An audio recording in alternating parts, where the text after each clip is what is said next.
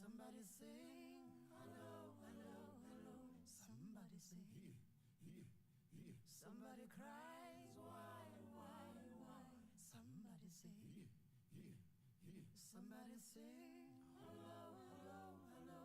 Somebody sing, here, here, here. Somebody cries, why? Somebody sing, here, here, here. You too, man. Into mango, yes I know alone is. Into mango, into mango, yes I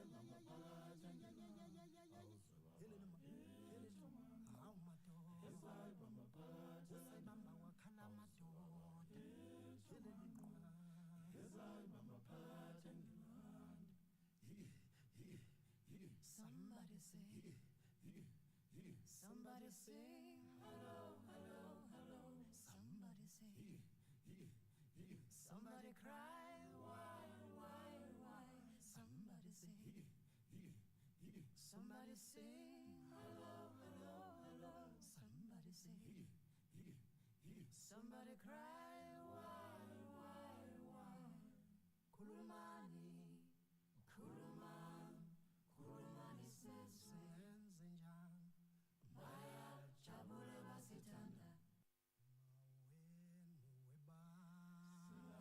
Maweni weba Silale maweni webaba Silale maweni weba Silale maweni Baba silale maweni Baba silale maweni weba Baba, Silale mawe, Baba, Silale mawe, Baba silale mawe, Baba silale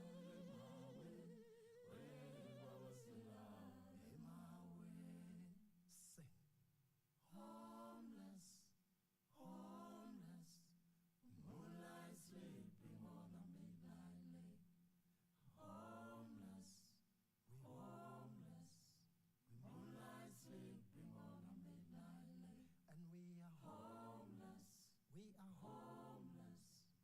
Moonlight sleeping on a midnight lake. And we are homeless. Homeless. Homeless. Moonlight sleeping on a midnight lake.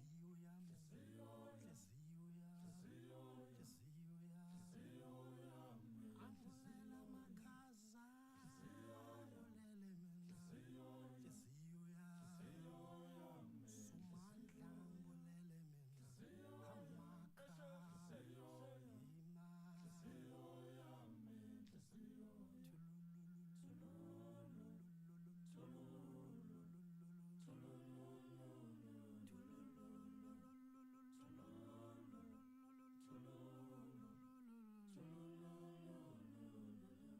strong winds destroy our homes. Many dead tonight it could be. Strong winds, strong winds. Many dead tonight it could be. And we are homeless. Moonlight sleeping on a midnight lake. Homeless. Moonlight sleeping on a midnight lake. Homeless. We're homeless, moonlight sleeping on a midnight lake. Somebody sing, somebody sing, hello, hello, hello. Somebody sing, somebody cries, why? Somebody sing, somebody sing, hello, hello, hello. Somebody sing. Somebody cries, why? Somebody sing, you too mango, you too mango, yes I know alone is. You too mango, you too mango, yes I know.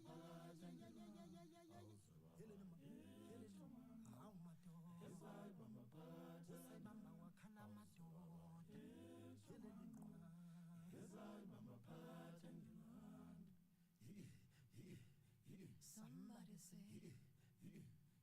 Somebody sing, hello, hello, hello. Somebody sing.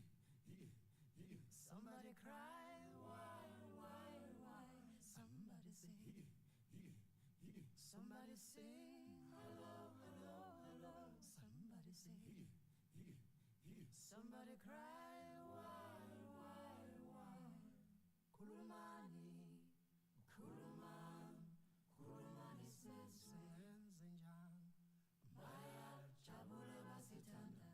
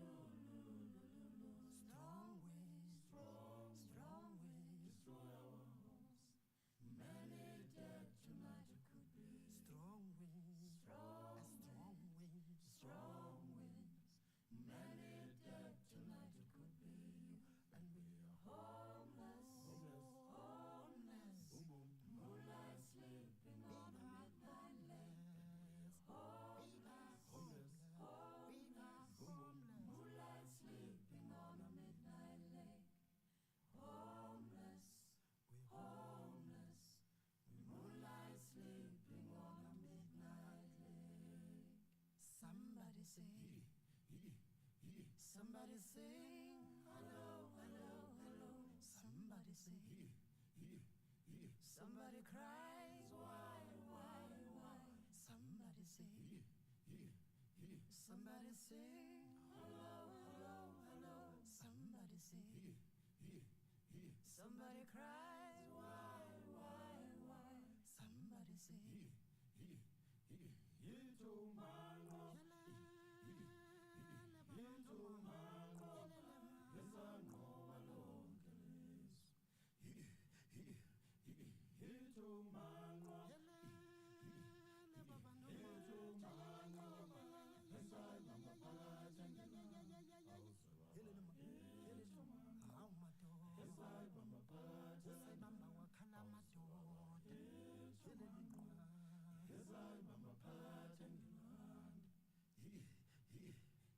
Somebody sing.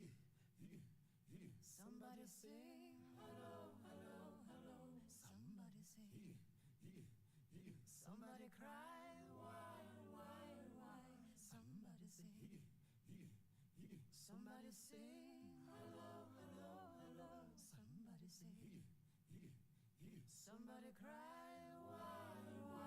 Why? Kulumani, kulumani sese nzenjani. Maya jabule basitanda.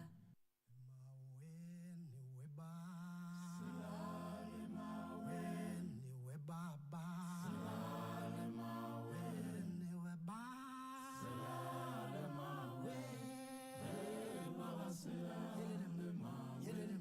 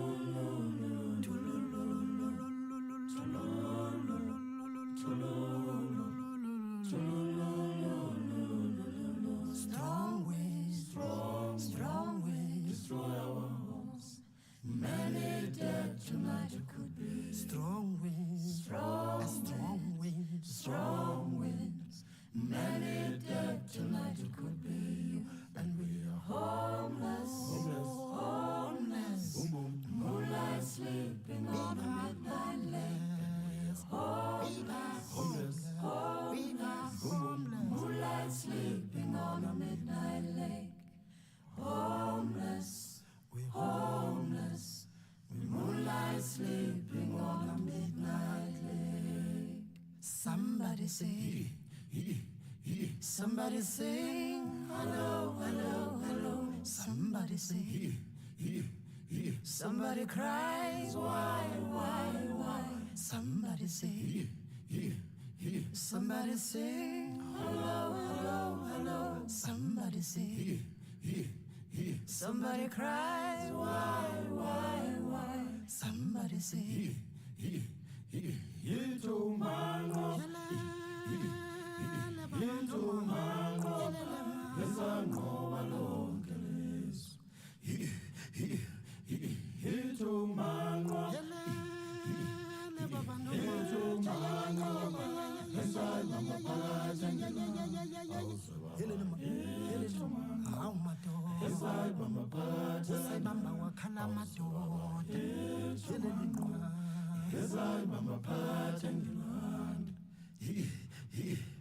Somebody sing. Somebody sing. Hello, hello, hello. Somebody sing. Somebody cry. Why? Somebody sing. Somebody sing. Hello, hello, hello. Somebody sing. Somebody cry. Why? Kulumani, kulumani sese yenze njani maya jabule basithanda maweni webaba silale maweni webaba silale maweni.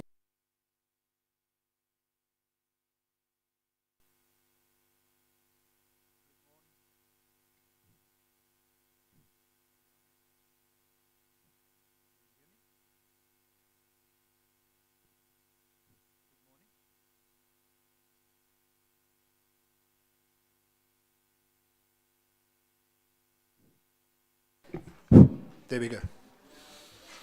Good morning, everybody. Can we please be seated? Anywhere where you feel comfortable.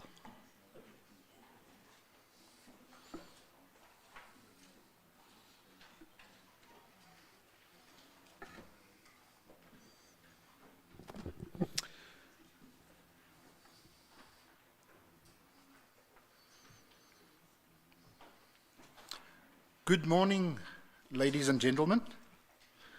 My name is Dion Tustin.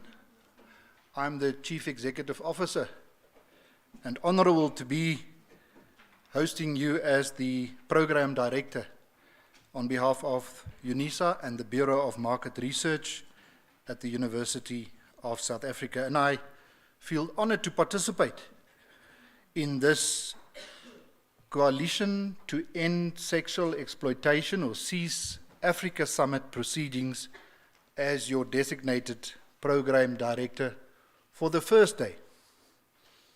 I already anticipating that I will do a bad job, that's why I say only for the first day. Ladies and gentlemen, you may find this unorthodox at the start of an event, but given the seriousness and the sensitivity of the topics which will be discussed at this summit, may I please kindly request a moment of silence, or self-reflection if you like, in which you or us appeal for a blessed outcome of this event to the betterment of humanity.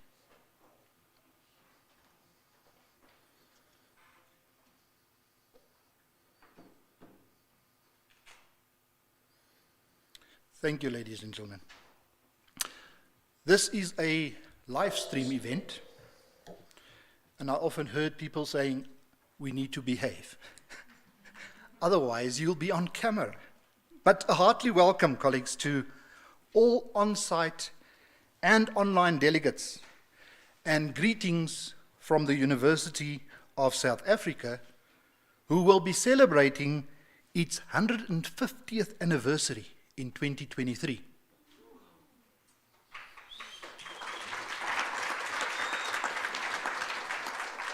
You are spoiling to some extent what I'm going to, but let's try.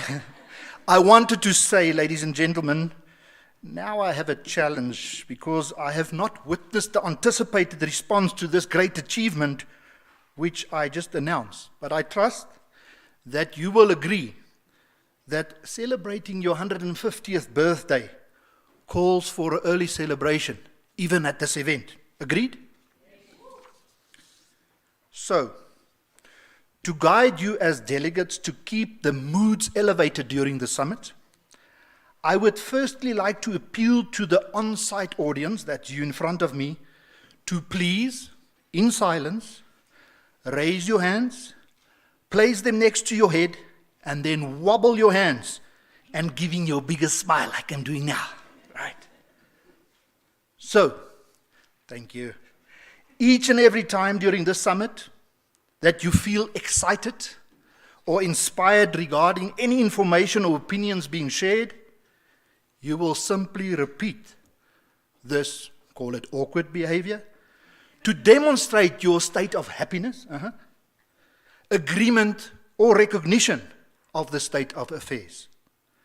So with your buy-in, ladies and gentlemen, and support, let us refer collectively to this action at the summit as the youth jive, right? The youth jive. Likewise, those delegates attending the summit virtually can simply use the applause button in the online vault to do the online youth jive. So, are you ready for the youth jive? And I'm going to again state my statement as I started. Ladies and gentlemen, welcome to the University of South Africa, who will be celebrating its 150th anniversary in 2023. Silence is golden. Ladies and gentlemen, for the next 3 days, the Youth Research Unit of the Bureau of Market Research and the International Center of Sexual Exploitation, Cese, will be hosting you as our honorable guests. Started as a research flagship program, the Youth Research Unit of the Bureau of Market Research hosted the first National Research Conference in 2012. This initiative, if your stats are correct, has thus been maintained for the past decade. The inaugural conference of 2012 provided a sound platform for the expanding of critical knowledge and development of supportive networks for individuals, practitioners, and institutions working together with vulnerable youth who have increasingly been plagued over time by the sexual exploitation phenomena, which I think you all will agree is a complex problem with social, legal, political, economic, and ethical dimensions. Most certainly, ladies and gentlemen, the 2012 Inception Conference provided sufficient impetus for the expansion of the National Youth Research Conference series that again took place in 2014, 2016, and 2018. COVID-19 prevented any conferencing in 2020. However, the idea and support for a youth seminar evolved into what you as delegates will witness and experience during the next 3 days. Ladies and gentlemen, this history-in-making event will explore the risks and risk mitigation strategies of sexual exploitation beyond borders. The focus will not only be on South Africa, but also Africa and the world. I have no doubt in my mind that we all regard this assembly as an absolute privilege to be part of, and all on-site and online delegates are encouraged to participate to the fullest in this occasion. Ladies and gentlemen, this first Coalition to End Sexual Exploitation, or Cese Africa Summit, brings together people from all walks of life to discuss one of society's biggest challenges, namely sexual exploitation. From a South African perspective, the importance of the event fittingly resonates in the words of our former and beloved president, President Nelson Mandela, whose view, as you have already probably have noted, is eloquently also woven into our program. So, ladies and gentlemen, give me the honor to a quote of our former president. Our children are our greatest treasure. They are our future. Those who abuse them tear at the fabric of our society and weaken our nation. With this reflection and acknowledgement, ladies and gentlemen, of a great visionary, we are delighted to note and acknowledge the presence and attendance of the following dignitaries and organizations. Firstly, Prof. Teniwe Maiwa, Vice Principal Research, Postgraduate Studies, Innovation and Commercialization at UNISA. Prof, the Youth Chief, just to show the people here you are. Thank you. Ms. Dawn Hawkins, Chief Executive Officer from the National Center of Sexual Exploitation, Cese from the USA. Unfortunately, she can't be here, so let's acknowledge her. Thank you. Dr. Marcel van der Walt, National Center of Sexual Exploitation. Marcel, Dr. van der Walt, there we go. Colleagues, then someone I can guarantee you have made this event possible. Dr. Antoinette Basson, who's a research director and head of our youth research unit. Antoinette, where are you? Youth Chief from your side, there at the back, thank you. Ms. Sharon Slater, president of the Family Watch International, USA. There we go. Where is she? Still not here? I haven't seen her. Oh, there. Thank you. Mr. Errol Naidu, founder and director of Family Policy Institute and also a keynote speaker this day. Thank you, sir. Mr. Willie Buluso, regional coordinator for Africa, ECPAT International. There we go, Willie. There's Willie there. Thank you, sir. Mr. Jacob Boyens, founder and chief executive officer After Eden Pictures USA, and also a keynote speaker in the front here. Thank you, sir. Mr. Brad Huddleston, and we can't get rid of him. It's his second time he attends the Youth Research Conference, so there he is. Mr. Brad Huddleston Ministries, USA, and also a keynote speaker. Brad, where's your youth chief? There we go, thank you. And then Honorable Sarah Acting Upendi, who's Member of Parliament in Uganda, Women's Parliamentary Association. Ma'am, thank you. And what a beautiful dress, thank you. And Honorable Gareth Namuga, Member of Parliament in Uganda. Thank you, ma'am. Good.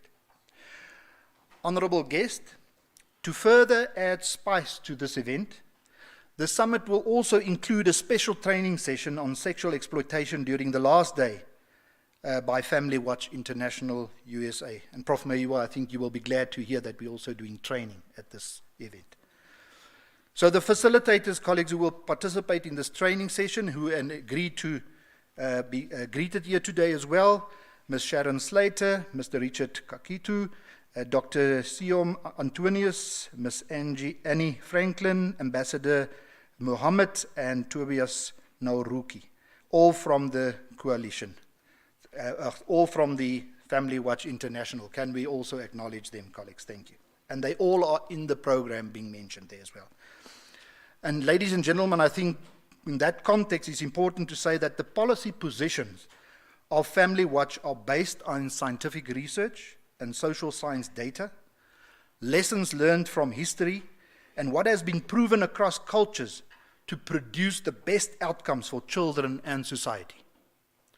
We most certainly look forward to the sharing of this best practice and the momentum which this summit is anticipated to gain through mobilizing the experts in law, academia, the mental and medical health fields, as well as politicians, government leaders, civic and religious leaders, parents, and many more, to collectively rally to protect the health and innocence of vulnerable groups. And ladies and gentlemen, this hope is also pronounced on the Family Watch website, and I wanted to share this with you. Together, we can and will protect the health and innocence of children. And this commitment and phrase most certainly place a serious challenge to this summit to collectively think and work together to deal with the harmful effects of sexual abuse. Amazingly, the 36 speakers lined up for this summit and are all greeted had also need to be commended for their efforts to submit extracts which were adjudicated and approved to be included as part of the REACH program mix. The key topics, ladies and gentlemen, of the summit are aligned with current international foci and priority areas on sexual exploitation. And it's against this background that I would firstly like also to thank the Summit Adjudication Committee, which has managed to successfully craft a rich and focused program that cover the vital ingredients to talk, to listen, to think and ponder, to learn, and collectively respond to the worldwide reality of sexual exploitation.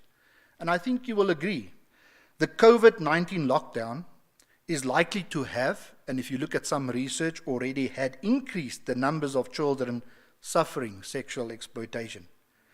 As well as online sexual exploitation will have increased, or once again, if you look at some research studies, had increased because children were confined to the house environment. This reality alone, colleagues, makes the relevance of this summit themes, which will be addressed by the speakers, even more pertinent. We wish the 36 speakers all of the best with their presentations and their responsibility to inform and to ensure the sharing of critical business intelligence, and we most certainly look forward to the imminent dialogues.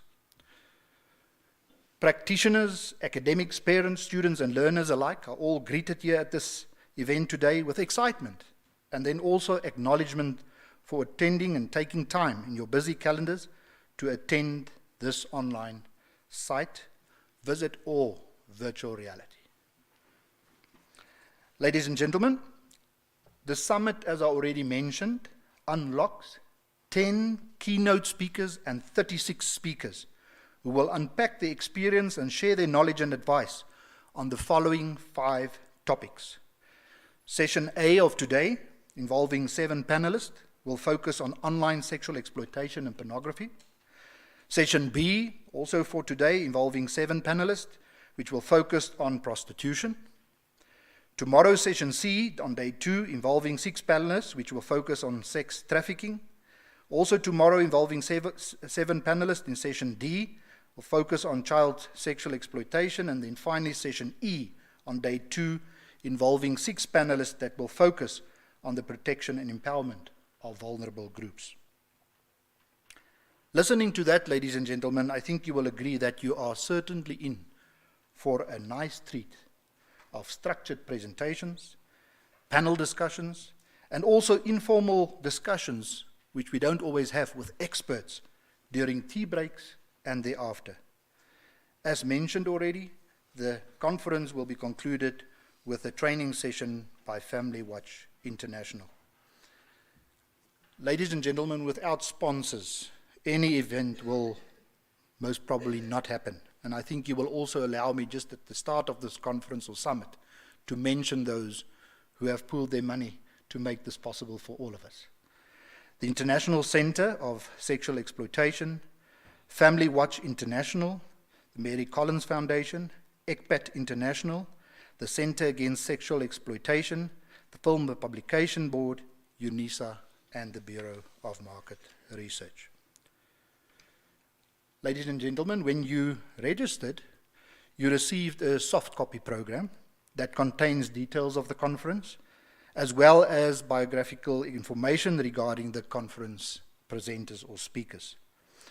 On-site delegates can also access the program by scanning the QR code, which is accessible on your desk or online even. Please simply follow the code instructions on the leaflet in front of you, should you wish to download the program. And then I think, colleagues, at the start of an event, one would also like to acknowledge the print and broadcasting media, who we will be very dependent on spreading the word on the doings and outcome of this exciting event. Carte Blanche, who in the past broadcasted a television program on the sexual exploitation of children, inclusive of an interview with Dr. Basson, and also Mr. Brad Huddleston, who are also attending, has been attending past events, Carte Blanche now, and we hope that all media interest groups will gain real value from reporting on the pertinent summit topic matters which I mentioned. The event organizers has also asked me to acknowledge EduVelopment and listen carefully because you might be in for treats, Cadbury, for the promotional materials and treats for the on-site participants, unfortunately only, which will keep the surprise for now. We are also offering an opportunity for exhibitors to display their products and services, and we encourage all on-site delegates to visit the exhibition stands in the foyer during the break. Ladies and gentlemen, I will also announce the breaks for tea and lunch that will be served by Batter Boys Catering, so we will also take care of you in that level. Should you require a convenience break, on-site delegates are welcome to use the bathroom that are located to your left as you exit the conference venue. As a final request, please note that this is a smoke-free environment. May I also request that all on-site delegates please switch their cell phones to a silent mode. And then we please need to just refer to microphone etiquette. You will see the microphone system in front of you. There's two switches towards your left and right. If you have a need to contribute, you switch on the microphone by using the right-hand side of the switch. You switch it on, ask your question, provide your input, and then switch it off again. Being that this is live streaming, we would like to have the quality of the sound perfect when you provide your inputs as well. With all these introductions, ladies and gentlemen, and these being concluded now, and the summit logistics communicated to you all, I now declare this conference or summit as officially open. Ladies and gentlemen, one could hardly imagine a better theme chosen for the Africa Summit, and I think the event would have made Mr. Mandela, our previous president, very proud. And as a matter of note, I was also informed that his daughter will be attending this on-site event during the course of the next 3 days. It was Ladysmith Black Mabaso, and some of you who have probably recognized the song that I've played. That's the male choral group who sang the song Homeless, and playing in the background of our introduction slides. Now, they dedicated their 5th Grammy, I don't know if you're aware of it, their 5th Grammy Award to the late former President Nelson Mandela. And I would like to replicate that gesture here today. And within this mindset, you were all aptly greeted through the song of the cultural ambassadors, as they are known, of South Africa, whose composition focuses on the homeless and vulnerable people of South Africa. Indeed, the youth are one of the most vulnerable groups, and all youth are at risk for sexual exploitation.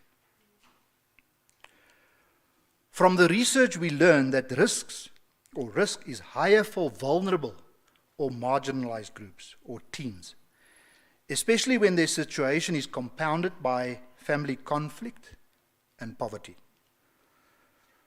Although it can happen to boys, the target for sexual exploitation is primarily girls.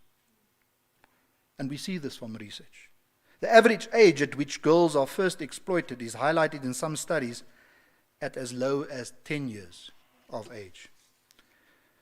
Ladies and gentlemen, these realities and the reality of commercial sexual exploitation of children display a heart-rending pattern of abuse and human rights violations affecting many children and endangers the health and life of boys and the girls concerned. To demonstrate this reality at the summit, you will also have witnessed that we will have a panel discussion with 2 survivors of sexual exploitation who had the courage to share their experience today with you, to empower our own knowledge of a better understanding to deal with this phenomenon. Also, ladies and gentlemen, child trafficking is a worldwide phenomenon fueled by globalization, political and economic instability, people's increased mobility, as well as increased access to information and communication technology. With reference to the latter, cyberbullying, sexting, online enticement, and sextortion are key developing trends in online threats to children. Grooming children across all platform types such as social media, messaging applications, gaming platforms, to photographing sexually explicit images, and also ultimately meet face-to-face with someone for sexual purposes or engage in sexual conversations online are all at the order of the day. And these developments, colleagues, I think you will agree, continue to create the need for urgent intervention by parents, which some of you are, practitioners, lawmakers, as well as government, non-government organizations to work together to address the exploitation of children. Ladies and gentlemen, I believe that these cited issues and the key topics highlighted in the summit program will evoke sufficient interest and deliberations during the next 3 days. My request to you is, join us at this summit to break the silence. Honored guests, to officially open the summit, no better person than the Vice Principal, Research, Postgraduate Studies, Innovation and Commercialization. It's a mouthful, Prof. Prof. Teniwa Mihiwa has thankfully agreed to do the welcoming address today. Professor Mihiwa is a NRF-rated scholar with extensive experience in higher education. Her areas of research interest includes feminist research, indigenous knowledge, cultural constructions of gender, and the impact of HIV/AIDS on parenting. The thread amongst her research work is a quest for change, care, and an improved life experience for the marginal and vulnerable groups, namely rural communities, women, and children. Prof. Mihiwa, we're looking forward to your welcoming address. Thank you, ma'am. You can make a bit more noise now.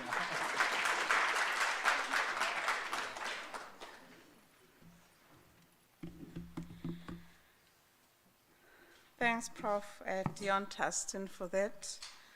I acknowledge the Bureau of Market Research Leadership, the Bureau of Family, members of the organizing committee, chair of the conference scientific community, representatives from various government departments that have been listed, the partners in business that are present this morning, members of our partnerships that have been listed, members of scholarship communities present, students that are joining us, and colleagues that are online in various platforms, representatives of the various youth organizations that are present and gracing this summit, various media fraternity. I hope Prof. Tustin will actually put a vuvuzela on this summit.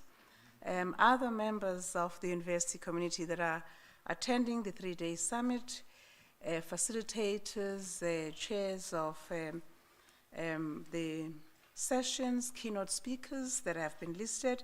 I'm not going to list all of them, Prof. Tustin, sponsors, esteemed members of the audience, attendants present here, and those participating indeed virtually. Ladies and gentlemen, you know, nowadays we say boys and girls because we attend conferences and such summit at home as well. Sanbonan Mulwen, Tobelang, Dumelang Khwemore, good morning, Jumbo.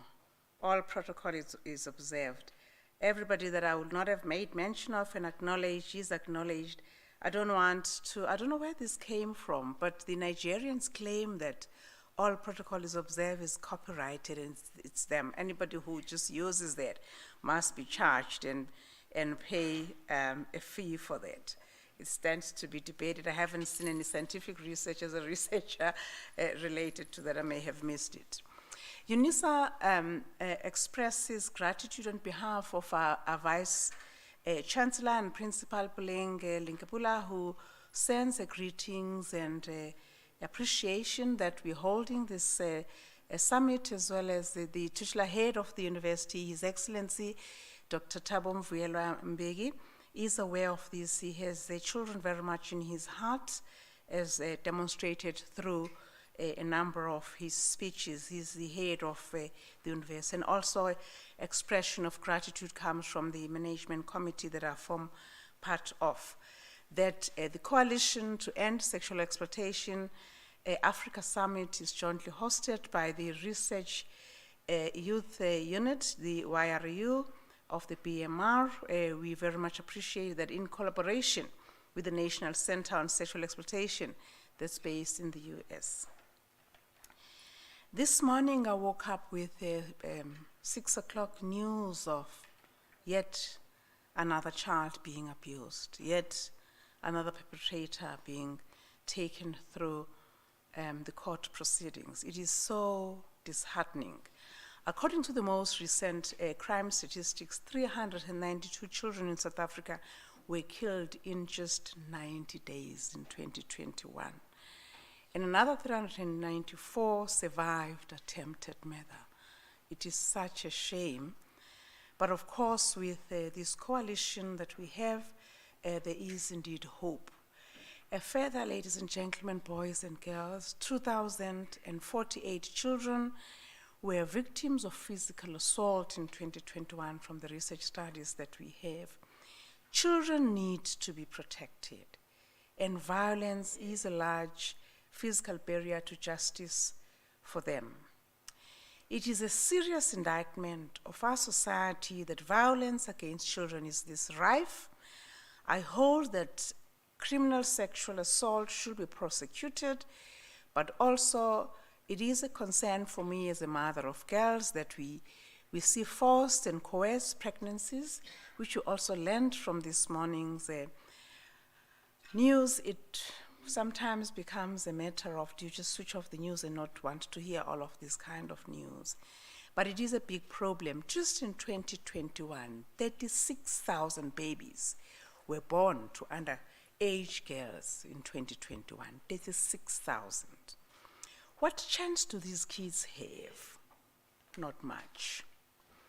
Hunger and malnourished are growing problems for children. It is an absolute crisis and should be treated as such by government and society, academia, and a number of colleagues that are in this room and are online. We are hoping that this 3-day summit will find solutions that are tangible, which since 2012, the Youth Research Unit at the Bureau have been hosting and hosted biannual National Youth Research Conferences with the aim to create a credible platform for sharing the latest youth research information, to encourage deliberations and creating network opportunities to address social issues that impact youth and broader South African society, and of course, across the borders of this country and beyond globally. It is very heartening for me that we are hosting the 5th conference, this one in collaboration with a flavor that's African and very much exemplified. It could not have happened, Dr. Antoinette, in any other month but the Heritage Month in this country. Since 2009, we have established through the Youth Research Unit a renowned research unit that produced a wealth of research that makes me look good and not lose my job. Thanks for that. The main research has, of course, been on violence, including bullying, substance abuse, online safety, and a whole lot number of items just going through the program that I see that are lined up for the 3 days. It's a pity I can't be here for the entire time. But this is very close to my heart. I've had to abandon for a few minutes a management committee where I have my items that I'm crossing my fingers. My team are not going to deliberate over them, but because of how close this conference is to me and this summit, as a feminist scholar and of course as a mother of girls and an aunt of a number of nieces, and knowing what Prof. Tustin has said in terms of who gets affected the most by this kind of violence against youth and children. It's sad to note that the existing prevention and treatment systems colleagues are overwhelmed with issues related to sexual exploitation and abuse, which were further exacerbated by the recent pandemic. Should we say recent? It's still somehow continuing, but it's good that we're meeting the fashion that we actually are. This, for me, looking through the program is indeed an extraordinary way of engaging. This inclusive way of engaging gives us hope that the mammoth task and agenda of the coalition to end sexual exploitation, that the Africa continent, through the 2063 vision and persuasion, which I hope will give us the Africa we want, the Africa that the African Union says, that Africa that's free of strife, free of conflict, free of wars, free of oppression, free of poverty, free of inequality, free of bondage, and free of kids and youth exploitation.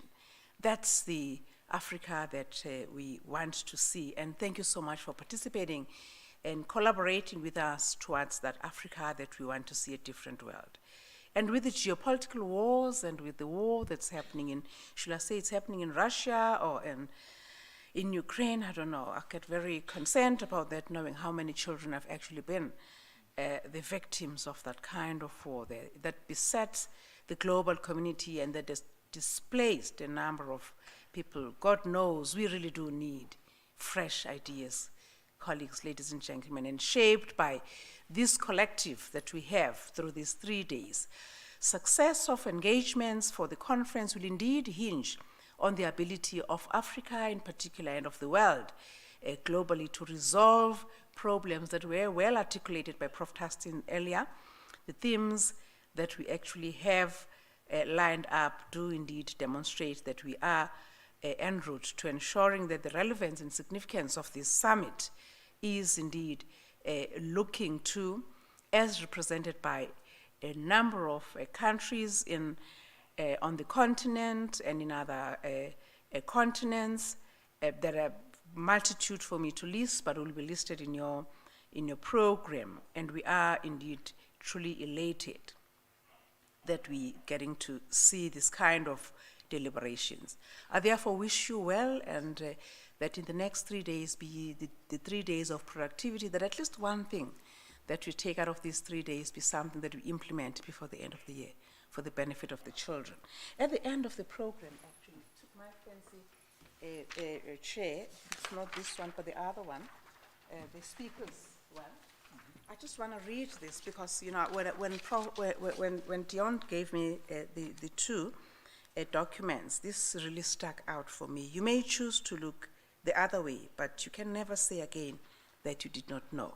What are we going to be doing by the end of the 3 days to say, we now know and we know better, we've been reverberated through these 3 days to have children treated differently. The call is on us. Thank you, ladies and gentlemen, boys and girls across the platforms.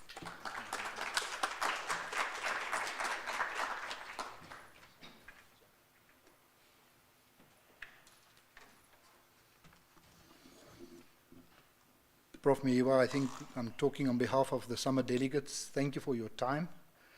And thank you. I really sensed a passion and a care in your message. And I really want to acknowledge that.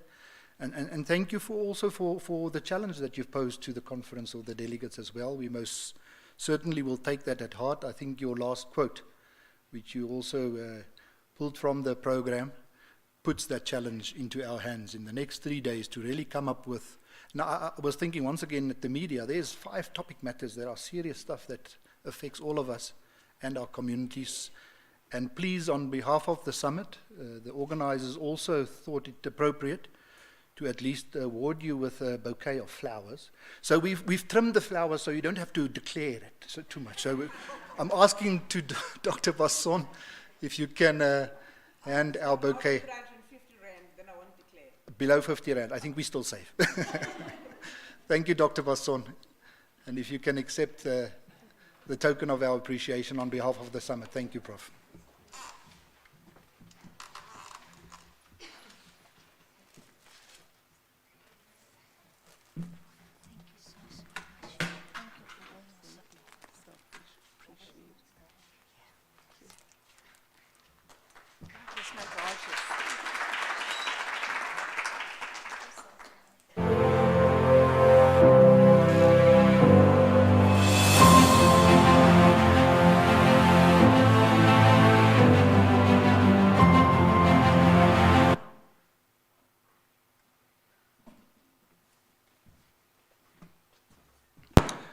Colleagues, unfortunately, Prof. Miwa will be leaving us, but once again, thank you, Prof. We really appreciate your time, and you're welcome to be excused.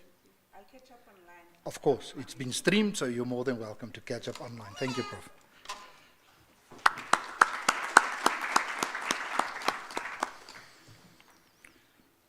Colleagues, I will now share with you the opening address from the National Center of Sexual Exploitation. The address by Ms. Dawn Hawkins, Chief Executive Officer at Nkosi, was pre-recorded, which will now be shared with you in this online presentation mode. Thank you.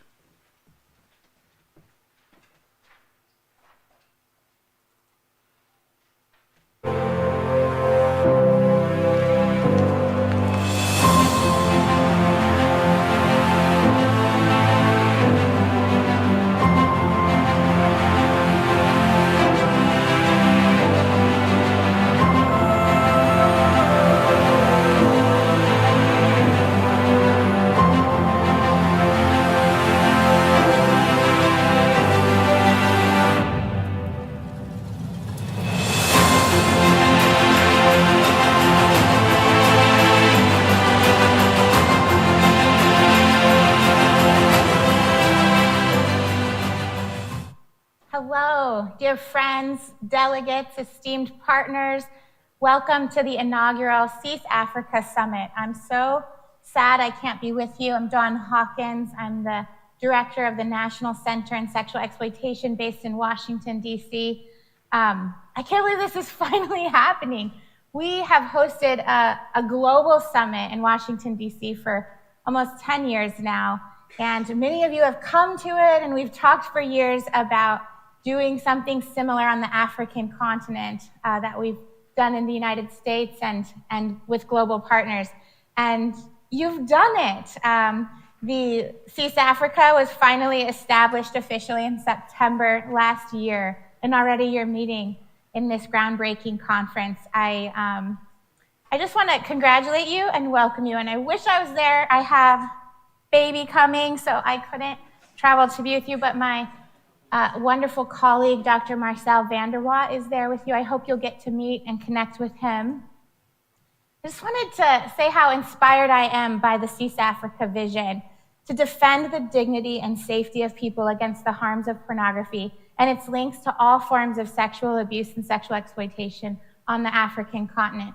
We're here to help you as you work towards that very important vision. Your strategic goals of awareness and advocacy, strengthening the capacity and systems for prevention and healing, and data collection and research.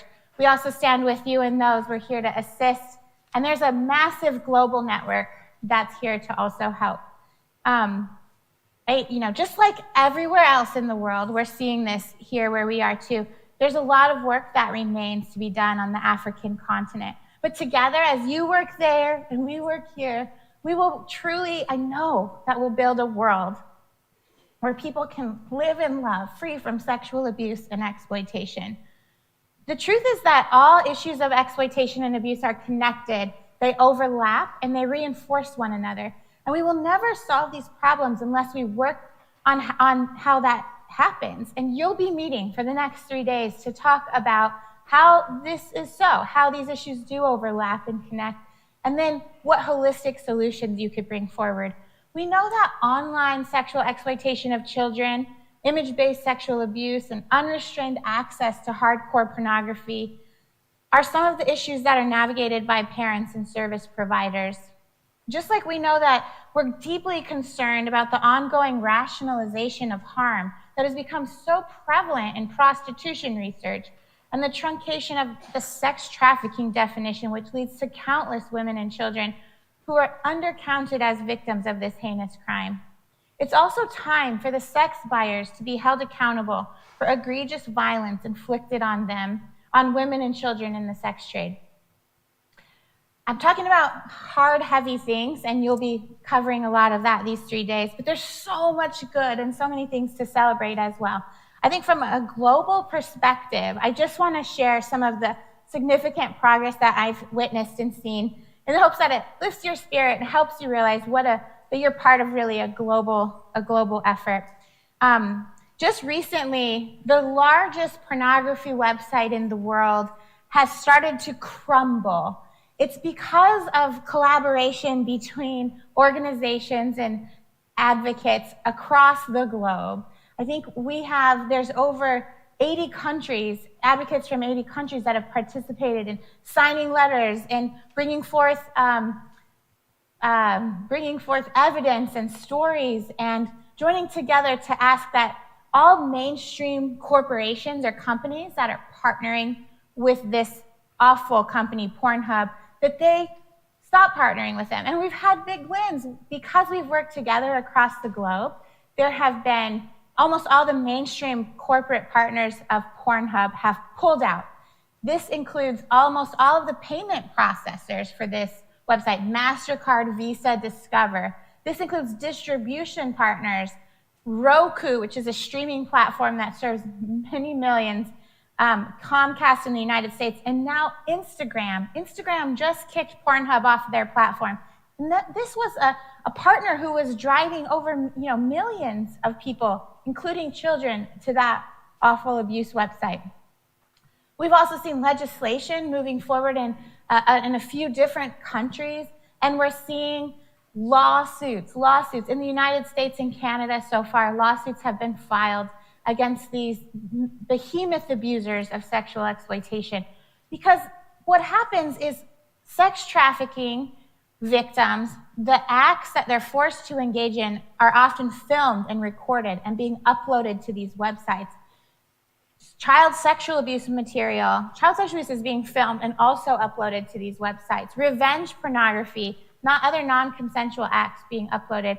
And so really, if we want to curb these things, we have to recognize how pornography, sex trafficking, and child sexual abuse have merged online. And we're going right at the biggest one of them, and they are falling. We also are working to create safe online spaces so that our youth can connect, learn, love, and thrive. We've seen some really significant wins recently there. Just recently, Google, who provides laptops called Chromebooks to countless individuals. Last I heard 60 million, but that was pre-COVID pandemic. Now we know the numbers are much higher. They're giving all of these schools and families Chromebooks so that their kids can learn, so they can stay connected. The problem is that these Chromebooks were not protected, and our kids might be able to meet with their teacher, but they're also going on social media and on pornography websites. They're also being targeted by predators because the platforms, the Chromebook is not safe. Well, because of global partners working together, just last year, Google agreed to turn on, by default, the safety features so that all kids who are using these Chromebooks in educational settings will be protected. That means, and this is worldwide. This isn't just here in the United States. So as your schools there in the African continent are getting Chromebooks to hand out to your students, the safety features will automatically be turned on. This is a massive victory. That's only been possible because we work together across the globe. I would argue, I'd just leave you with this, that right now, exploitation of children is skyrocketing online. And the current problem is that we expect our kids to be able to protect themselves from this harmful material and harmful behavior. And then we expect parents to try to figure it out. When really our tech platforms have just built a faulty platform that has led our kids to be really vulnerable to exploitation, abusers, predators. We have to flip the script there and make sure that tech first builds safe tools so that parents and caregivers, teachers have the ability to help protect our kids. So I think there's so much opportunity. An example, Instagram, we were meeting with them recently. They are rolling out a whole host of new kind of tools, a suite of tools on their platform that will work better on the African continent. There's nobody that's been working with Instagram to make sure that it's culturally responsible, that they've created the barriers and the safety measures for the youth in your area of the world. They asked us to help find leaders like yourself to come to them and and help advise them. And so I hope one thing, Marcel is there to help connect with you. One thing, if any of you are able and interested to help advise the tech companies so that the tools that they're rolling out in your part of the world can be safer, please come, please reach out to us. I leave you just with an invitation to partner together so we can work to create a world free from sexual abuse and exploitation. I wish so much that I was there with you. A significant amount of planning and work has been invested in during these past 10 months to finally make this meeting a reality. These next 3 days, you'll experience the incredible fruits of that joyful labor. I really just want to thank Dr. Antoinette Basson. We have dreamed about this for a few years, and it's finally happening. Your leadership and your initiative to make this happen is astounding and so uplifting. And I thank you, Professor Dion Tustin and the University of South Africa for your contribution to this conference.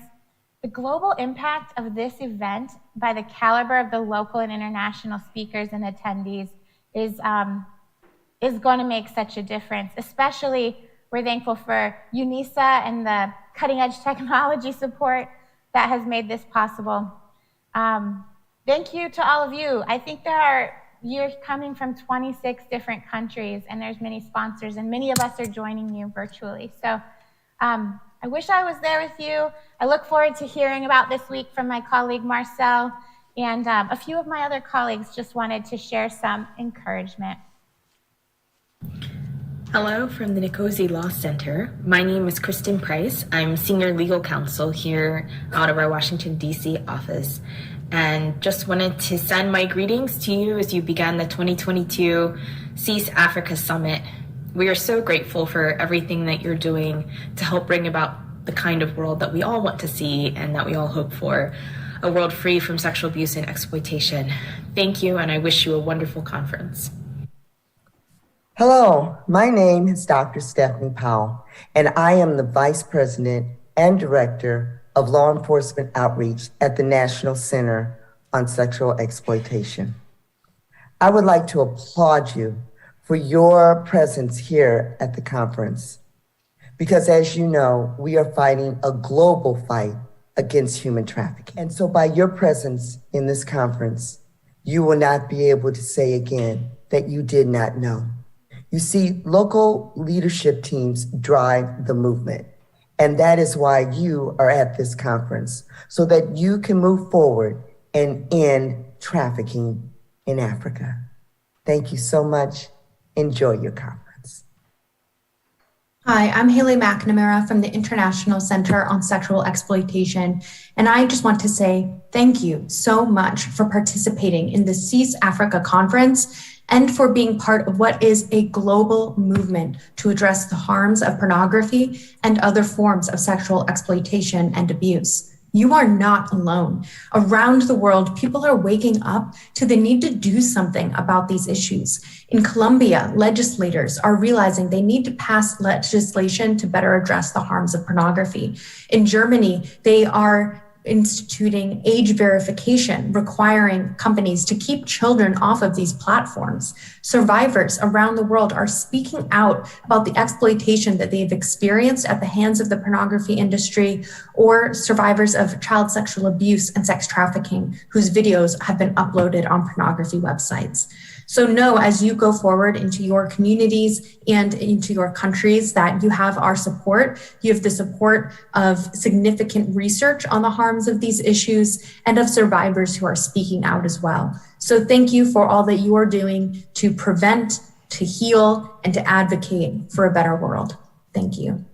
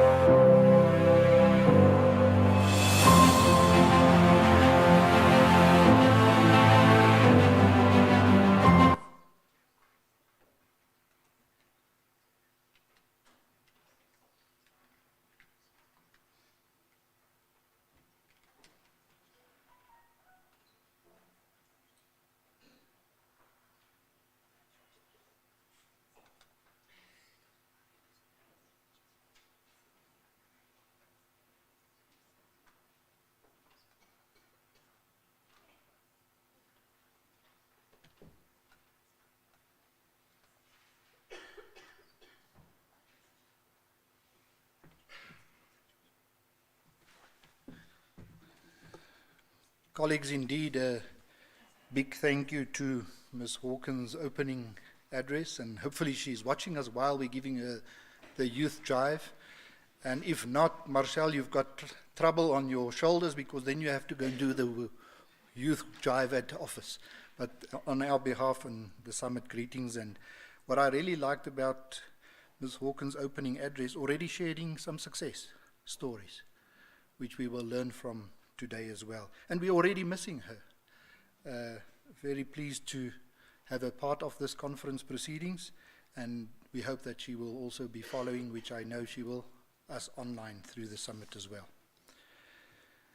Ladies and gentlemen, you would have noted I'm juggling balls, trying to also not only be your program director, but also be part of the opening address. So you've heard a lot of me already, so I've actually dealt as part of my introduction with the opening address. But I think I would also like to mention a couple of softer issues, if I can call it that, before we proceed with this summit as well. So besides the welcoming and the introduction to the summit format, I would like to also sincerely express my high appreciation to the team who was responsible for putting together this program and for organizing this event. I think you will most certainly agree that the glue that secure your attendance, the panelist composition, the speakers, and the entire program was led by Dr. Antoinette Passon. Once again, Antoinette, we were going to praise your song, write you many times this summit, but really, we really appreciate your leadership, but also, I think, very importantly, to mention the names of Ms. Pamela de Jong, Ms. Marushka Nel, Ms. Elliot Mokwena, and Sylvia Nkosi, who are really the bright stars, who have and will continue to work behind the scenes to make your summit a memorable event. The thorough planning also did not escape the organizers' creative minds, as you, as audience, will also have a task of voting for the Best Paper Award, which will be presented to the winner at the end of the summit on day 3. For this purpose, the on-site delegates will receive a paper-based ballot paper, which you must please use to rate the performance of the presenters based on the value of the presentation to the summit theme and the proposed recommendations.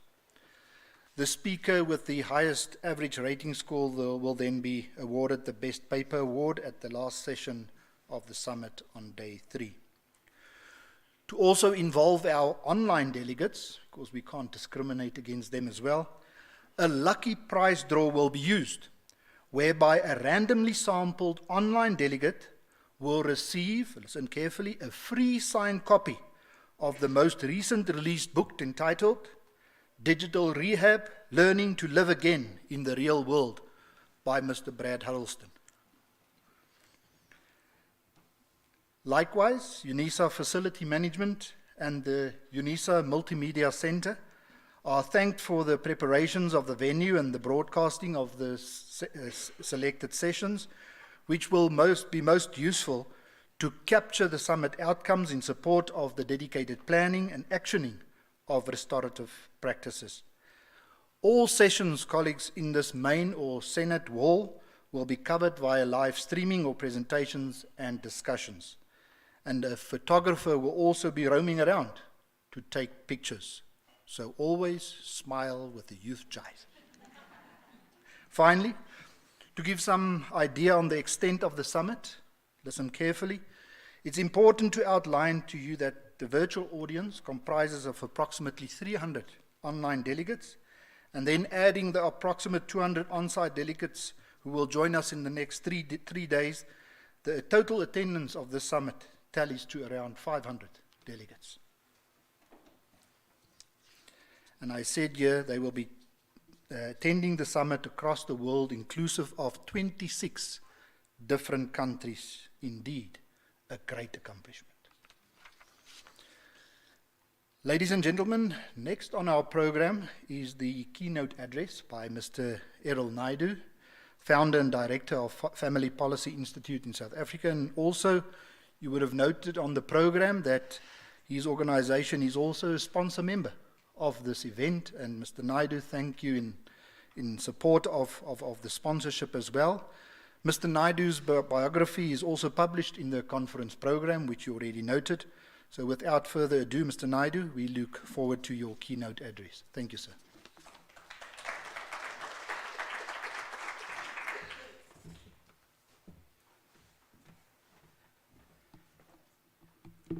Thank you, Conference Director, and to all the delegates. Privilege and honor for me to deliver this first keynote address, deliver one of the keynote addresses at the first Coalition to End Sexual Exploitation Africa Summit in South Africa.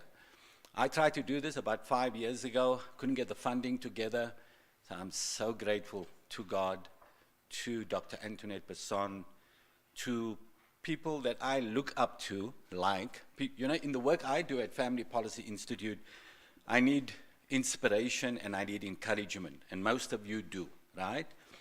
And people like Marcel van der Walt provides that inspiration and encouragement. People like Mickey Meji sitting up there, since the time I've met her, she's never ceased to be an inspiration to me.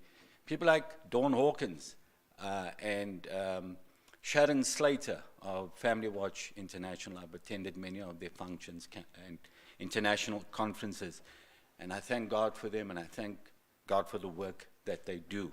So I want to greet you all this morning on behalf of my wife and I, my wife Arlene, in which I do nothing without. I can do nothing without.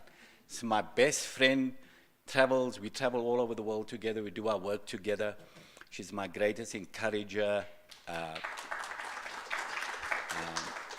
my advisor, my closest confidant. She does my editing, sometimes camera work. She can do all things, this woman. So I thank God for this woman. A gathering of this magnitude that brings together global expertise in the fight against sexual exploitation, abuse, the harms of pornography and prostitution, sex trafficking, gender-based violence, and child abuse is desperately needed and long overdue on the continent of Africa.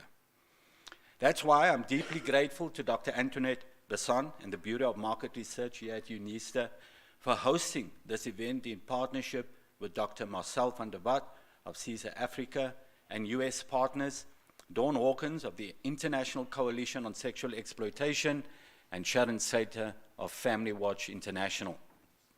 The timing of the summit is critical.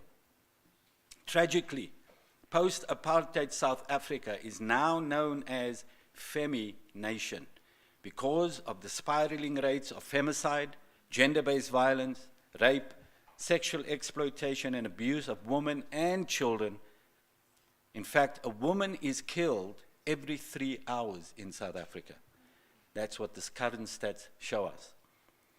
I was compelled to get involved in the fight against sexual exploitation in 2009 when pro-prostitution groups lobbied government to decriminalize the entire sex industry in South Africa in time for the FIFA World Cup, the Soccer World Cup tournament in 2010. The then National Police Commissioner, Jackie Celebi, agreed with the groups, and he argued, I quote, this is what he said, it was reported in the media, decriminalizing prostitution would free up the police to fight real crime, end quote. We partnered with many courageous and exceptional women to create public awareness about the real dangers of a decriminalized sex industry in South Africa. FPI, or Family Policy Institute, for short FPI, compiled a research document entitled Why Prostitution Must Not Be Legalized or Decriminalized in South Africa. This document helped many understand that prostitution remains violence against women, whether legal or illegal. FPI's submission on prostitution law reform to the South African Law Reform Commission was endorsed by several prominent organizations and hundreds of South African citizens. FPI's proposals were quoted extensively in the Commission's final report on prostitution law reform. We also lobbied aggressively for the swift passing of anti-trafficking laws and led a national public campaign against a satellite TV provider that planned to launch 3 24-hour porn channels in South Africa. How many of you know that there was a company or a provider, satellite TV provider, a few years ago that wanted to put 3 24-hour porn channels on South African TV? We fought that tooth and nail along with our allies, and thankfully we won that battle, and that Top TV that were known, that channel was bankrupted. South Africans observed Women's Month this past August to celebrate the indispensable roles of women in society. Sadly, however, the appalling gang rape of 8 women at a video shoot in Krugersdorp and the hacking to death of 2 schoolgirls in KZN marred these celebrations. Prosecution statistics for these atrocities are equally horrendous. Only between 5 and 8% of violent crimes against women and children are successfully prosecuted in South Africa, despite government's repeated claims that the fight against gender-based violence is a national priority. A recent Daily Maverick headline tragically reminds us women and children remain the most vulnerable members of South African society. The headline reads, "Crime crisis continues in first quarter of 2022 with women and children worst affected." The article continues, I quote, "At least 6,083 people were murdered in South Africa between January and March 2022. That's an average of 67 murders per day. That's 67 people are murdered in South Africa every day. That's more than Ukraine. And there's a war raging there. This represents an increase of 22%, or 1,107 more people murdered compared to the same period last year. Alarmingly, increases in reports of children and women being murdered have shot up by 37.2% and 70.5% respectively. Women and children shot up. Children 37.2 and women 70.5. So most of the people, the 67 people murdered in South Africa every day, most of that are women. It also reported 11,000 rapes in the period January to March 2022, this year. The criminal justice system and the South African police service are failing women and children in this country miserably as violent crime persists. Government's typical response is to allocate more funding to the fight against gender-based violence. However, the South African Police Service's forensic labs currently have a backlog of over 200,000 cases that ensures thousands of cases of rape against women and children will not ever see justice. So you see, money alone cannot solve the issues we're grappling with without first understanding the root causes of crimes against women and what drives gender-based violence, sexual exploitation, and abuse. Our president, South African President, Cyril Ramaphosa, often refers to the violent crimes against women as the second pandemic in relation to the COVID-19 pandemic. Government allocated billions to the fight against the COVID-19 crisis and enacted draconian regulations to, and I quote, save lives. The COVID-19 pandemic has largely subsided, but the gender-based violence pandemic remains rampant. Sadly, however, the authorities have not demonstrated the same level of commitment to the gender-based violence pandemic as it has the COVID-19 pandemic, despite numerous promises. Inexplicably, as violent crimes against women in South Africa persist, the Department of Justice is engaging stakeholders right now on proposed policy options to decriminalize what it calls sex work. An extreme policy justified under the guise of promoting human rights and equality.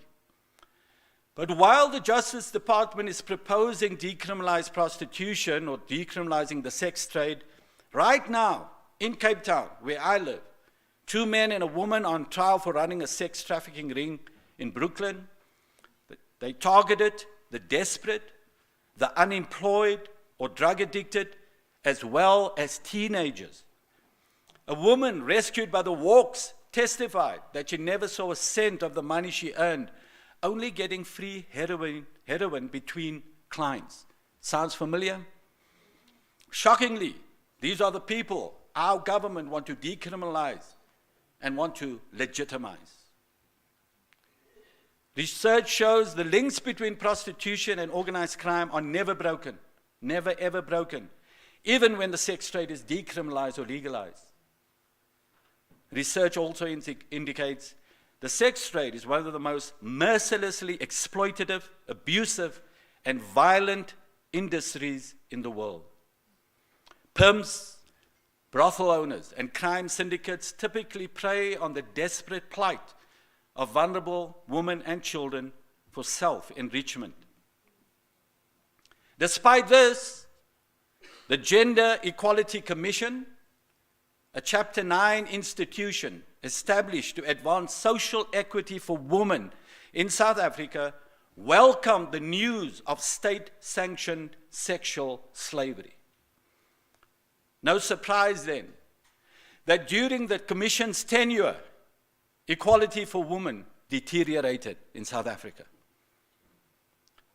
Julie Bindel, an activist and an author of Abolishing the Sex Work Myth, says, and I quote, "Prostitution is inherently abusive and a cause and a consequence of women's equality," end quote.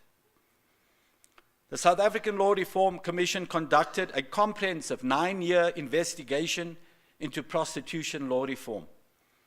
The final report warned against decriminalizing prostitution because of the already high rates of gender-based violence, poverty, and unemployment of women in South Africa.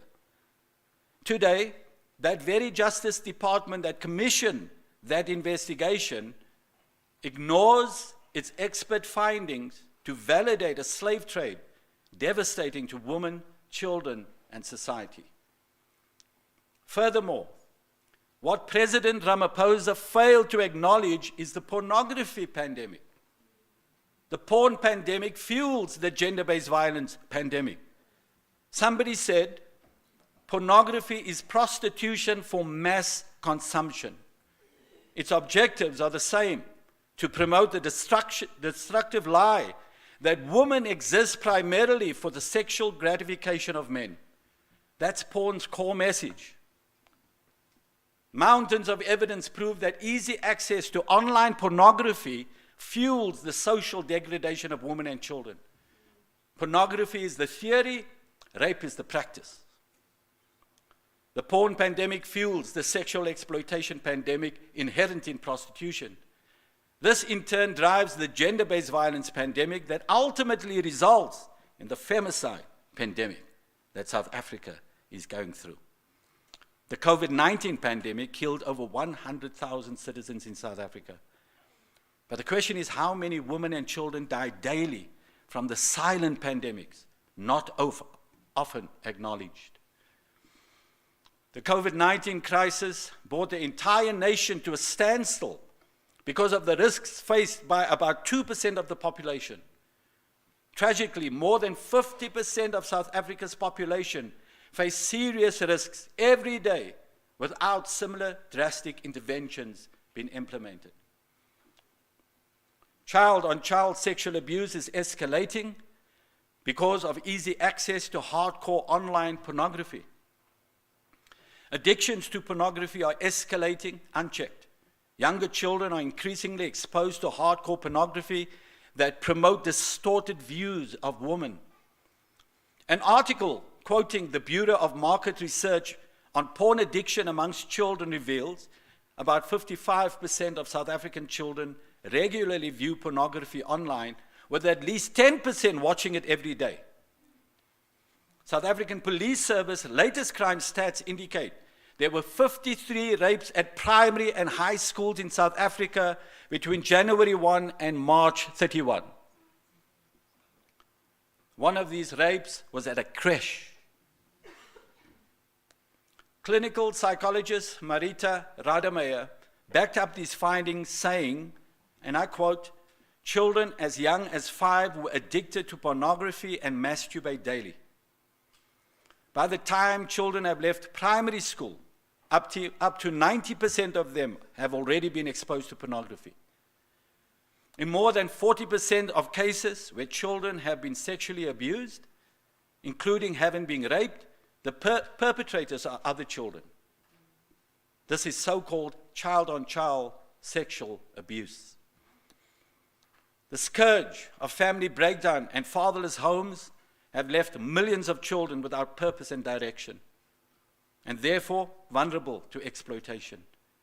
Essentially, the values of a loving, stable family have been replaced by the survival instincts of the streets.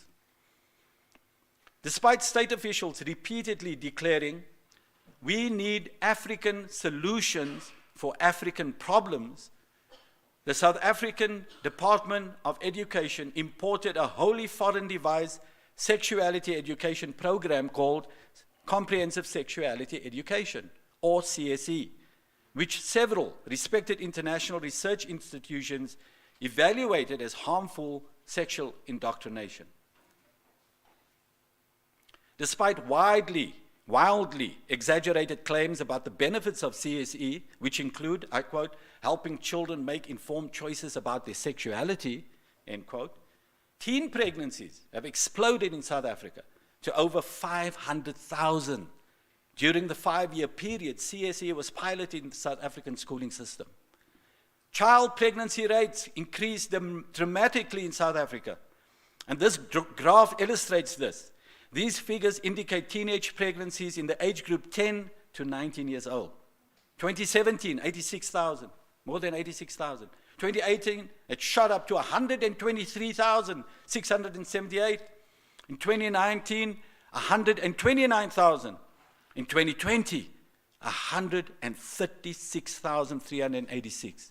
We only have the stats for 2021 for the first quarter, and that's already at 36,262. We have a major problem in this country. Tragically, girls in these age groups appear to be the most vulnerable in South Africa. Rape, abuse, and HIV/AIDS infections are also highest amongst teenage girls. What we are witnessing in society today is society reaping the moral devastation of government's harmful sexual rights policies. The shocking fact that 14,176 girls aged 10 to 14 years old fell pregnant in 4 years in South Africa. That's 10-year-old girls falling pregnant in South Africa. There's almost 15,000 of them already. This reveals a devastating moral crisis in South Africa. Family breakdown is the root of the problem. Millions of children receive little or no moral guidance or values in the home or school. The World Family Declaration proclaims this, and I quote, "The family, a universal community based on the marital union of a man and a woman, is the bedrock of society, the strength of nations, and the hope of humanity. As the ultimate foundation of every civilization known to history, the family is the proven bulwark of liberty and the key to development, prosperity, and peace. The family is also the fountain and cradle of new life, the natural refuge for children, and the first and foremost school to teach the values necessary for the well-being of children and society. The family truly is our link to the past and our bridge to the future," end quote. Intact, stable families are the natural protective environment for women and children. As families break down, women and children are rendered vulnerable to exploitation and abuse. Most women in prostitution come from broken homes in which they suffered abuse. Without the stability of a safe and stable family or home, children are vulnerable to exploitation. That's why Cese's goal of alienating children from their parents is so catastrophic for society. Family breakdown is the root of most of South Africa's social ills, and this is true for every nation. Broken and dysfunctional families produce broken and dysfunctional people. And no government program or multi-million-dollar budget is capable of solving this problem. But what are the solutions? Well, first, we must acknowledge that family breakdown is the root cause of society's ills, and then focus our attention and efforts on restoring that basic unit. Sexual exploitation, abuse, and violent crimes against women and children are dreadful symptoms of a broken and dysfunctional society. Somebody said, as the family goes, so goes society.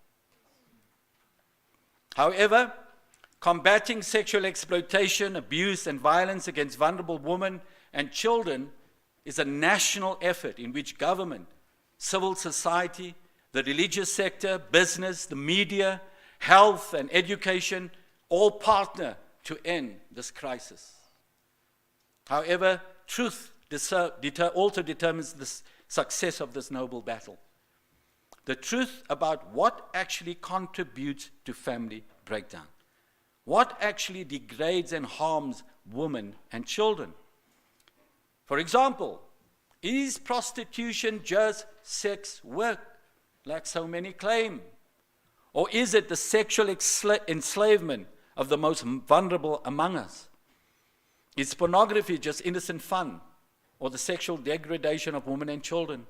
Is sexuality education indoctrination and therefore child abuse? How you and I answer these fundamental questions will ultimately determine our success to end sexual exploitation and violence against women, because the truth shall make us free. In fact, the solution to these challenges are seated in the auditorium today and the people watching online. You and I are the change we're hoping for. If we have the courage of our convictions to speak truth to power and to work together for real change, we will shine the light of hope in every dark place. There are many powerful groups and agencies with vested interest in promoting sexual exploitation and abuse of women and the sexual indoctrination of innocent children. There's people making money out of this, large amounts of money, so they have vested interest. But what is proven to be more powerful than those motivated by ideology and greed are the people motivated by love and a conviction for the truth that leads to real freedom. And we are those people. There are millions more who hold the same convictions we do, but may not have access to the information we have and simply don't know what to do about it. Significantly, because the sexual rights movement is a global one, the movement to end sexual exploitation, abuse, and sexual indoctrination must also be a global network, a truly global network.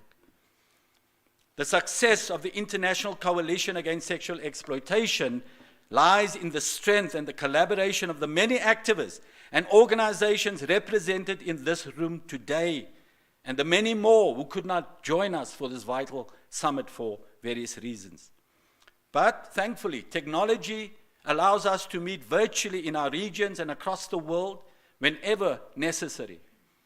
Sharon Slater and Dawn Hawkins are two skilled leaders who have already developed international collaborations across several continents to promote synergy. I am part of those networks. I humbly propose then that the existing international pro-family networks be structured and aligned to streamline the communication channels to facilitate the easy sharing of information and successful strategies with all the members of this movement across the world. This more structured global alliance, in which the channels of communications are well defined, will help speed up our response to the many threats we face. What may improve our efforts is if Sharon Slater and Dawn Hawkins, already existing international networks, are somehow linked to create one integrated and therefore effective global movement. Family Watch International and ICOSI must jointly empower NGOs in every country to collaborate and promote its core principles and objectives. One way we can mobilize is by meeting regularly and sharing information to provide updates on issues that threaten the health and safety and dignity of women and children, collaborate on areas of mutual benefit, and strategize for the future. The global movement to end sexual exploitation must strive to achieve the following objectives. 1, develop a broad global network of NGO partners to establish and maintain relationships beneficial to the vision and objectives of the global movement. 2, advance integrated domestic and international policies and action plans as a constructive rather than reactionary vision for what pro-life, pro-woman, pro-family societies should look like. Promote authentic pro-life, pro-family policies worldwide that protect and advance the safety and dignity of women and children through shared best practices, research-based strategies, and leveraged mutual strength. I am convinced that if we achieve these objectives, we will significantly improve and strengthen our work to end sexual exploitation and abuse in our respective countries and across the world. By pooling our resources and leveraging our shared strengths for the mutual benefit of all, we can and will take new ground for this necessary and noble cause. So in conclusion, I commend every man and woman assembled here today and across the world who give so much of their time and energy and resources, laboring sometimes in virtual anonymity to help liberate the most vulnerable among us, those robbed of their freedom and their dignity. Somebody said, a nation is judged by the way it treats the most vulnerable members of their society. By that criteria alone, South Africa and many nations of the world are failing dismally. A British statesman, Edmund Burke, said, and I quote, "All that is necessary for evil to prosper is that good people do nothing." You and I are doing something so that good can prosper in our nations and in the world. Let us do what we are doing even better so that good can prosper so much more. I know we can. Thank you very much.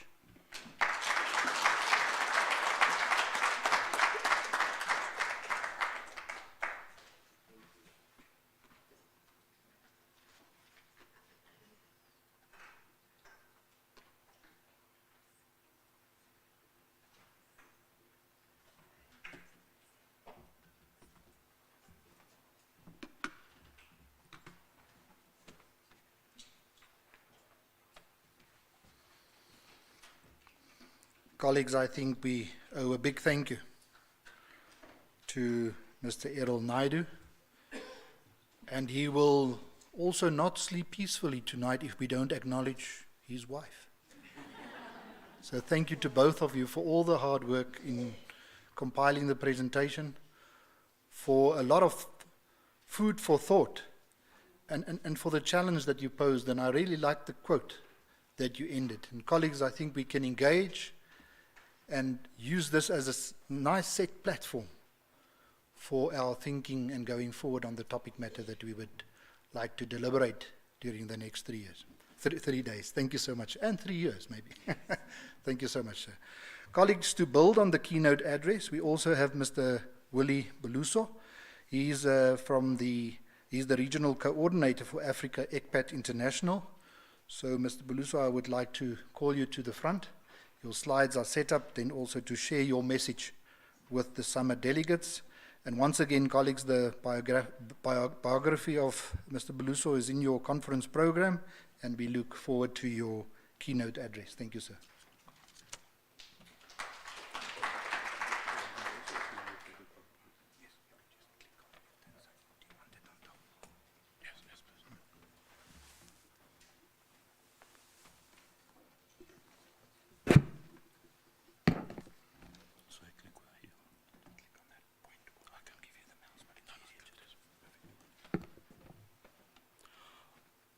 Good morning, colleagues. My name is Willy Buloso.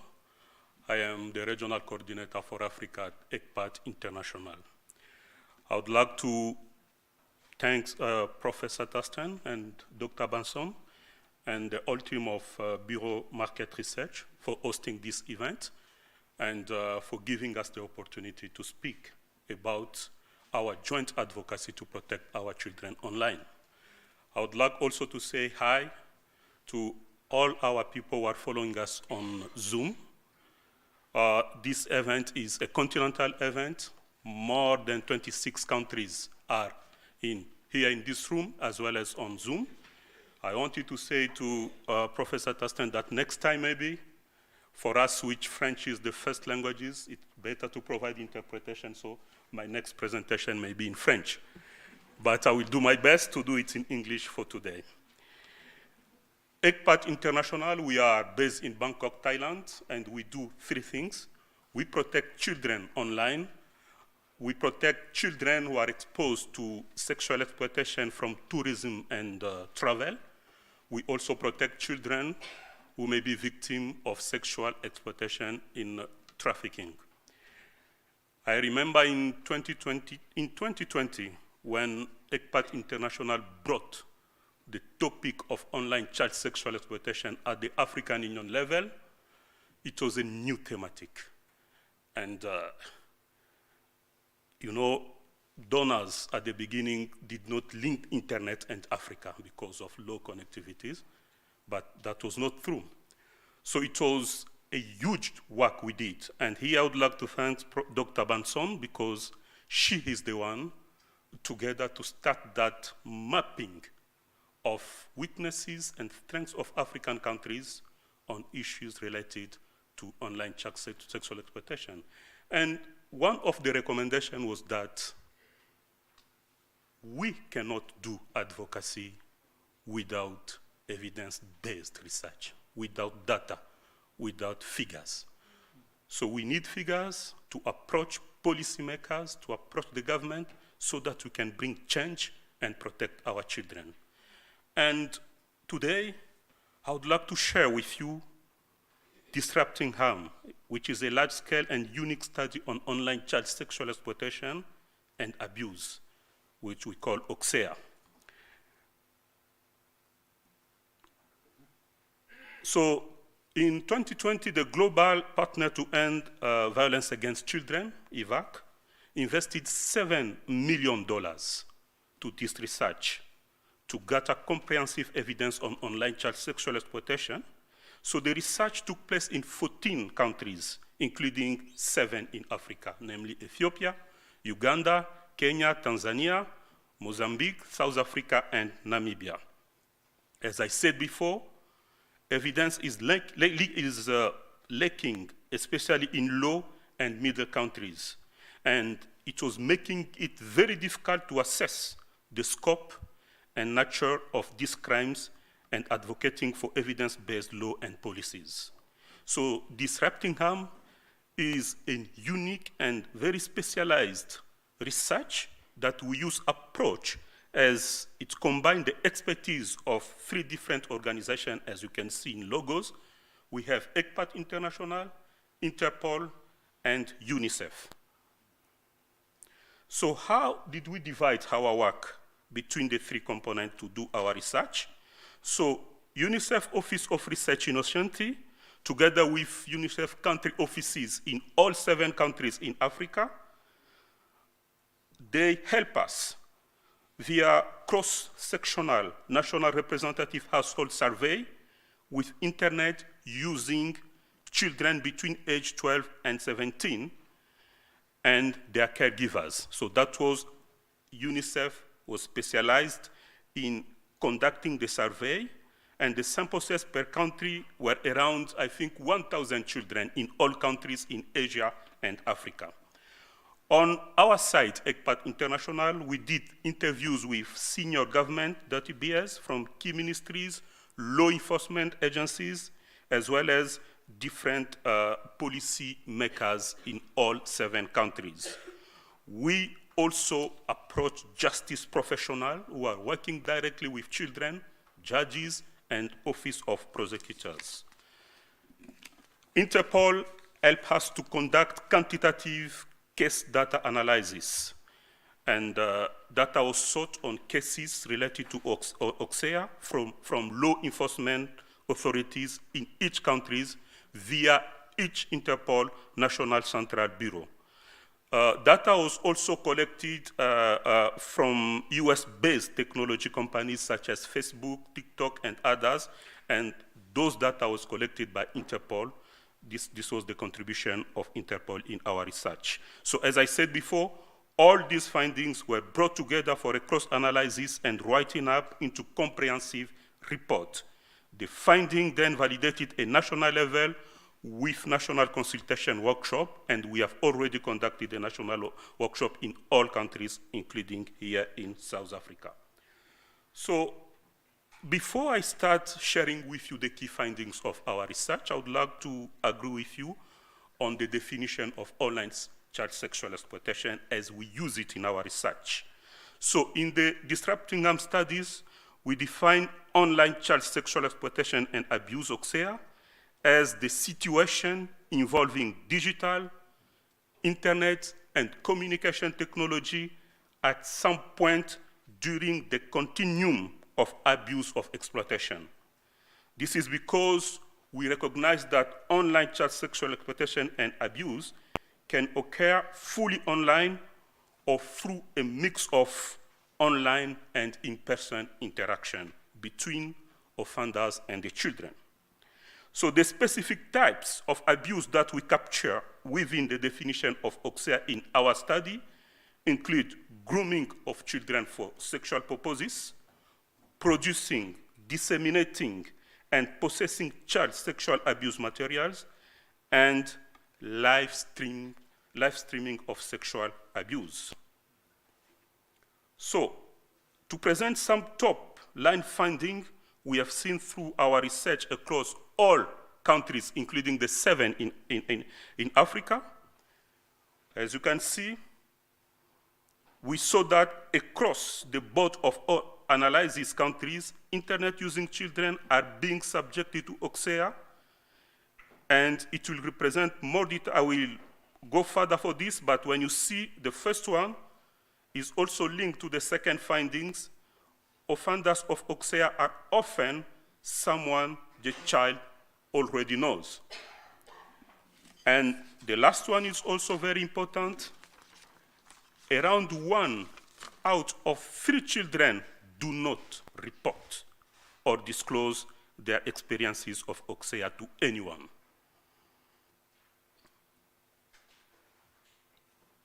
Here, I would like now to share with you the snapshot you have in your screen. And as you can understand, it reflects the key result of the study out of those selected countries. I did not share key findings for South Africa because this is something we are going to share next week during the launch of the report, next month, sorry, during the launch of the Disrupting Harm report for South Africa, together with the Department of Social Development. So, as you can see there, in Kenya, 10% of internet-using children were asked for a picture or video showing the private sectors. This is one of our findings for the report in Kenya. In Uganda, 10%, and excellencies from Uganda are here. We launched this report in Kampala, I think, 2 months ago. 10% were offered money in return for sexual images or video in Uganda. We found that in Tanzania, 2% of children were blackmailed online to engage in sexual activities.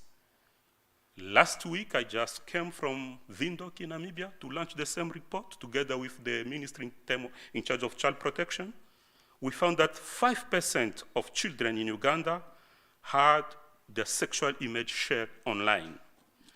And finally, 4% of children in Ethiopia accepted money in exchange for sexual image or videos. So as you can see, there is considerable variation in countries estimated of OXEA in the African countries we have analyzed.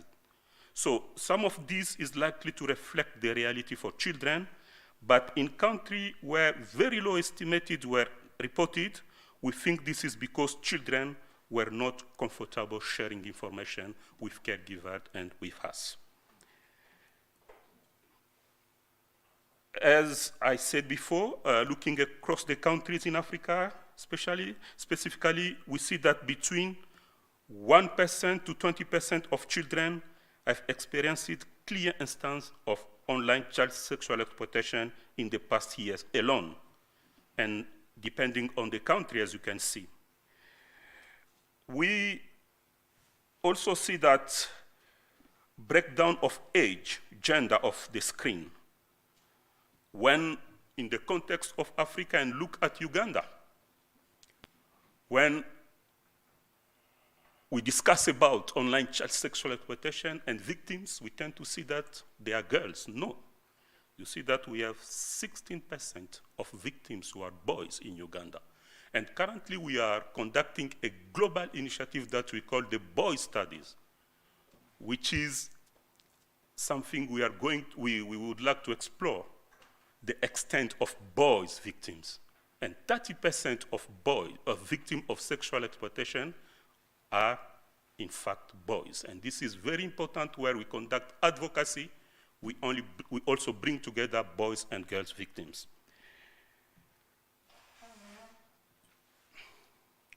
So, looking across the countries in Africa, especially we see that we can explore at this stage where this is happening. And as I said before,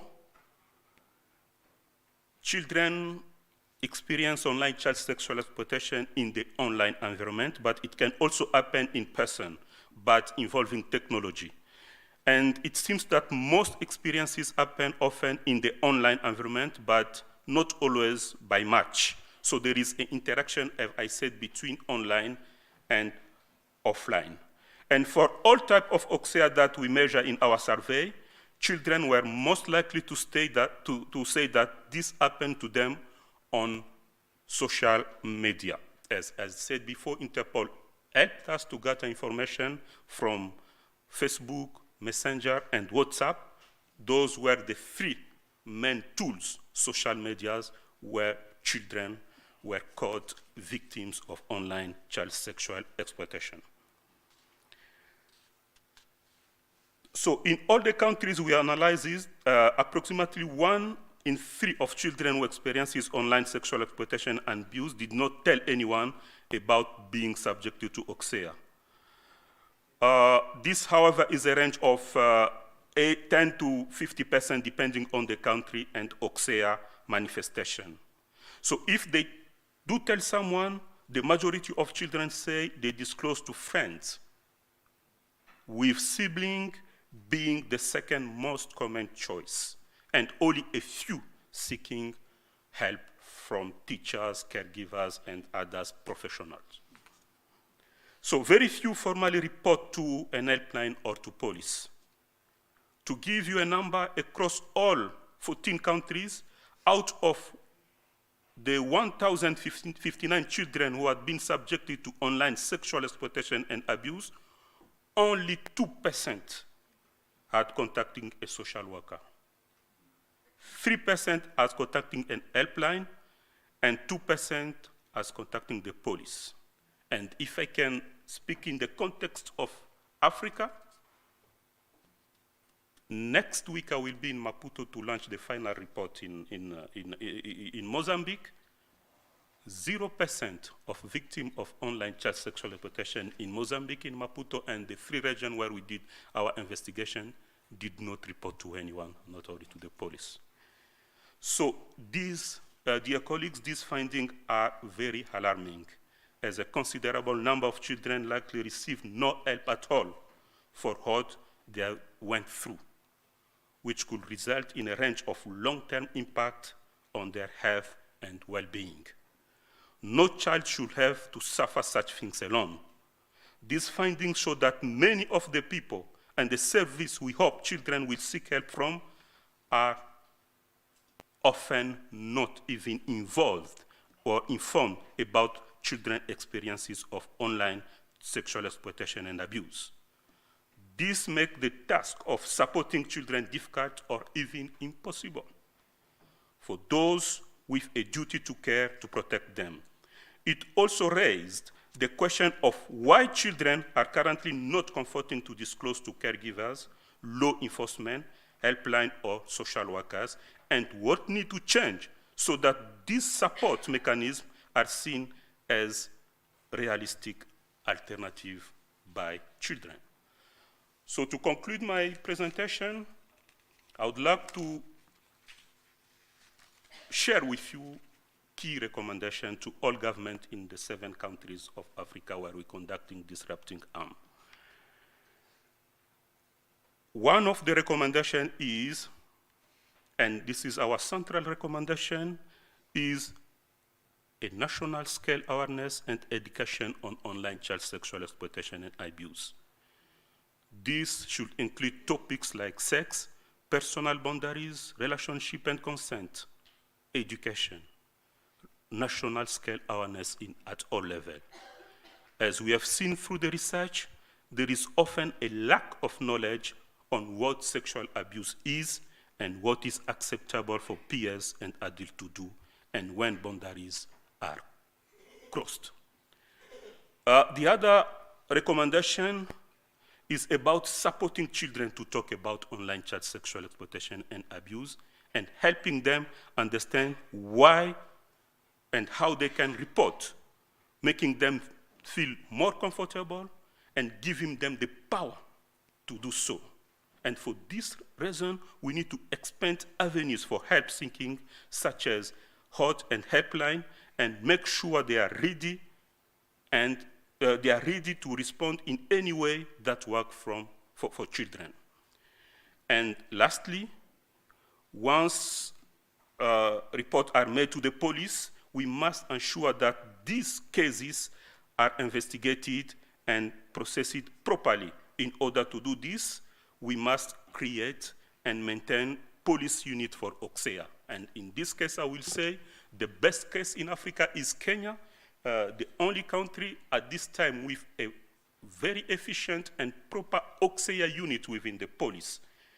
We need also to train all police officers, prosecutors, and judges on the topic, and we need to record and monitor crimes, all crimes related to OXEA, and ask countries, because this is also a cross-border crimes, to ask countries to cooperate in having a clear database of perpetrators. Ladies and gentlemen, dear colleagues, this is the end of my presentation today. I'm inviting you next month to come to the launch of the Disrupting Harm report for South Africa. During that event, we are going to share key findings of the online child sexual exploitation and abuse in South Africa. Thank you so much.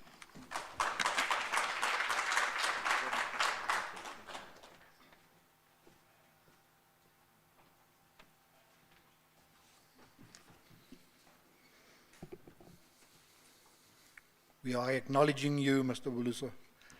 Thank you for sharing the research, especially on the Disrupting Harm study. And I think once again exclaiming within the Africa context, it's a worldwide phenomena that we're dealing with. There's a lot of knowledge out there. I think you're bringing in knowledge that's fresh from the oven, and I think we can build on that.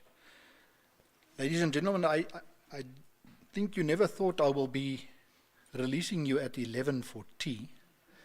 So far I'm behaving, and maybe I can extend my welcome in the next session.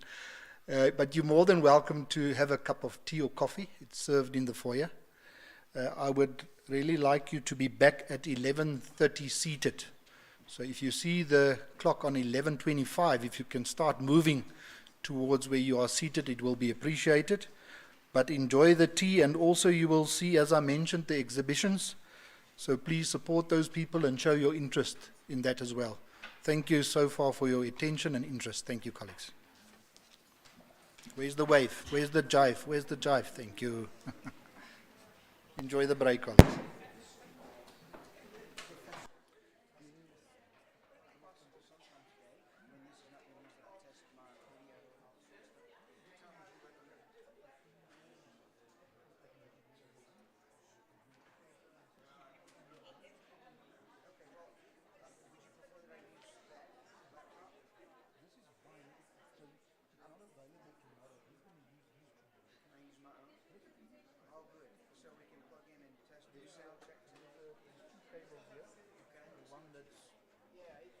This usually works better, and then they also got the other one. You happy with it? No, we'll test it. Yeah, no, by all means. Bring it. It's here. Okay. We can do it lunch. I just want to go do a quick favor for tonight. So I think let's do it, and I will take you to your hotel. You don't have to take the shuttle if you don't want to. So you and I can work on your stuff and make sure that you. I just need to plug it in and test it. That's it. Because I'm ready to go. Sure. So perfect.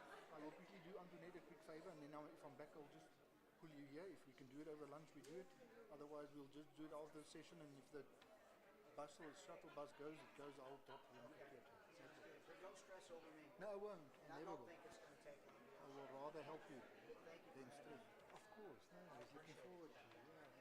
Can't wait to spend one more time with you. Our board meeting as well. Okay, yeah, no. I'll leave you to it. So, Perfect. thank you. We will keep chatting. Sure.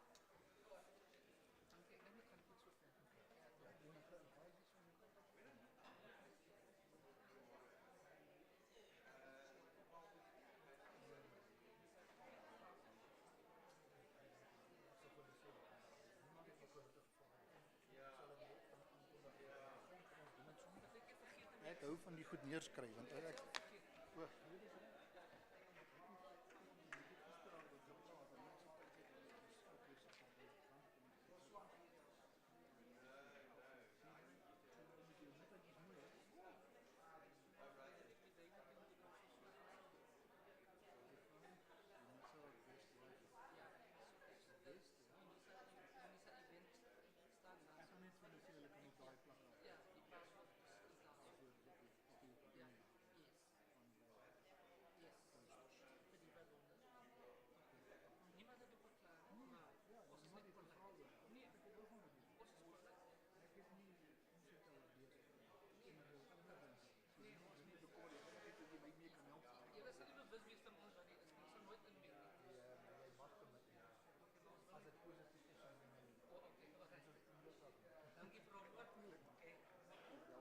baie dankie vir al julle harde werk. Ek het hom nou mooi opgevang. Dink jy het begin bekommerd raak?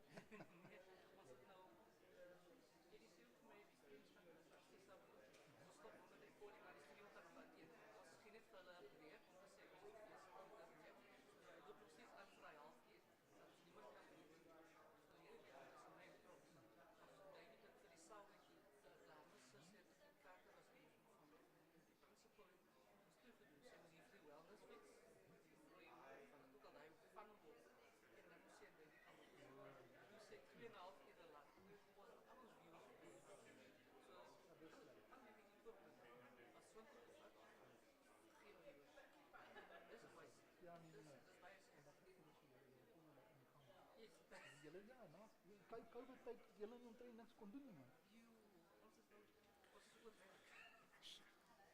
Eerder daai kant om as andersom. Ja.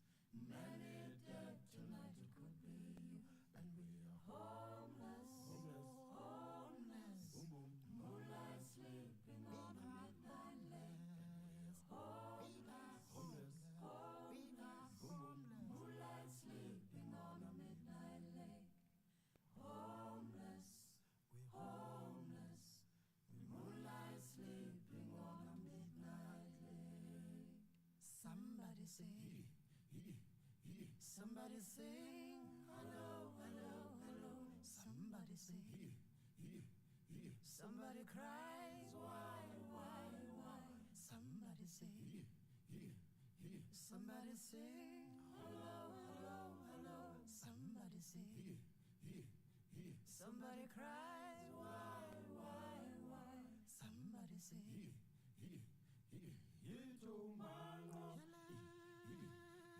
yito mango, yezango walongeles. Yito mango, yito mango, yezango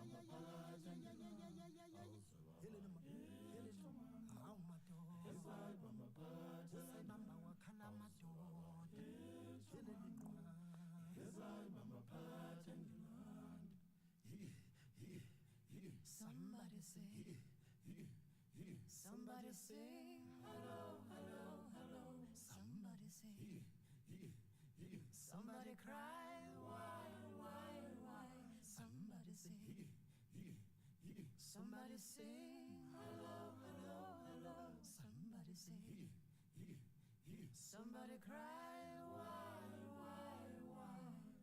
Kulumani, kulumani sese yenze njani, baya jabule basithanda. Maweni webaba, silale maweni webaba, silale maweni webaba, silale maweni webaba, silale maweni.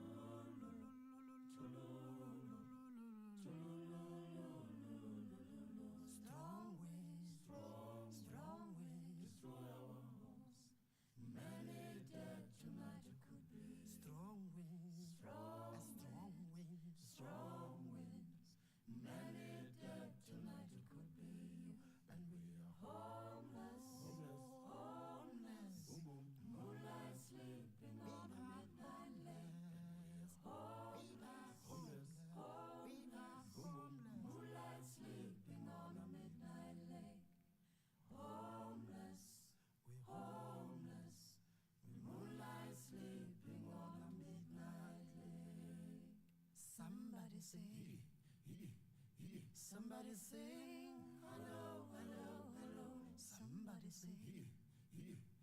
Somebody cries, why, why? Somebody sing.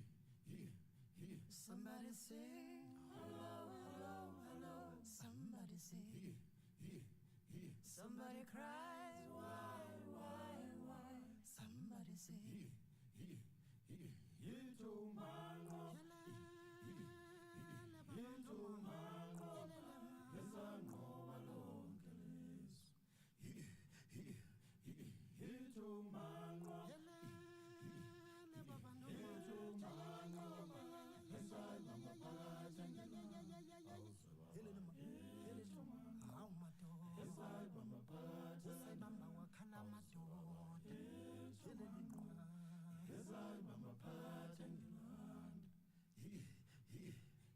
Somebody sing.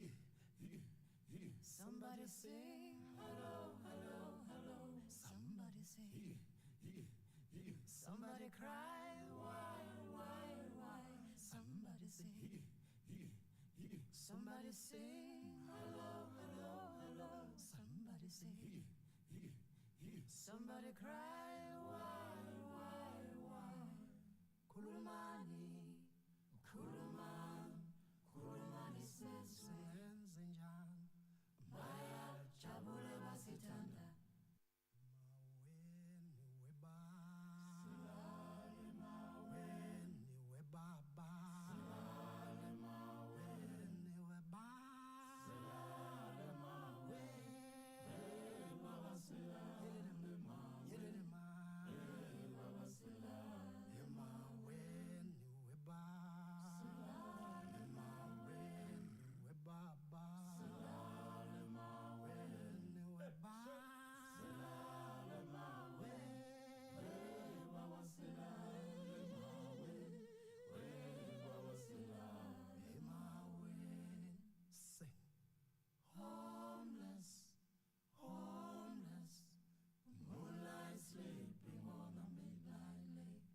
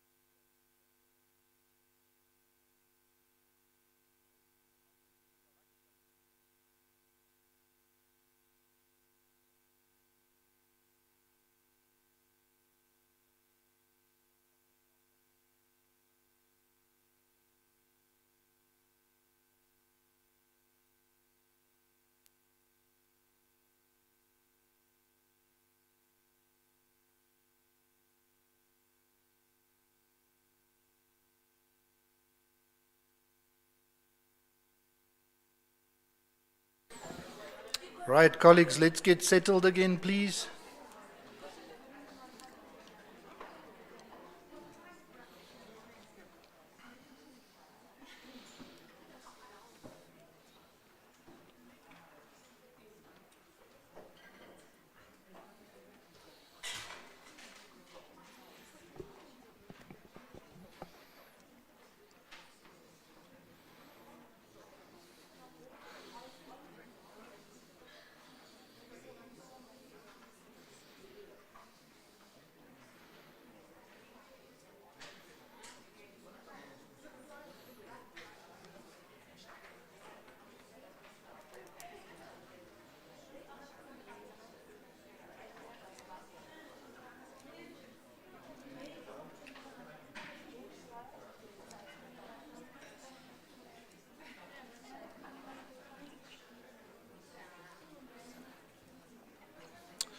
Thank you, colleagues. Let's be seated, please, then we can keep on time. I'm trying to live up to my job that I was offered for this morning, so I don't want to get fired.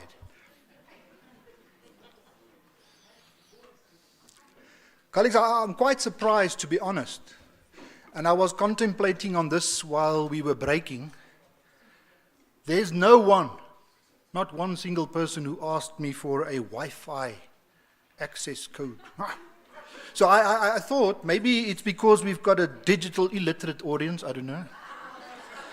I thought maybe you're just being decent, or that, and hopefully it's more heading this way, that you have been caught up so with the amazing summit that we had for the first part of today, or maybe just because you like being here and enjoying it. So the Wi-Fi access codes, colleagues, are on the side of the wall there. You can just copy it from there, and then you can be linked. Ladies and gentlemen, next on our program is a keynote address by Mr. Jaco Booyens, founder and CEO of After Eden Pictures in the USA. Mr. Booyens' biography once again in the summit program. Mr. Booyens, we look forward to your keynote address. Thank you, sir.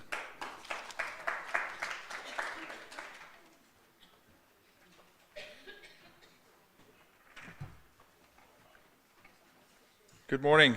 Thank you, Antoinette and Prof. Cese Africa, Marcel, thank you so much. Dawn, in her absence. Appreciate it. I made a decision coming because we do so many of these addresses, and I made a decision to not do a visual presentation because I knew that dignitaries like Mr. Naidu and Mr. van der Walt and Don Hawkins would bring exceptional statistics and a great snapshot and an overview of what the global footprint of what we would call human trafficking, or more accurately, child sexual exploitation, would look like. And as I truly appreciate data, and as Mr. Naidu said, you cannot move policy without data. At the end of the day, data is information. And I personally believe that we currently are a community globally that's very informed, accurately or inaccurately informed. But information without action has a net result of zero. And when you take information and you put it into action, as we do and Mr. Naidu does, as we do with policy, and it becomes policy, and the policy is not enforced on a local level, then it has a net zero impact again. So when we look at all of this and we look at sexual exploitation, and our history is a history of 1994 in Johannesburg, South Africa, because I am South African, ek is Afrikaans, ek's 'n boerseun van die Oosrand af, I'm from the East Rand. So understanding South Africa and having lived here for the first 27 years of my life, and then having the privilege of living in the United States and becoming a U.S. citizen, I would argue I am an African American because I have 2 passports. Legitimately, and then understanding, having worked in 53 countries fighting human trafficking, and then looking at the United States as the leading nation on earth, and I'm proud, I love South Africa, which is why I'm here, but I love the United States. God called me there. Understanding that the U.S. is the leading nation on earth commercializing sex with children by a long shot, we have a real problem because there's a lot of information in the U.S. We look at Gen Z, we have to look at Generation Z, 25 and under, and we understand that it's the most informed generation in history. But all information to Gen Z is surface level. It's 2 inches deep. They're very wide but very shallow in their information. They don't have time because of the news cycle which I live in to dive deep into a subject matter, to understand the impact of every decision in their day and life today, how it would impact them 5, 10, 15, 20 years from now. They do not have any concept, nor are they being educated on the decisions you make today will impact you as a leader of the future. They don't understand that a nation, in fact, has the leadership it deserves, which is a very bitter pill to swallow. Think about that. As I look at quotes from Cyril Ramaphosa, your president, there's great hypocrisy in his quotes. As I look at quotes from Joseph A. Biden, the President of the United States, there's incredible hypocrisy in the quotes. when we're talking about being a humanitarian, when we're talking about taking care of the vulnerable, but at the same time, you're abdicating your responsibility to control what happens on your border. You're abdicating your responsibility to understand how cartels work and the nefarious activities in your country. You're abdicating the responsibility to stand on truth. If you ask me today, the biggest problem we have globally is we are a people now globally that have abandoned truth. We're a people now globally that's more in tune with our sensitivities and how to not offend, that we do not share truth. This fight that we all want to fight, that we all are in every single day, and we are as an organization, at our organization in the US, we are truly vertically integrated. From the awareness prevention side, coaching, teaching, FBI, CIA, all the way through to parents, teaching kids in their schools or rescue efforts, placement in short-term care, long-term care, trauma-informed therapy, legislation and policy. We are integrated, and we work with incredible partners like Marcel van der Walt and Don Hawkins and 172 other nonprofits in the US that we partner with. I can absolutely tell you that unless all this information and all this effort and all the money that's being raised boils down to the smallest community, and you activate the community, we will not win. It took Nelson Mandela to raise his fist and walk off a boat off of Robben Island and show a people that I will walk into line of fire that mobilized a people. It took Martin Luther King to walk across a bridge and march with physical people to then enact on policies that the Founding Fathers wrote. If you truly understand, I've got the documents in my office. The Founding Fathers of the United States wrote that they needed to abolish slavery in the foundation of the United States. But it took a man to walk across a bridge and a woman, Rosa Parks, to sit on a bus and say, I'm not moving, I'm sitting. I'm not standing as a woman, I'm sitting today. There's physical action that has to go towards all the effort that you put in. So I require physical action from a president, Cyril Ramaphosa. I require physical action from a father to his children. I require physical action from a tribal chief that I stood on a property yesterday in Guyana. Physical action is required, but then that lines up with the Word of God. We are not saved by our works. We're saved by grace. It is impossible to please God without faith. Impossible, but yet faith without works is dead. So it's good for us to meet. And yes, this may be a challenging address, and you may run me out the building, which is fine. I've been run out of many. But I'll say this to you. I know I'm preaching to the choir, but am I? Because see, the key of sex trafficking is in fact the heart of a man. It's the moral inclination of that individual looking at another human being and seeing no value. That's in fact also the definition of racism. See, racism has nothing to do with skin pigment. Because then if we say it does, then the Jew was never persecuted. But it's the most persecuted people in all time. No, it's the heart of a man looking at another human being saying, you do not have value. I can exploit you. In a corporate sector, this could be from a peer to a peer. It could be from a professor to a student. And that's exactly what's happening. If you look at our research today, the fastest growing form of child sexual exploitation in the United States is what is called familial trafficking, which you heard before today. But do you understand that it's the mother that finds herself in a global community, becoming a global citizen, which is demonic?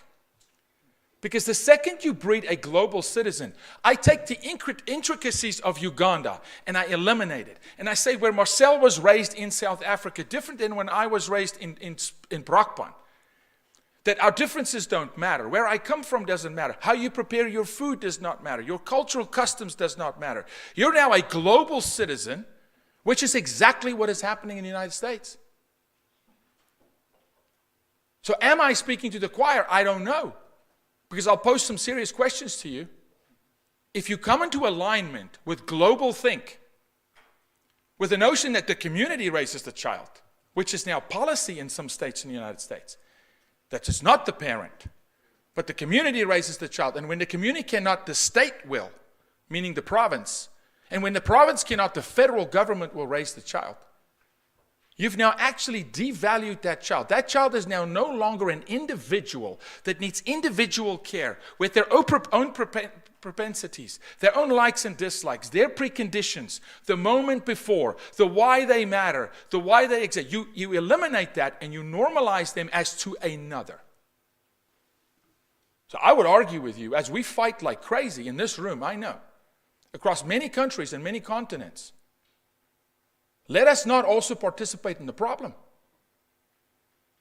You cannot slip into oblivion where you are afraid to speak truth.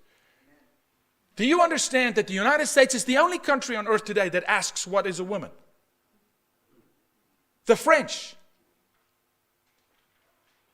the Dutch, with prostitution and brothels in storefront, are not asking, what is a woman? Are you aware of this? That we have a Supreme Court justice, one of 9 on planet Earth, that cannot and will not, because she knows, say what a woman is. It's not because the Ketanji Brown does not know what a woman is. You want to tell me when she was 13 she did not know what a woman was? Or with her first pregnancy? No. The movement that she has now subscribed to, the movement that she is now abdicating her individual mind to, it's now groupthink. And the movement does not allow her to say, a woman is one with a womb. A woman is sacred. A woman is the chosen one. A woman is the one in Genesis 3 where God says there will be enmity and war between your seed as a woman and the seed of Satan. And I can tell you, sexually exploiting a child is demonic. It's from the seed of Satan. So you're in fact not in a physical war. You may feel it. You're in a spiritual battle. That is in fact the only battle you're in. I argue this, how we perform in the spirit, we see the markings of in the physical. You show me a nation with the statistics that so eloquently lay out, where kids in creche are being raped, then I'll tell you that nation is losing the spiritual battle, because in the physical, the markings tell me that they're losing the battle.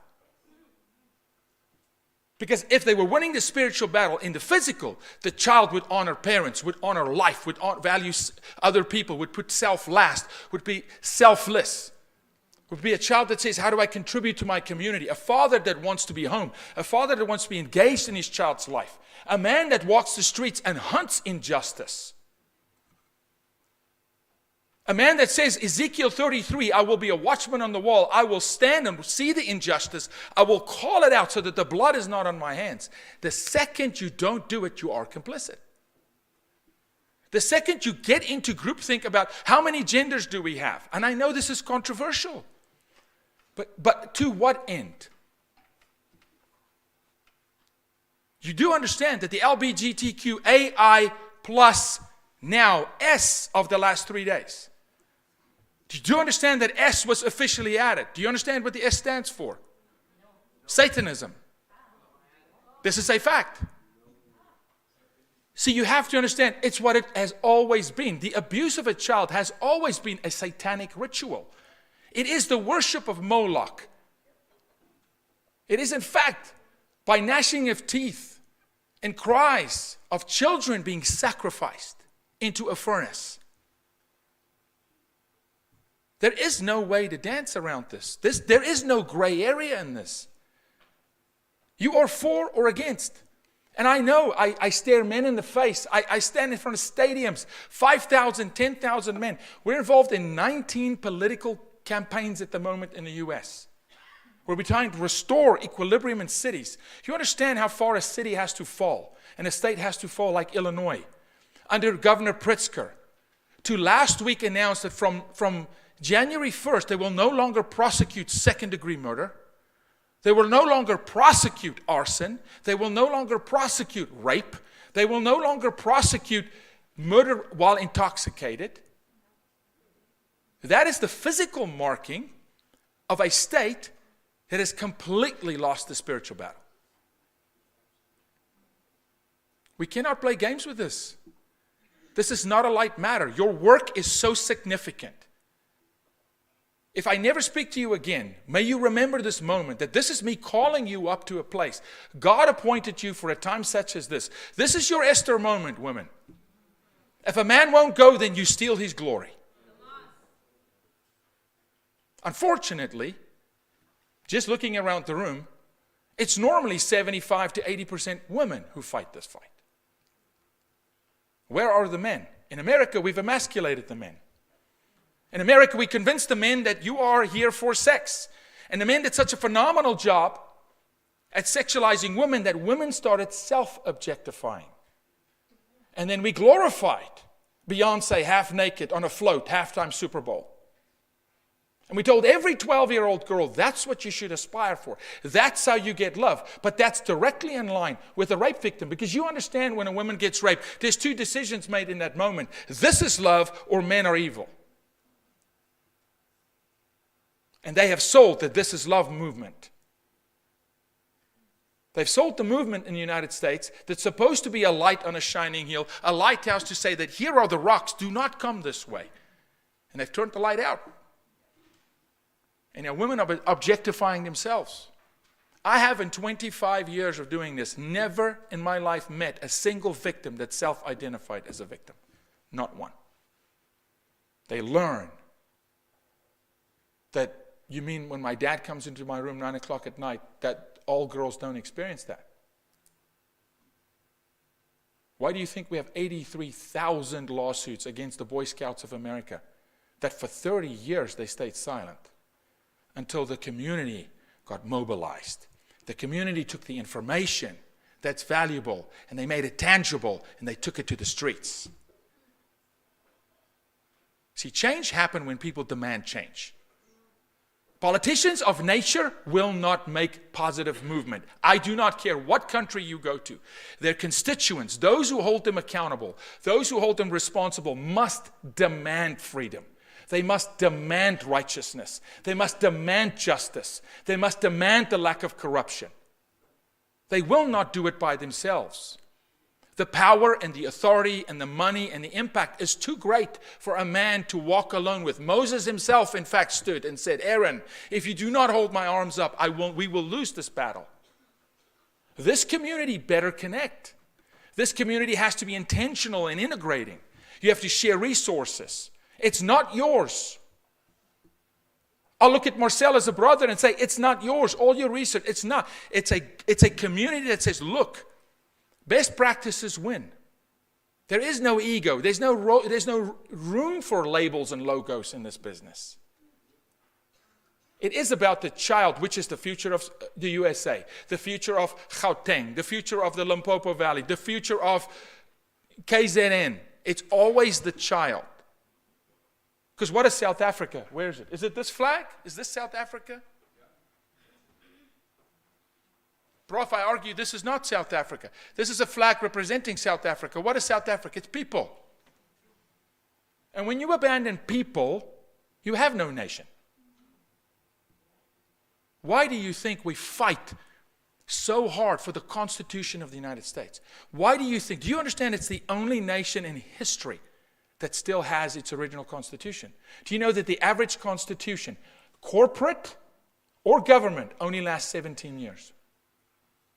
We're about to celebrate 250 years of a constitution. But trust me, it comes at the price of blood. It comes at the price of social ridicule.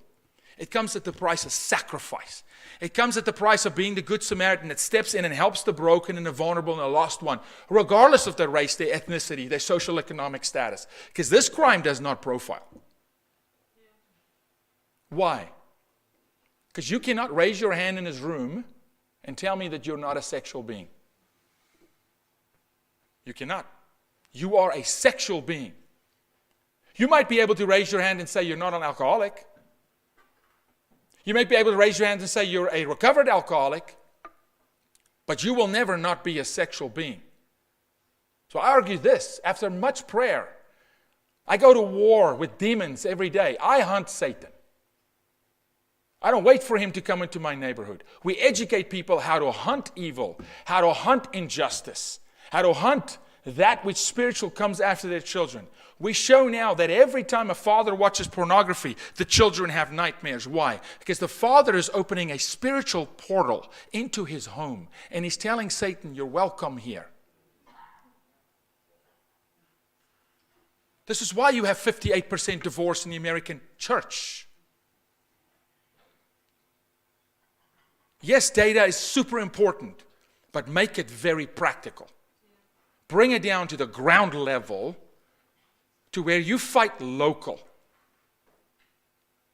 In this country, in South Africa, I'm telling you, you can fix a lot of problems. But by design, like what is happening in the US right now, people have been disfranchised.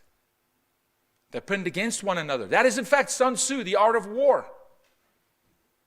If you want war, and if I want war with this man, I don't fight him. I pin an enemy against him. And I take the spoils.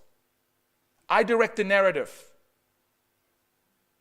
Mr. Naidu brought up comprehensive sex ed. We track comprehensive sex ed out of Kenya to Scotland and into California. I want you to understand something. I told you you're a sexual being.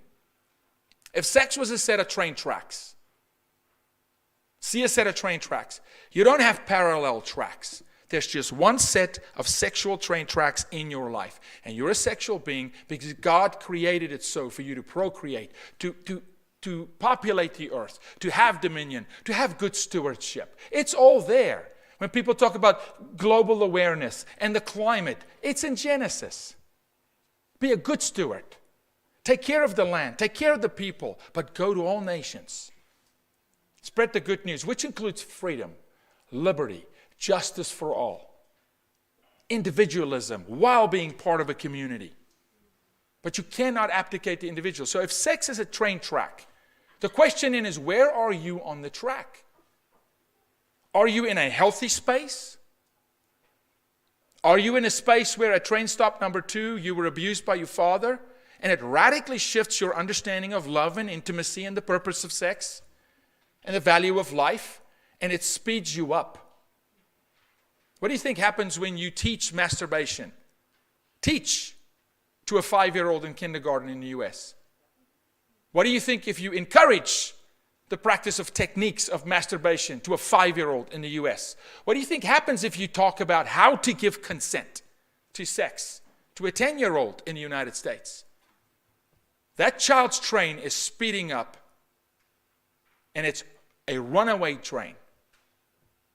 And it will blow through the zone that's healthy, which is marriage. True consensual relationship in a healthy manner, where abuse is not present, where there's true love, unconditional love, sacrificial love. It's not self. It's about serving the other person. They blow right through that zone, which is why we've never apprehended a single pedophile that was not also a porn addict. Do you know that there's never been a mass shooter in the United States? Not Bundy, not Eric and Dylan and Columbine, not the most recent shooting in Uvalde, Texas. Every single one of those shooters were also self-identified porn addicts. See, with sexual perversion comes all destruction. Drugs, alcohol, abuse, a feedback loop, self-exploitation. When you destroy a person sexually, you can break him like you break a horse. You can submit a woman into silence for the rest of her life. You can indoctrinate a 10-year-old, which is happening now in the US, to live at home, play sport, go to school, and yet sit at the dinner table at age 12 and sell herself. That's right. We have 5 of those cases right now. We have a 12-year-old that has now recruited 300 other 12-year-olds to sell themselves. We now have the power of coercion, force, fraud, coercion. We don't need it in the United States. I don't need force, fraud, coercion to make a case in the court of law when it's a child 17 and under. I do when it's 18 and over, but now you got a problem. The child's exploited at 12, and they age out of the system, and the law changes. And now she's a prostitute at 18, but she's a sex trafficking victim. Our number one concern in the United States at the moment is getting prosecutors to just prosecute the law. Because we've got states that says we won't prosecute rape. Well, what do you constitute as rape? And here we come to the fork in the road, to which I would charge you to make sure that you're not complicit in. You cannot change language. Language is the fabric of society. In order to change a culture, you must change language. Well, what does that look like? It's not prostitution, it's sex work. Well, the second it's work, you go to OSHA, which is our workplace authority that sets rules for the workplace, and all of a sudden, the second you legalize prostitution and you classify it as sex work, now every single sexual harassment case in the United States is out the window. Now, a boss can walk up and grab his employee's breast because you can't discriminate and say, well, it's sex work. And then you get into the he said, she said. Well, is there a contract between the two of you? A society cannot function on that. So it's not sex work, it's prostitution. Or you call pedophilia, MAPS, minor attracted person. No, it's not a minor attracted person, it's pedophilia. Because the second you redefine it, you hurt people. Because society and the law and legislation and bilateral agreements and cross-continental agreements have been set upon language. Because if you want to change pedophilia to minor attracted persons, then why can I not call this red?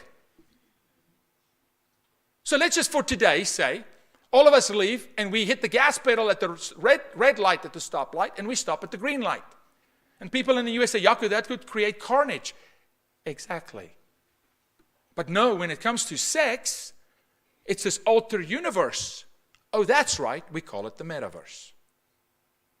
The fastest growing platform where children are now sexually groomed and exploited on the watch of Facebook. Well, Yaku, it's the metaverse. They have an avatar. That's interesting. So when the child sees rape in the metaverse, they can leave it in the metaverse? No, sex is internal. I told you it's not alcohol. Every single thing that you experience sexually makes an imprint. Or should I remind you of your first sexual experience, woman? Do you know that 95% of women say it was awful? But it's with you. Shaped you. It affected you. Unless later in your life you don't break those generational curses, you don't heal those wounds, you don't uproot it according to the Word of God and get His love and His correct thinking in it, the real value of who you are as a person. How does God see you as a woman of God? Unless you do that, you carry that. It will affect every single relationship that you're in. See, it's the only drug on earth that's internal, is sex. So I argue, after much prayer and much thought, and a lot of data, that sex is a weapon. It is in fact, in Genesis 3, a weapon designed by God for good. Because He says, you will leave the house of your father and your mother, and you will cling to that woman, and you will become one, and you will have offspring, and you'll raise them in my way so they will never depart from me. And Satan says, I can use that. If I contort it just a little, I can in fact destroy a human being. I can make them look at evil and not see evil. I can make them self-exploit. I can make them stay silent. So yes, I hear President Ramaphosa, but I don't see it. And frankly, I'm in the hour where I don't care what I hear. It has to show up in the fruit. Action. Tangible action. If I could summarize Mr. Naidu's cry, it would be, can you please identify this crime as a crisis? And allocate the appropriate resources, as you did in COVID, which we can argue about for millennia. There's nothing to argue here. You sexually exploit a child, you're destroying a life. Or maybe, just perhaps, it could be as sinister as being by design. See, I'm at that place now Proud American. But I'm going to hold an administration accountable.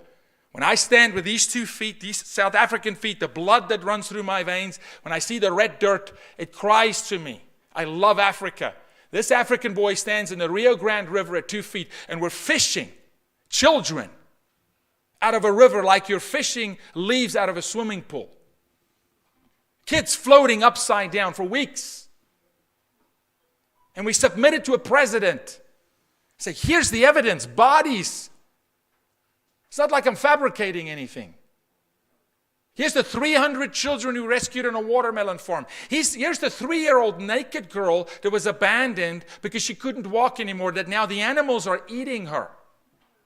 Here it is, Mr. President. Will you please just at least have your White House press secretary acknowledge that children are being exploited in the process of the migration to the United States? And yet they will not. Then, according to me, you are complicit. See, that's the truth that I do not care to not speak about. I must call it out, or I will be held to account in front of God saying, what did you do with the information, the data that I gave you? No, we collected it, God. No, did you walk it out? Did you hold those to account that did not adhere to it? Are you calling out the injustice? And let me tell you something, we call as many Republicans out as Democrats. This thing does not profile race, gender, class, socioeconomic status, or political affiliation.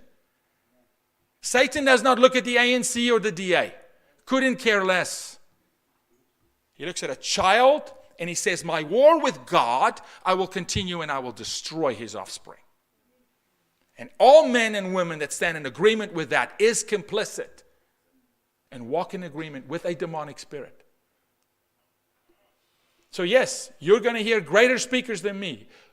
Mathematicians, scientists, professors.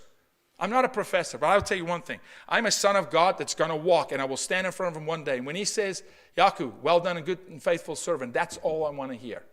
And I'm telling you, I'm called to fight for the voiceless, those who cannot fight for themselves. Why do you think, and Prof, throw me off the stage here when I go too long, please.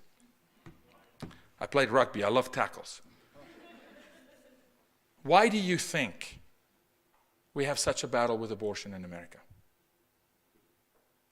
And again, I may absolutely ruffle your feathers, but may I charge you with the opportunity to just for 1 second be intellectually honest. Because you're intellectuals. You're the chosen. In this room for Africa and those online, the 400-500, you are the Gideon's 300. You're the chosen. It's not the masses. You waiting for the masses to come? It's not them, it's you. It's you who's going to go mobilize the local communities, speak into fathers, create plays as some of these beautiful young people you're going to hear from today, and go into schools. And I say raise the risk profile of the child in the eyes of the predator. A predator is a coward. Hurt people hurt people. One thing Mr. Naidu quoted, which was a reiterated version of a quote, and not to circumvent what he was saying, but I want to fix it. The only thing necessary for evil to exist is for good men to do nothing. The quote was not people, as it showed. Men cannot get away from this. We are the buyer. We need to step up and become part of the solution of the problem. I argue, are you a good man if you say I'm a Christian but you exploit children? Are you a good man when you know that a child is being exploited and you look the other way? Because I'll quote Matthew 18 to you to say, rather you put a millstone around your neck, which is about a 25-kilogram weight, with a chain, and drown yourself in the ocean than rather harm one of these children or cause one of them to stumble. How many leaders do we have in Africa that look the other way? You want to count? We want to talk about the genocide. We want to talk about the race crimes. We want to talk about the hate crimes. We want to talk about sexual exploitation. We want to talk about militaries in this continent raping children. Good men are looking the other way. The women are fighting. They are. Predominantly, the women are fighting. I'll charge you with this. I've never seen a man rise up by himself. Never in my life. I've been in more locker rooms and more teams and games. I played 2 professional sports. I know what it looks like to go to battle and go to war. A woman calls a man up. It is Esther that stands in front of the king saying, will you move? If I die, I die. But you must rule justly. It's you, the woman, that goes and calls her husband up, not out, but calls him up saying, man of God, you righteous one, you defender of freedom, step up. Even if he's never done it, you charge him with the account and the responsibility of stepping into the community, standing shoulder to shoulder with the women that always show up. And you ask him to hold his brothers accountable. You ask him to talk about it on the golf course, in the boardroom. You know what it would look like if every single businessman, including Prof, tomorrow at their next business lunch say, listen guys, simple question. Should we as a group be okay with children being exploited? And then the men go, the answer is no. And then the next thing is, well, who's watching porn? Do not tell me that you're going to fight sex trafficking, but you're watching porn, because you will not. Because the spirit that you're coming into agreement with is a stench in the nostrils of righteousness. It will not. You cannot. A double-minded man or a lukewarm man will be spewed out. See, this is the hour for men, particularly those in leadership, to do what? To have accountability. See, that's where we break the back of this thing. Is when we first, as those who are fighting it, stand accountable and saying, I'm going to hunt evil in my own life.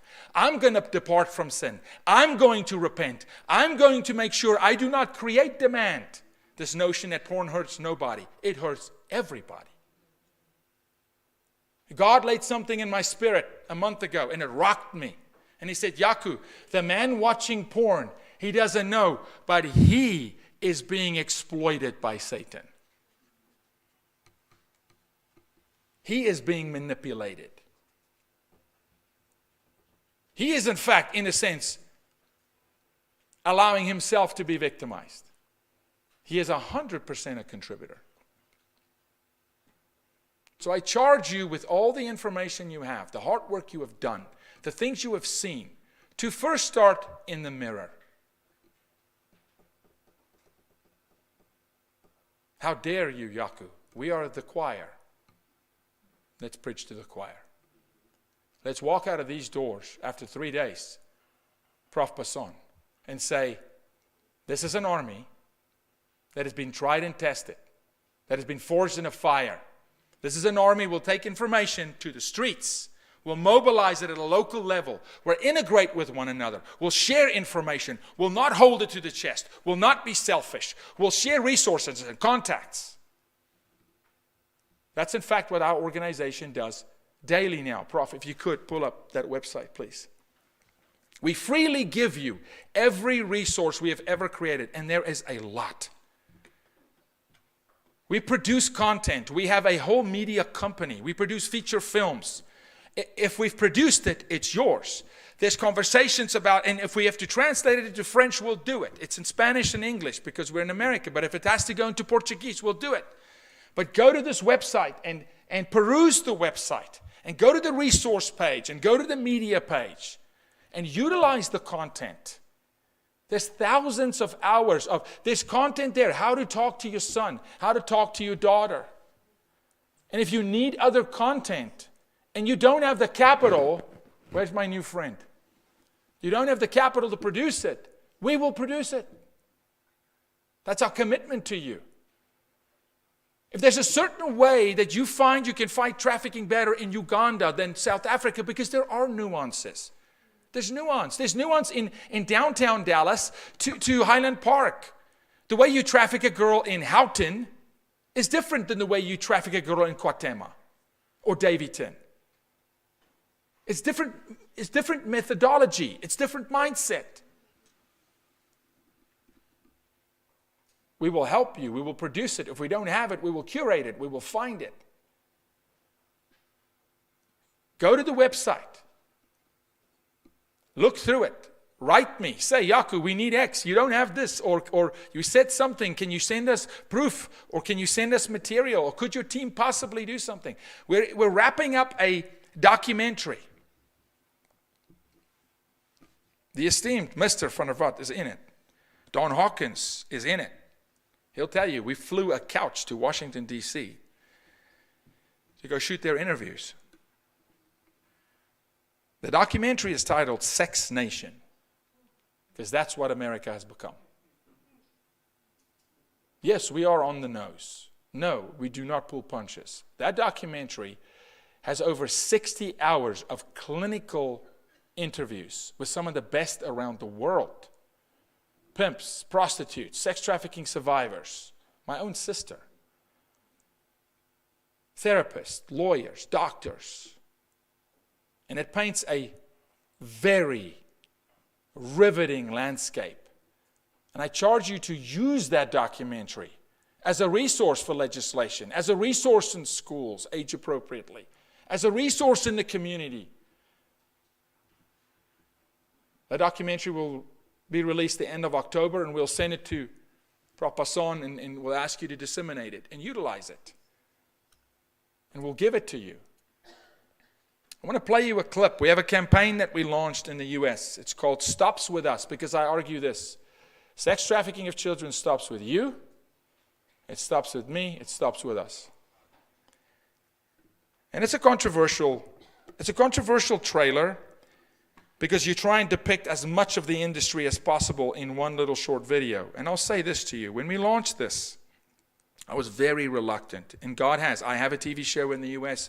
I am on a major network. We write policy. We talk about victories, Prof. We had a huge victory. We wrote the most robust policy in Oklahoma, House Bill 3702. It's the first policy in U.S. history that absolutely bans pornographic and obscene material from all curriculum in all schools, punishable by the penalty of law to the individual teacher. So the parent can sue the teacher. We're now traveling that bill through 30 states in the United States. I want to play a video for you, and I'll say this.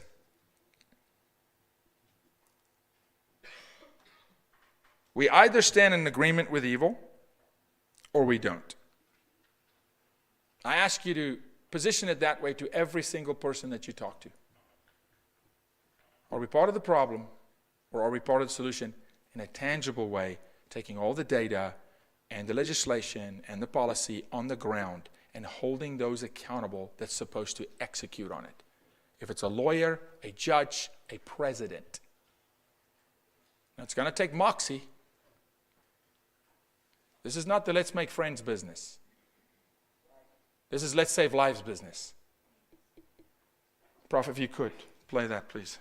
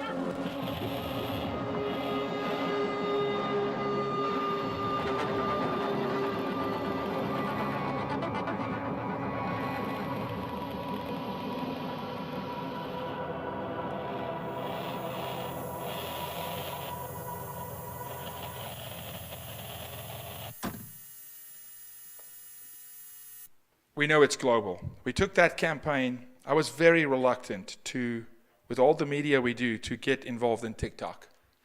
And our team said, we think we can make an impact with a 15 to 25-year-old. I want to tell you what happened last week.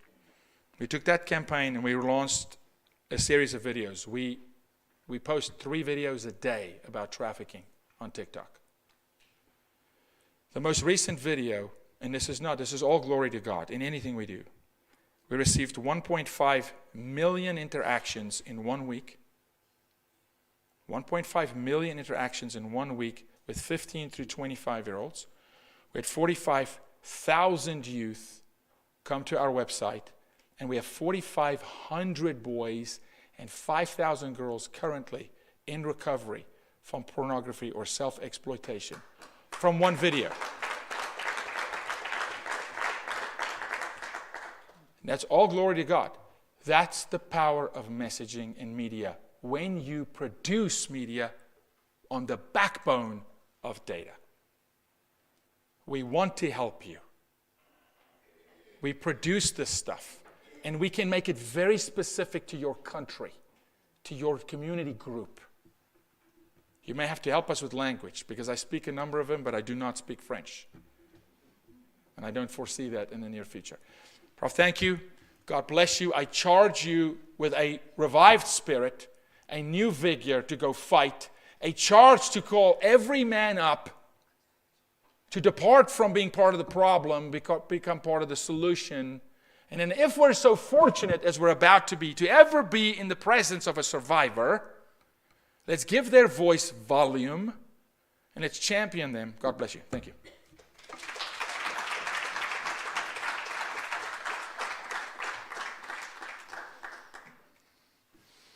Sure, Mr. Booyens, I think you have, throughout your whole speech, silenced the audience. And the attention span from where I sat was right up there.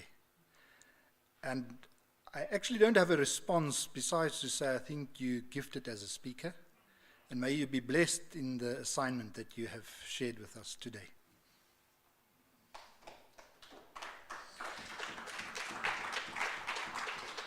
Colleagues, we will go into an interactive activity now, also led by Mr. Booyens, and he will be joined by Ms. Emma van der Walt, and I call them to the front to assist us with this interactive activity that will happen now. Thank you, colleagues.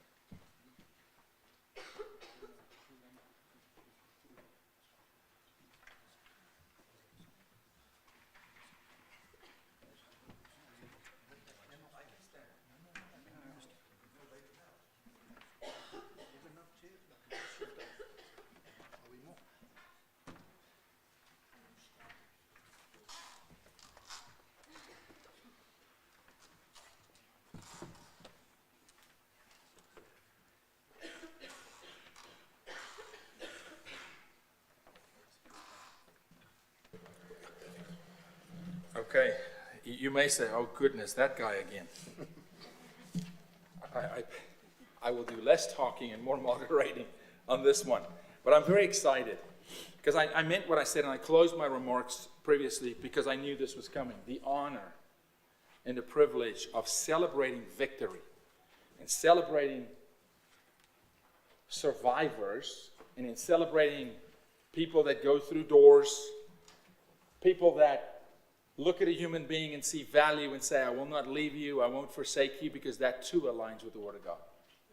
It's amazing. It's a great honor to be at this panel, and I'm going to try and do a good job moderating and gently pull maybe unique conversation from the topic. So let's just dive right in. And I like to start with why. I believe why is the most important question in life. We work on who, what, why, where, and when. Those 5 W's. As a matter of fact, every Hollywood actor works on the 5 W's, but the why is most important. So, why are you in this fight? Why do you not tire? Why don't you give in when there's another one and it's more gruesome than before? Sure, starting and already tearing up.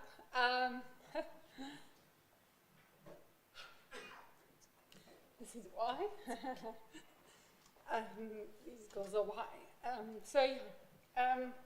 We started about 8 years ago, just walking the streets of the prostituted areas in South Africa.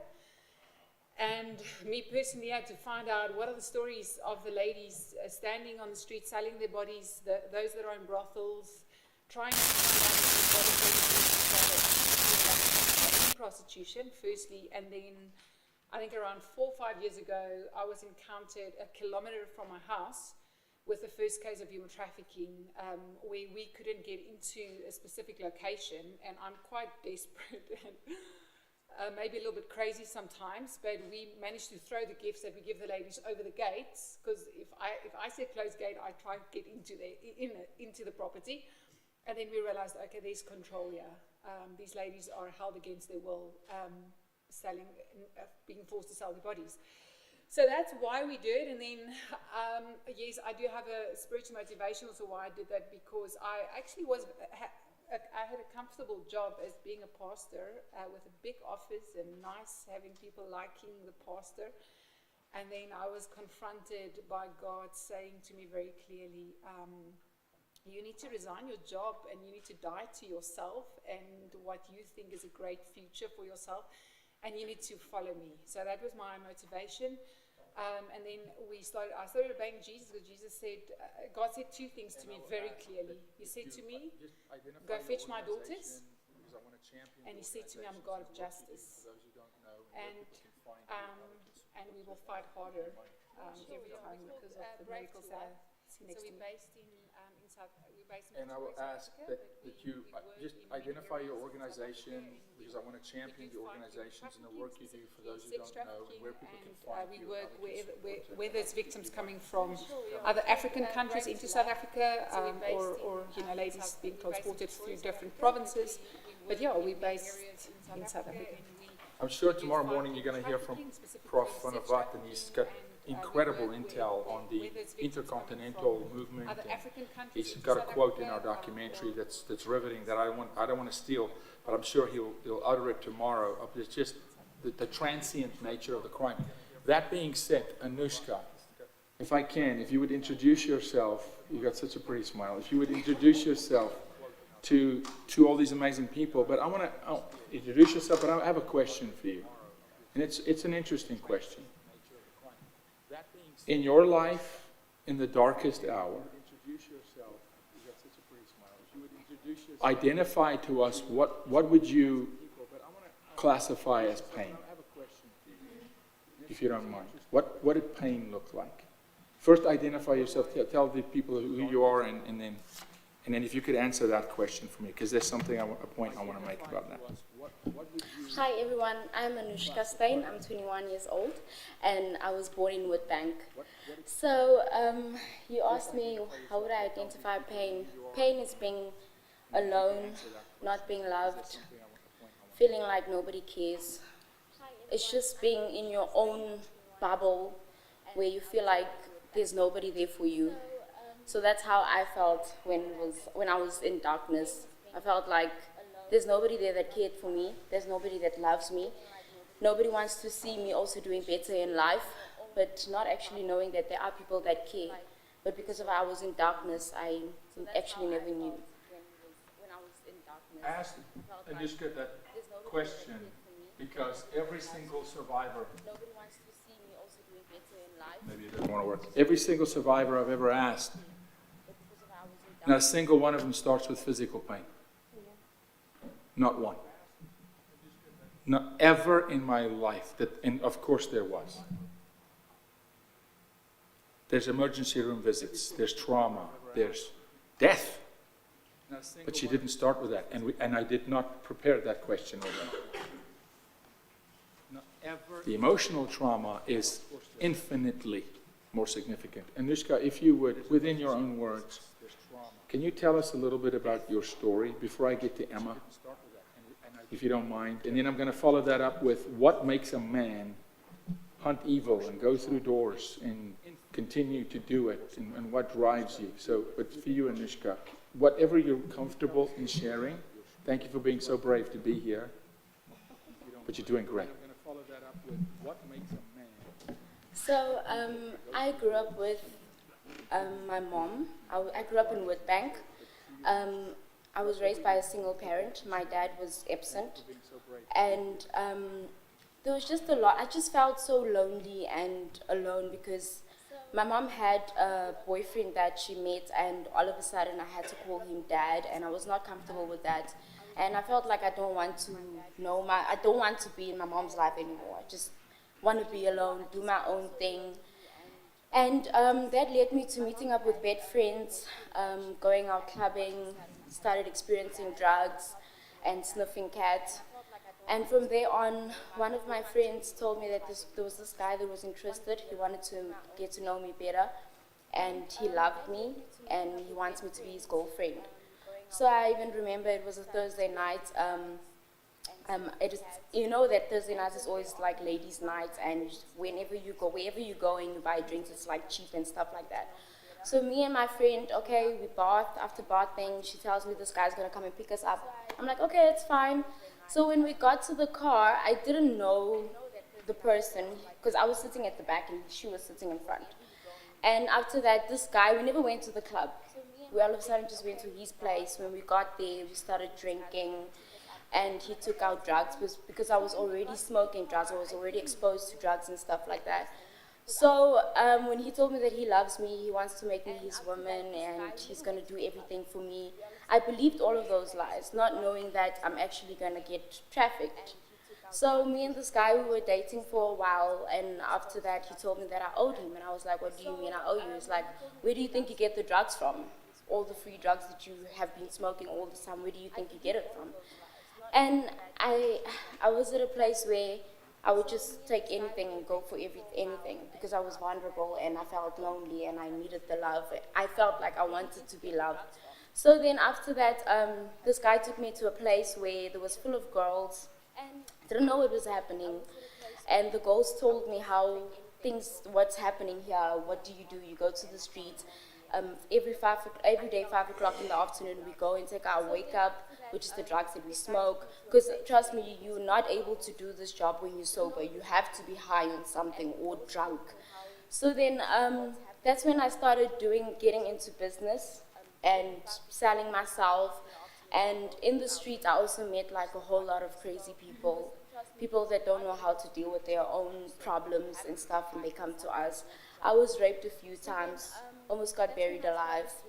And yeah, I was in darkness, and every time when I was sober, I wanted to go home, but I couldn't go home because I was hooked already. I was already like deep into the drugs and stuff. I was raped a few times. I met this other guy also in the street, and because I was smoking crack, I was always high and paranoid. And he told me, no, I have a downer for you. And I asked him, what was the downer? So I started smoking also heroin now. And I was deep into this whole thing. Couldn't go home, and home was like a taxi away. So I couldn't go home. And yeah, there was this night when I was asking myself what's happening. I just heard people running in the yard, guns, there's now police all over. Just after I bought my fix, and I told myself I'm gonna relax and smoke. And yeah, the doors were open, people are throwing bombs and everything. And I didn't know what was happening. I'm like, oh no, I'm going to jail tonight. This is the end for me. I'm not going to see home, I'm going to jail. Then it was Emma and Byron's team, the Brave to Love team. They came, it was actually the Hawks. They were actually looking for this girl called Samantha. And they found me there. And I tried to convince Emma that, Emma, I'm going to go home. Because I tried going home before, and I stayed for 2 weeks. And then I ran away from home, and I went back to the streets. So I tried to convince Emma, no, Emma, I'm going to go home. I've tried getting off drugs and everything, and Emma was like, I'm not leaving you. I was like, please, please, please. Honestly speaking, I was not ready to change. Because the first time I tried to change, the withdrawals were so bad, I just felt like dying. I just didn't want to be normal. I didn't know how it felt to be normal anymore. But I just knew how to smoke drugs and just be high. So I was afraid of change because I was afraid of going through the pain that I felt before. And then Emma was like, no, I'm taking you to a rehab and you're going to get off drugs and you're going to get clean. I was like, okay. They took me, and they put me into the car. We went to this other place in Kalinin, I think. And when we got there, I think it was the safe house. I was there, we were 4 girls. And that's the following day, because of the withdrawals were heavy, Emma came and she took us to the hospital. And after that, I don't know, they gave me this other thing and I just dozed off. And she told me she found me a rehab. And it was like, oh, okay. And she took me to the rehab. When she got me to the rehab, they signed me in. I was there for 3 weeks because the withdrawals were very heavy, and I felt like this is too much for me. Ran away from the rehab. Stupid Anushka ran away to a police station. And when I got there, Emma went looking for me and she found me. I even remember that same night I was looking for a Stompy outside because I was craving for cigarettes. And when Emma came there, she was like, don't worry, we're not going to hurt you. Just get into the car. We're going to get you to another place because you don't want to be in a rehab anymore. And she took me and she asked me, do you want to go back home? I was like, no, I don't want to go to my aunt's place. And when Emma came, do you want to go to your aunt's? I was like, no, I don't want to go to my aunt's. And that same night, the police were going to actually take me to Woodbank. And I just believe this was God's work. Because if I did go back to Woodbank, I wasn't going to be sitting here today. I was going to be in the streets smoking drugs. And then, yeah, Emma took me to another place. And, yeah, I was there for a whole year. I'm clean for 2 years now. And, yeah, I accepted God. I accepted Jesus Christ in my life, and I am saved, and I'm a child of God, and I'm happy to be where I am, and I also just want to be there for other people also, and most of all for kids, because a lot of these things start when you are young, and a lot of people don't know that it starts when you are young, and they just think people just want to go and stand and smoke drugs or sell themselves. So I want to be there for the kids to prevent them to get where I was. So yeah. Anushka, on that note, just and thank you so much, and riveting story. Before I go to Emma, because I'm watching Emma nod, and there's so many similarities, and I promise you, I could sit in Dallas, Texas right now, and there are girls there that if they hear you, they would break down and cry and go, but how is it possible that she is living my life?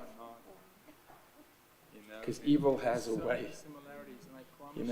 And he wants to convince you that you're alone and no one will understand. Was there ever a time when you bought into that belief system that people won't understand, or the way you looked at yourself as a woman of value?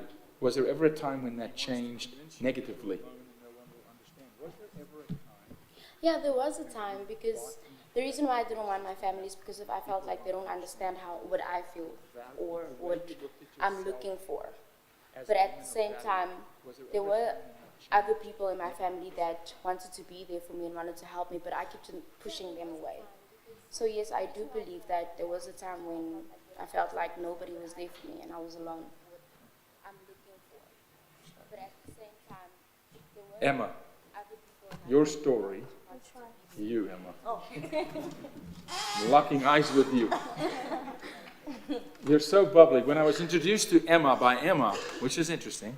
Hey, Yaku, I'm Emma, and the first thing I need to introduce you to Emma, I go, but I thought you just did. But she said, Emma's bubbly. And I see in Anushka a girl that's smiling, and a girl that has an identity in Christ. And so you're so bubbly, yet your story normally does not result in someone being bubbly. Because globally our number is under 2%. And I still say today the best case I've ever seen is my sister, an incredible victory story. But Emma, you're so bubbly. Heavy question, because I think you can handle it. Was there a time when you convinced yourself in the middle of trafficking that it was love? But Emma, you're so bubbly. Yeah, I don't know, it's just that. Hello everyone, my name is Emma Emily Pule, I'm 29 years old. Yes, there was a time I thought that I was loved by my pimp, but I was wrong. Can you just briefly talk to us about a little bit, before I want you to get into your story, Emma. But when we say manipulation, coercion, indoctrination, force, the mental aspect to this, from your account, how much power can a pimp gain, and how much control can a pimp ultimately have over a girl? The mental aspect to this. I can say out of 100%, it is 100%. They control you, My ex-pimp used juju, so he controlled me over juju. I don't know if you guys know what is juju. Moti, he was using rituals, stuff like that. So that's why I was so hooked and in love with him like that. You know, if you would, just tell us a little bit about your story. But with you, and I don't know I'm so glad I don't, because I'm not, these questions are not preempted or loaded. But can we go back, if you don't mind, and just give us a little snapshot quickly of Emma at 5. And I'll tell you why. We've now, through data and research, shown that every single human being in this room formed what we call root lies that you bought into before your 7th birthday. And much of what you struggle with in your life can be tracked back down to things before 7. So at 5, Emma at 5, what was life like? And after you tell us about that, then if whatever you're willing to share about your story, please share. I will start at the age of 4. I grew up in a very dysfunctional family. My dad was not there. I was raised by my mom. At the age of 4, my mom taught me what sex is. She introduced me to sex by sleeping with male clients in front of me. So when I grew up, when I was 7 years old, my mom tried to kill me. So, but by the grace of God, I didn't die. So at the age of 14 years, I started selling myself as a way of living and surviving. And at the age 15, I fell pregnant with my first child. And I didn't have anyone. Then I got miscarriage, 5 months pregnant. And then I continued to live that life of going out, drinking, sleeping around and stuff like that. At the age 17, I met a guy whom I thought loved me. He lured me into sex trade. That's when the control started. I was a doll in the hands of men, being sold to different men, abused, beaten up. But we put up a smile, but behind it there's pain, there's hate, there's rejection, there's guilt, there's shame, and there's fear. And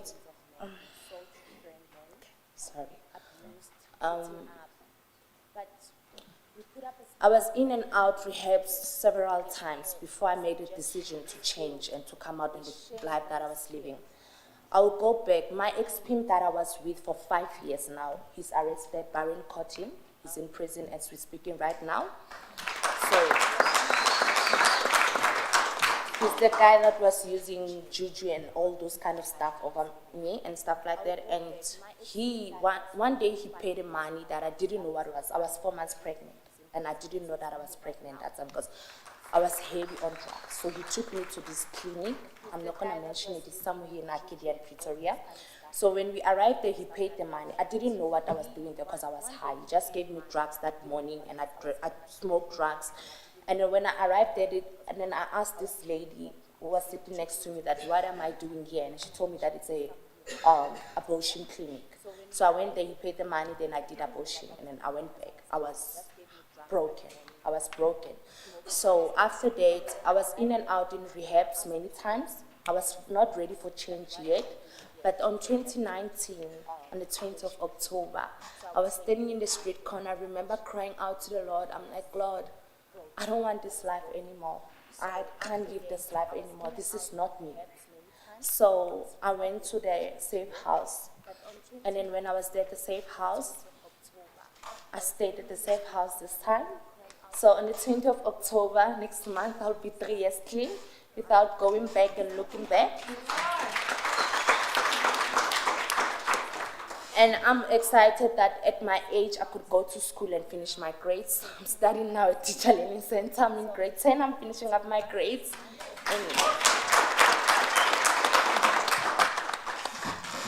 Emma, you are bubbly.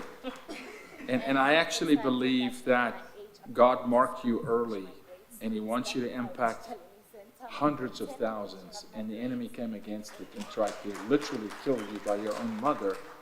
And here you are today, and I believe your voice and Anushka's voice, these voices, and like my sister's voice, will liberate girls.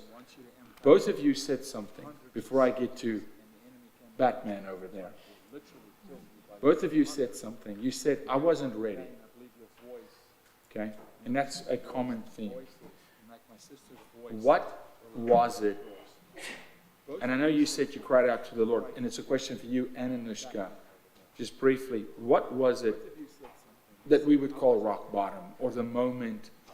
Because my sister, she said she made a decision that morning that if she dies today, that was it, but she was going to fight. And it was her fight that allowed a police officer to hear some women in a hotel room and went through the door and rescued her. So what was it that made you just say, well, today's the day, versus a week before or the previous rehab? If you don't mind sharing, if you know, what was the moment? What led to that? I think for myself, because I grew up, okay, my uncle who raised me up after my mom passed away, I grew up in a Christian home, so I used to go to church and stuff like that. So I knew God at a small age, but that time, because my life didn't turn the way I planned it. So I think the Spirit was calling out deeply inside that, you know what, this is not you. This is not who I chose you to be. This is not who I created you to be. So I believe that moment when I was crying out to the Lord, it wasn't me crying out. It wasn't my flesh crying out. It was my spirit crying out to the Lord that I don't want this life anymore. So I believe this is not who I created you to be. Well, for me, I guess the first time I walked into light, because I was in darkness, when I walked into light, I realized what life actually had for me, what God had for me. There was a lot more than just sitting there, smoking drugs, and having sex with different men. That wasn't life. So when I tasted light, I was like, this is where I'm going, this is what I want, and this is where God wants me to be. And I'm going to fight no matter what. Yeah. And I'm going to ask Emma a question. From a sex trafficking victim's experience. Remember, she was, this lady, Ruth, was trafficking to the sex trade at the, trafficking to the sex trade at the age of 16. But like countless other women, she was given what they call goodie bags. It's people, outreach group, lobby groups going out to these women on the street, giving them lubricants, giving them condoms, giving them something to eat, maybe chocolates, and overlooking the fact that these women are under third-party control, drug addicted, and clearly being trafficked. And this is her question, her answer to my question that I posed to her. I'm asking, were you ever able to run away? Remember, she went into this at the age of 16. And I think her response is representative of so many women out there still that entered the sex trade as children or was still in the sex trade and maybe entered as adults. And this is basically what she says. I asked her, were you ever able to run away? And she says, yes, but the fear and the fear to change. It was not only the fear of the traffickers, it was the fear of me changing that life that I've already living, because I was scared that if I run away, what's going to happen to me? Where am I? What am I going to do? I started drugs when I was 16. I'm not qualified for anything. Will I ever get a job? A lot of things come into your mind. Then you rather let me stick to this life that I know, that I'm used to, even if I die. So I realized that the most of us, we were scared to change into a life because of fear of change, because I'm so comfortable into me getting up 5 o'clock in the morning, taking my bath, and the traffickers say, there's your wake up. I smoke it and I stand in the street, and I know I will make money the whole night. Daytime, I sleep. So I'm also used to that. So what am I going to do? Just to conclude, she says, the other thing that gets into your brain, that once you're hooked on drugs, you'll never stop. And that thing also haunts you. How am I going to survive with these things? I mean, if you don't smoke for 2 days, your whole body, you can feel it. You get sore, you get cramps. It's a very hard thing to fight. So all these things that come into your mind, they are built in, and you realize, I'd rather stay. And I think this little vignette of an experience of Ruth, who was trafficking to the sex trade at the age of 16, and she exited at the age of 23, told stories of countless women who were there under the very, very same circumstances. And I think what we need to realize when we talk about full decrim is its consequences for the fabric of South African society is going to be immense. We've been warned by the Law Reform Commission. We've just seen now what's happening in our court cases with sex trafficking, an enormous undercount of undocumented children from Mozambique, Lesotho, coming into South Africa's sex trade, the impunity with which people are buying sex, police not arresting sex buyers, and we need to come to terms with the fact that if these laws are removed, I'm speaking specifically about brothel keepings being made legal or unregulated and sex buying, meaning Section 11 and 17 of the Sexual Offences Act, being removed, the Law Reform Commission refers to a cultural shift that will make women and children more expendable than they are at present. So I'm going to leave it there. It's just a conversation opener, and I'm going to call up Liesel Pretorius, who is not here at the moment. She's got a pre-recorded video, and then we will go into a video.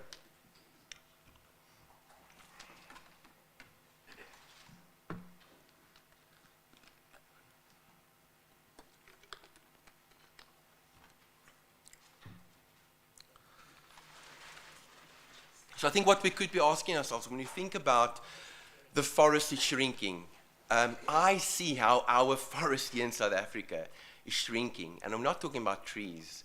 I'm talking about women, children, dignity, safety, purpose. It's shrinking. And unfortunately, we have a big problem with even people in the sex trade, prostitution, policymakers and politicians, which are effectively being misled by bad research and just unsubstantiated lack of evidence claim about this benign sex trade. And what we are seeing internationally is what groups are doing further in full decorum is you have to create this idea of a benign, liberating sex trade to hold up your arguments to fully decriminalize it. And we're seeing, final point, how the veneer of the New Zealand model is beginning to show, and it will continue to show itself in the years to come. Okay, so over to Liesel's presentation.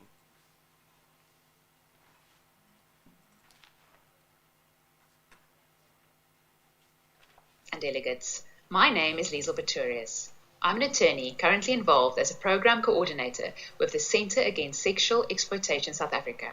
Today we will discuss the legal status of prostitution and its implications for pornography, prostitution, and sex trafficking. From a law and policy reform perspective, we will examine the concept sexual exploitation and its relationship to the concepts abuse of vulnerability and violation of human rights. We will also discuss 3 different forms of sexual exploitation, namely prostitution, pornography, and sex trafficking. We will also reflect on how our understanding of these concepts and their interplay should guide law and policy reform decisions that ultimately promote and protect human dignity and effectively prevent and respond to all forms of sexual exploitation. What is sexual exploitation when seen from a legal perspective? South African statutory criminal law does not provide a definition for either exploitation or sexual exploitation. A legal definition is what the law regards something to be, and of course it is important that the law reflects reality. Since there is no legal definition, for the purposes of our discussion, we'll be making use of a working definition, and our working definition is as follows. Sexual exploitation occurs when a person takes part in a sexual activity in exchange for something, some benefit, from another person or even the person themselves. The implication is, if there was no benefit to it, the sexual activity would not take place. So vulnerability is taken from South African anti-trafficking legislation. It is any abuse that leads a person to believe that he or she has no reasonable alternative but to submit to exploitation, and includes but is not limited to taking advantage of the vulnerabilities of that person resulting from certain circumstances such as being undocumented, being pregnant, having a disability, being addicted to a dependence-producing substance, being a child, or even socioeconomic circumstances. It is important to recognize the connection between abuse of vulnerability and sexual exploitation. Are the vulnerable not more and most likely to be sexually exploited, such as undocumented persons, young persons, persons with disabilities, and the socioeconomically marginalized? Vulnerability is a major risk factor for sexual exploitation. South African law recognizes that sexual exploitation is a human rights violation. Our constitution values human dignity, and that includes the fundamental dignity of the human body. In its landmark judgment of State v. Jordan, the Constitutional Court held that sexual exploitation, in other words, the commodification of human beings and human bodies, is incompatible with the value of human dignity. While the Jordan judgment concerns prostitution, its findings can be applied to all forms of sexual exploitation. An important insight to be gleaned from the Jordan judgment is that any form of sexual exploitation inherently and invariably diminishes the human dignity of the persons involved, irrespective of the legal status of the form of sexual exploitation. These concepts are relevant to our discussion on prostitution law reform, because law reform is only necessary when, firstly, current laws are unconstitutional, meaning that they violate human rights, and or secondly, if there are policy considerations that militate very strongly in favor of law reform. To answer the first question, we will start by looking at international human rights law. The United Nations Convention for the Suppression of the Traffic in Persons and of the Exploitation of the Prostitution of Others reads as follows: the evil of the traffic in persons for the purpose of prostitution is incompatible with the dignity and worth of the human person, and endangers the welfare of the individual, the family, and community. The UN Convention on the Elimination of All Forms of Discrimination Against Women requires state parties to take all appropriate measures, including legislation, to suppress all forms of traffic in women and exploitation of prostitution of women. Similarly, the Palermo Protocol requires state parties to take effective action to prevent and combat trafficking of persons, especially of women and children. The South African Constitution entrenches certain fundamental rights. South Africa is a democratic society based on human dignity, the achievement of equality, and the advancement of human rights and freedoms. From a public policy perspective, we must consider sound research evidence about the phenomenon of prostitution and also the socioeconomic impact of any policy option being considered. The values of participatory democracy require that broad public consultations be held. Essentially, there are three prostitution regime options. Firstly, full criminalization, with or without aversion. Secondly, partial decriminalization, also known as the Nordic or equality model. And thirdly, legalization with regulation and or decriminalization. We will now explore the connection between prostitution, pornography, and sex trafficking, and how these are forms of sexual exploitation, abuses of vulnerability, and violations of human rights. Prostitution. South African law does not define prostitute, and it does not criminalize being a prostitute. It criminalizes the supply of acts of prostitution and the demand for acts of prostitution. Because we don't have legal definitions, we will again be making use of working definitions. Prostitution can be defined as buying and selling of sexual acts and related activities. A person in prostitution can be defined as an adult person, in other words, 18 years or older, who voluntarily offers or provides sexual services for financial or other reward, favor, or compensation, irrespective of whether the sexual act occurs or not. To determine whether prostitution is inherently harmful, we need to consider the research evidence. There is very strong evidence that the harms of prostitution are intrinsic to prostitution. What this means is that the harms of prostitution originate and exist wherever prostitution is practiced. What are these harms? They include extreme risk of physical violence, racism, sexism, and class prejudice, social stigma and isolation, and indirect sexual coercion, especially for the socioeconomically marginalized and vulnerable. Prostitution is also closely associated with sex trafficking, severe health consequences, substance abuse, and other criminal activities. Prostitution is the commodification of human sexuality for the purposes of commercial exploitation. By its very nature, it is sexual exploitation and a violation of human rights, particularly the right to human dignity. The sexuality of a person in prostitution is not protected, their individuality and personhood not truly recognized. They are used as objects for the sexual stimulation and gratification of others. Prostitution cannot be disconnected from its inherent harms, neither can it be disconnected from the vulnerable socioeconomic circumstances from which it originates. Prostitution is a violation of human rights. It is the commodification of the human body and sexuality. It is a form of sexual exploitation. In the Jordan judgment, the Constitutional Court held that our Constitution values human dignity, which inheres in various aspects of what it means to be a human being. One of these aspects is the fundamental dignity of the human body, which is not simply organic. Neither is it something to be commodified. Our Constitution requires that it be respected.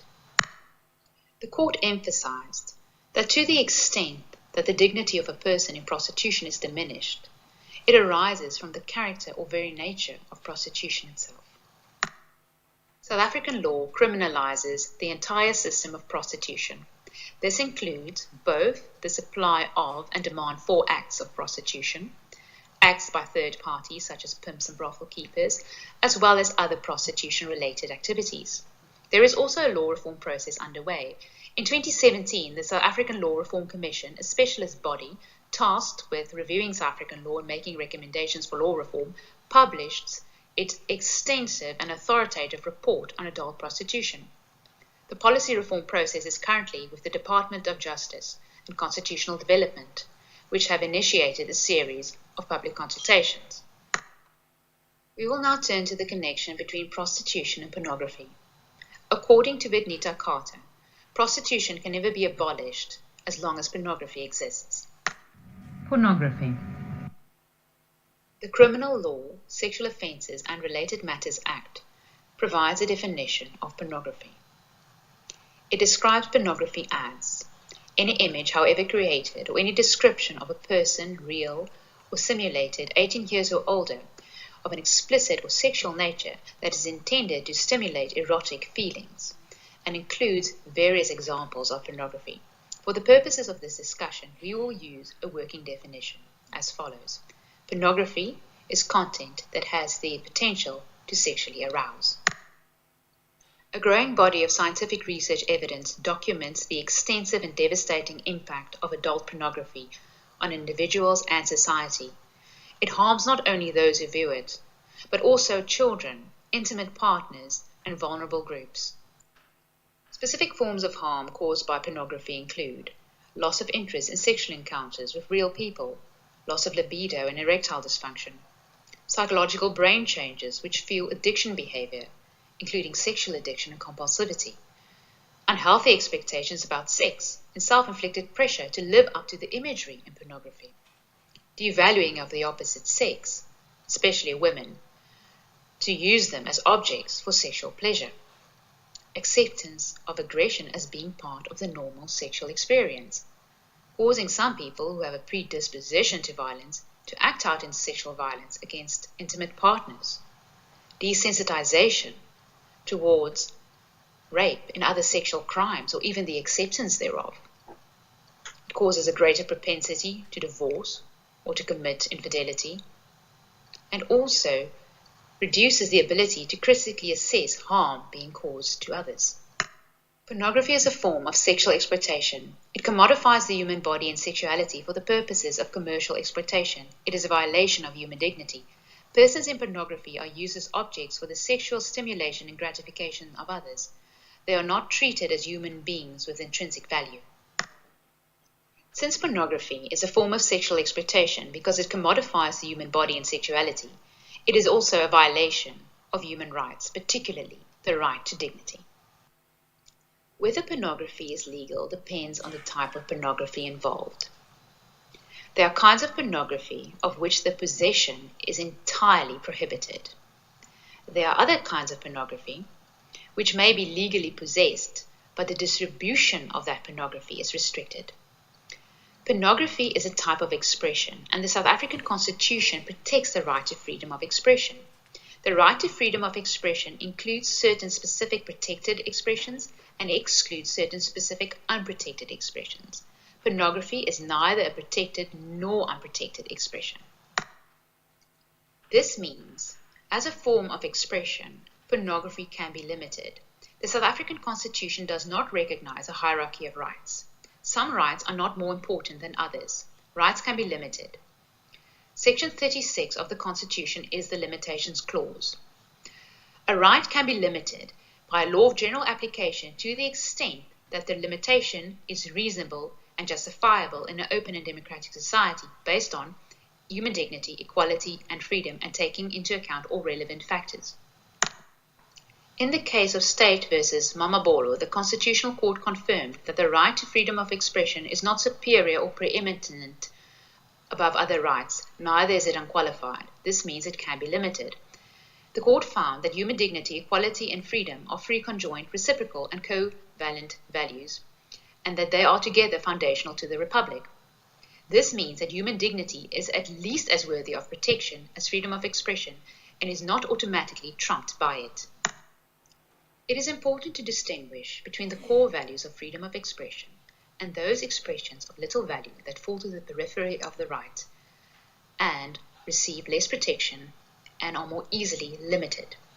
In De Reek versus Director of Public Prosecutions, the Constitutional Court held, pornography does not implicate the core values of freedom of expression. It is for the most part an expression of very little value.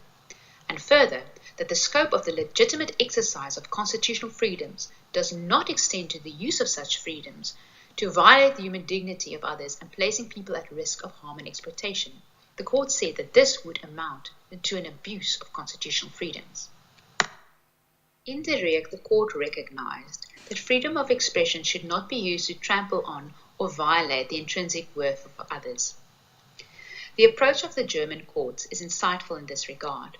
Ultimately, they are concerned with human dignity, or in German, Menschenwürde. If material presents characters truly as human beings with value in and of themselves, the sexual explicitness in that material is acceptable because sex forms a natural part of life. However, if material basically employs characters only as objects for other purposes, most notably for sexual stimulation, then the material is not acceptable because it treats the characters not as humans, but as objects, denying them their human individuality and personhood.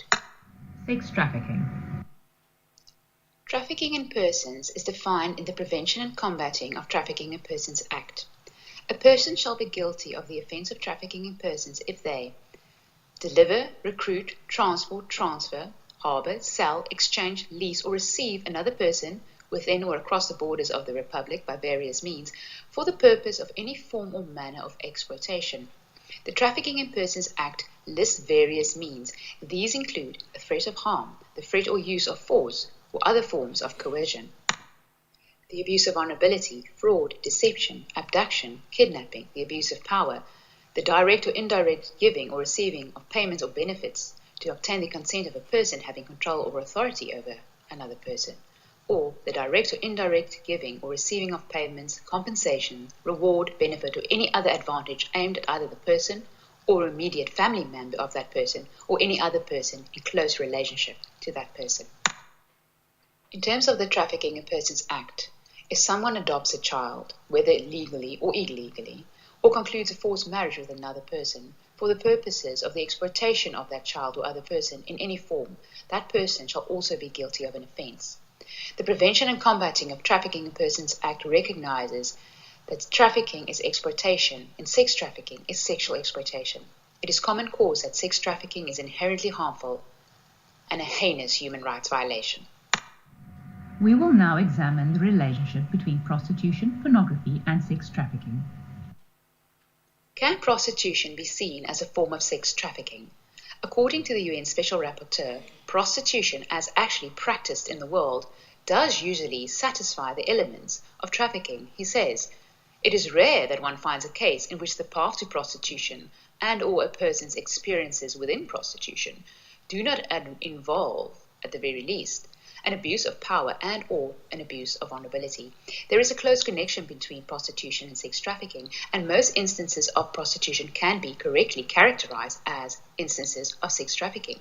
It is no wonder that Dr. Max Waltman says, any effective approach against sex trafficking must also reduce prostitution and the demand for it. Can pornography be seen as a form of prostitution? According to Dr. Melissa Farley, 49% of women in prostitution have pornography made of their sexual exploitation. Pornographers can be regarded as specialty pimps that use pornography to advertise prostitution and traffic women.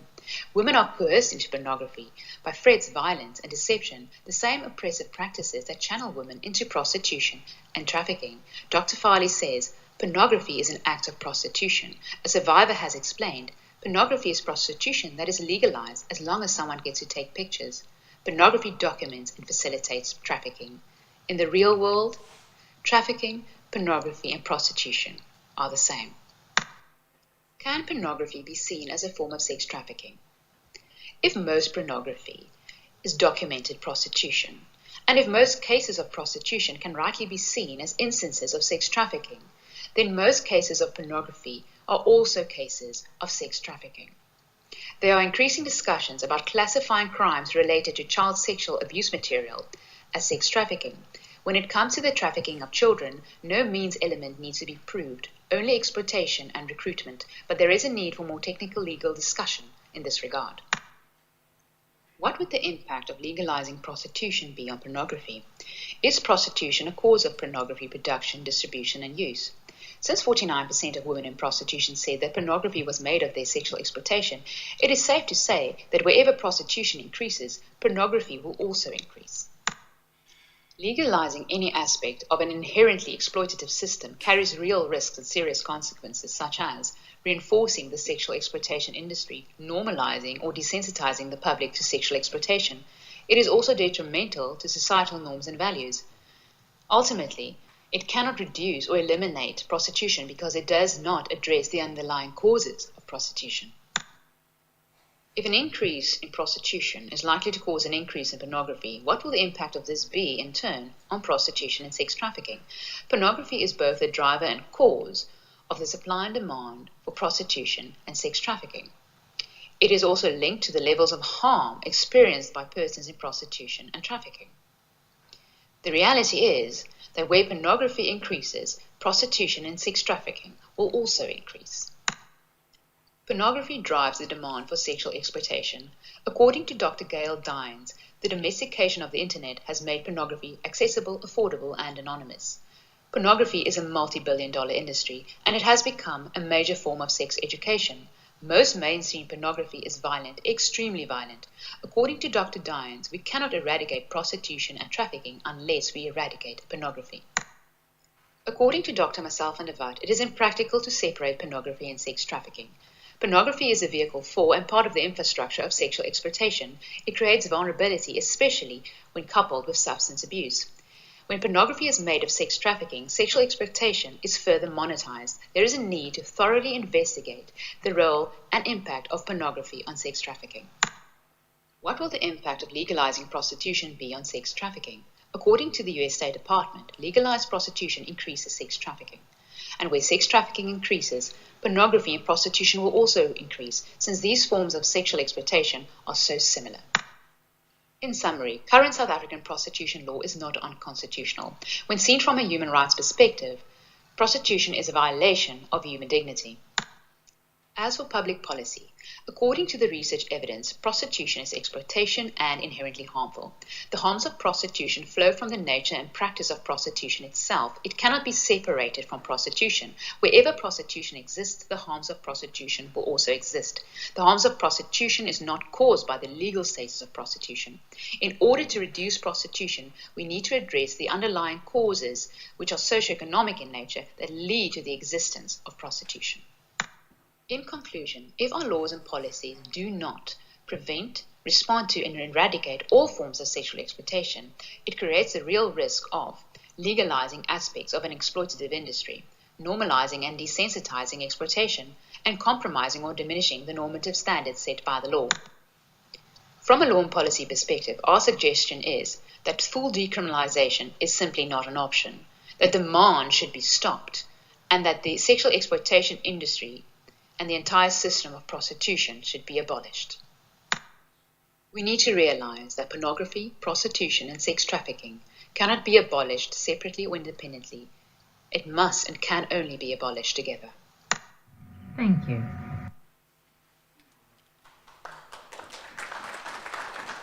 Thank you, Liesel in absentia. So next we will have a very dear friend and survivor leader here in South Africa, not just in South Africa, globally, Mickey Meji. Mickey, we're really looking forward to your contribution. I'm just going to remove my computer here. Will I be able to read from this computer? Yeah, sure.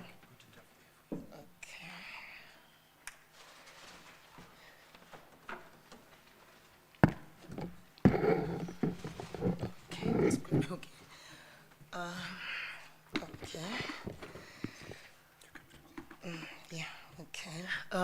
Good afternoon, everybody, and thank you for having me here.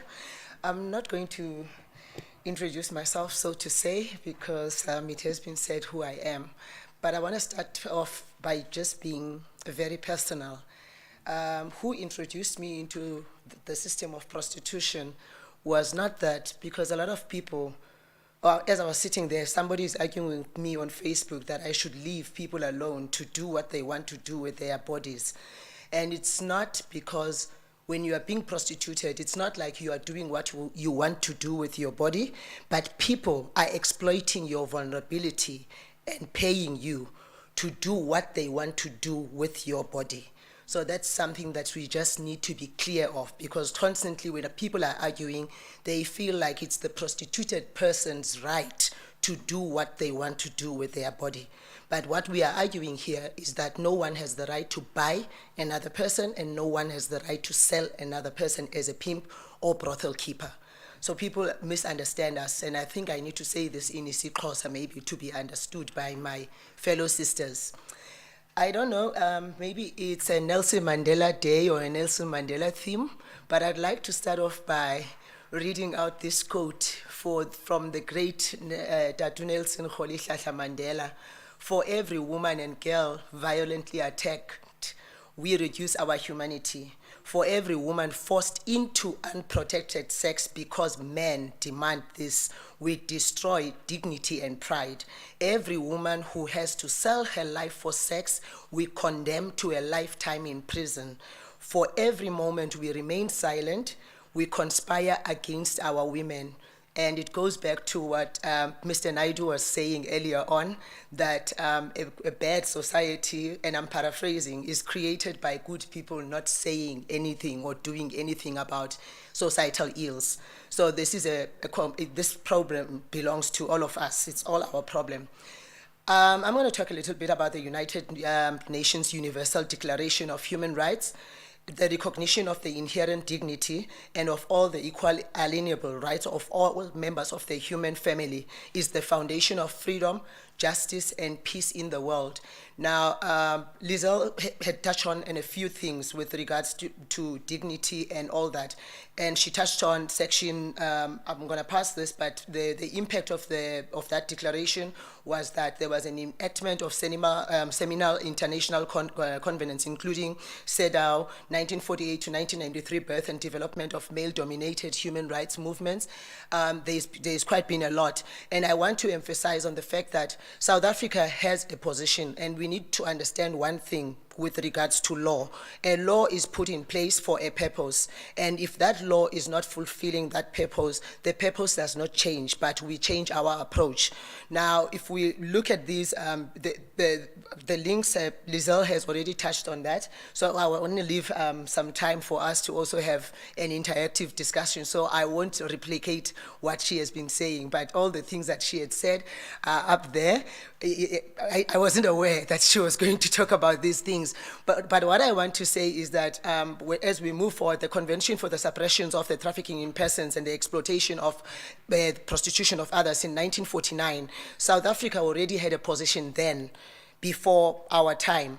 That convent was ratified by South Africa, and immediately, 8 years after this, or 9 years after this, 8 years, 1957, South Africa acted on what they had already committed on doing by criminalizing the selling of sexual acts in South Africa. So look at Sexual Offences Act of 1957. But when that did not work out in 2007, we then had another amendment to ensure, and we didn't move towards, just saying, let's decriminalize people, let's allow people to do what they like, because still, this country has a position, a ratification that they have an obligation to fulfill, because they have signed up to those things and they need to be held accountable. Or maybe I should say we as a country. And so this is the 1949 conventions. The parties to the present convention further agree to punish any person who keeps or manages or knowingly finances or takes part in the financing of a brothel, knowingly lets or rents a building or other place for any part thereof for the purpose of the prostitution of others. And this is specifically just targeted, it's the abolition position, it's targeted at people who are pimping and keeping brothels. It says nothing about the person that is being prostituted here. The target of this law is to punish those who are actually exploiting others' vulnerabilities. And so out of the convention that was there, only 82 countries ratified that convention, including South Africa. But it would be interesting enough to note the countries that actually did not ratify that convention. And amongst them are Australia, Germany, the Netherlands, New Zealand, Greece, and Turkey. They refused to sign this. And already it's telling you that these countries have had a position back in 1949. And look at their status today, their legal status. Australia, in some states, prostitution is legalized. In some states, there is one state where it's fully decriminalized, and everything in that country is moving towards legalizing or decriminalizing prostitution. Likewise, Germany and the Netherlands. And then we look at New Zealand, which Dr. Van der Walt mentioned earlier on, whom it's supposed to be fully decriminalized. But it doesn't look like it. It didn't look like it when I was there in 2011, and this was 8 years after they implemented that law. So among the countries, the 82, Argentina, Belgium, Brazil, France, and South Africa, and you can see again the trend. France already had a position. The law that they adopted and implemented in 2017, which is the best form of the abolitionist model or the equality model, I would like to bring it home and call it the Sankara equality model. And this is because the great Thomas Sankara had a position, and this is what he had been pushing for even before I was exposed to the system of prostitution. Then again, the Palermo Protocol requires state parties to take measures to elevate the factors that make persons, especially women and children, vulnerable to trafficking. So I think it was also Lizelle that was mentioning, or it was Dr. Van der Walt who said, you cannot substitute, or you cannot say because there is poverty, just allow people to be vulnerable to certain things. States must do something to ensure that we all live equally, or we all are able to make choices. And this word choice interests me in some way, because when people talk about people choosing prostitution, it's like there were many choices. There was a long list of a menu. You could have been a doctor or anything, but you still chose prostitution, which is not the case. It wasn't the case for me. It wasn't the case for many women that I stood with for 9 years in the streets of Fort Tracker Road. It's still not the choice of many women that I work with today. So I don't know where this choice comes from.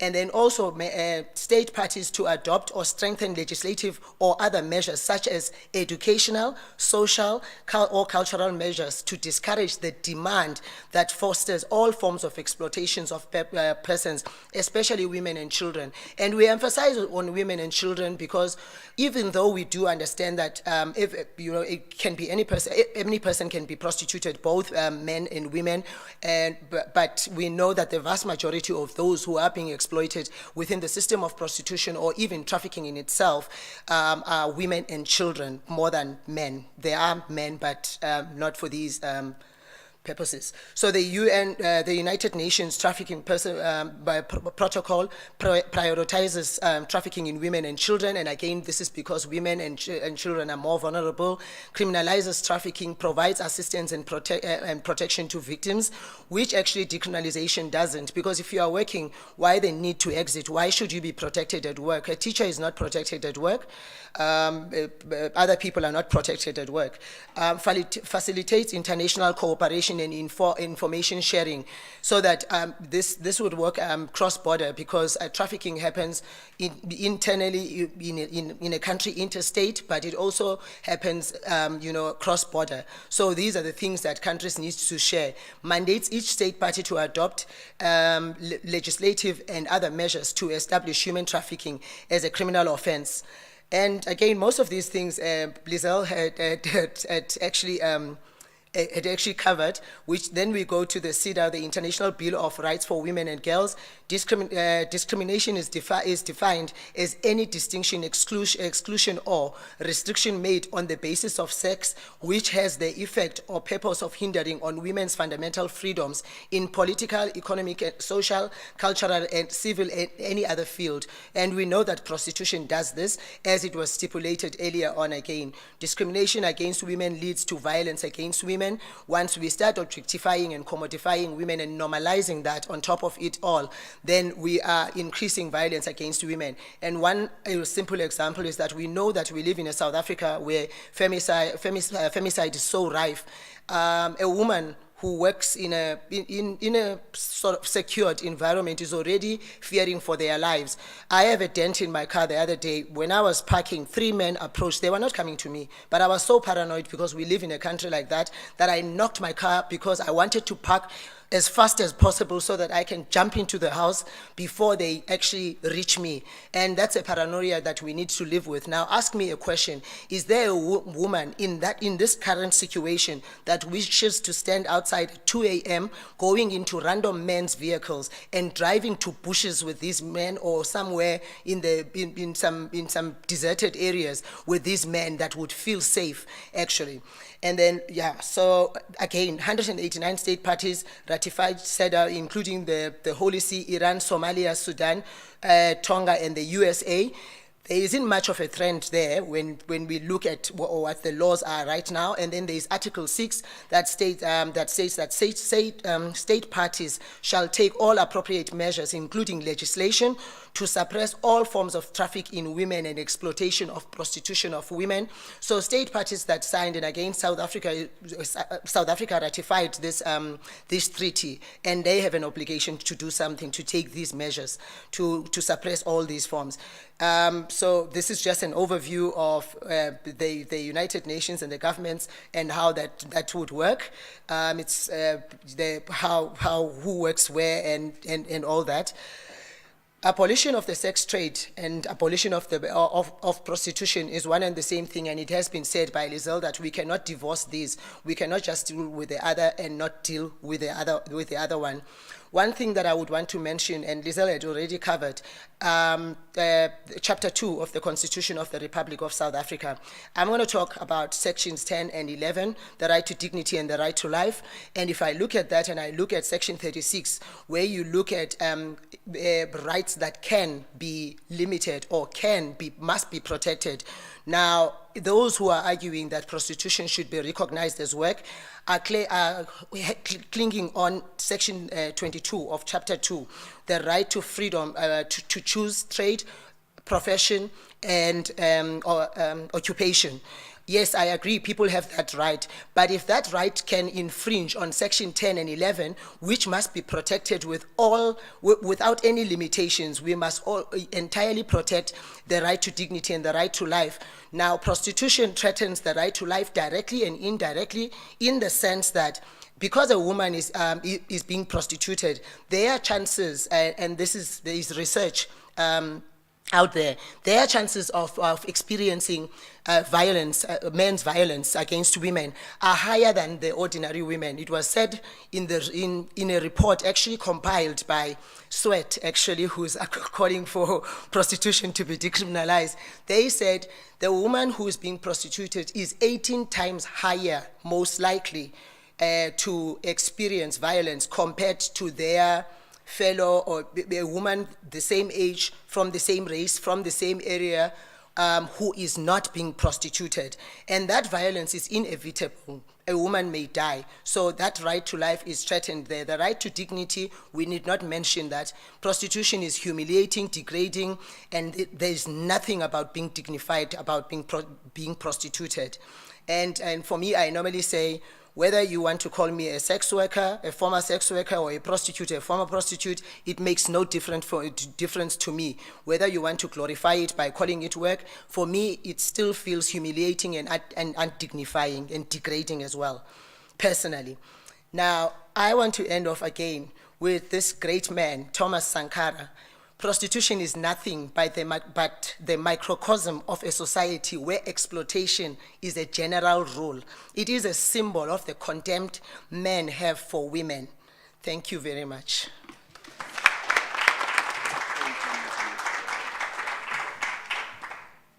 Mickey, thank you. And just, sharing your own lived experiences all over the world and just, just the authority and the inside perspective that you have on this and just overlaying that with this legal knowledge.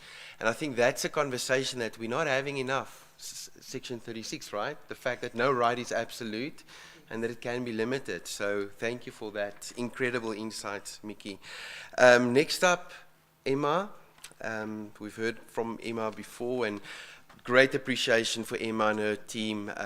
Emma, it's all over to you.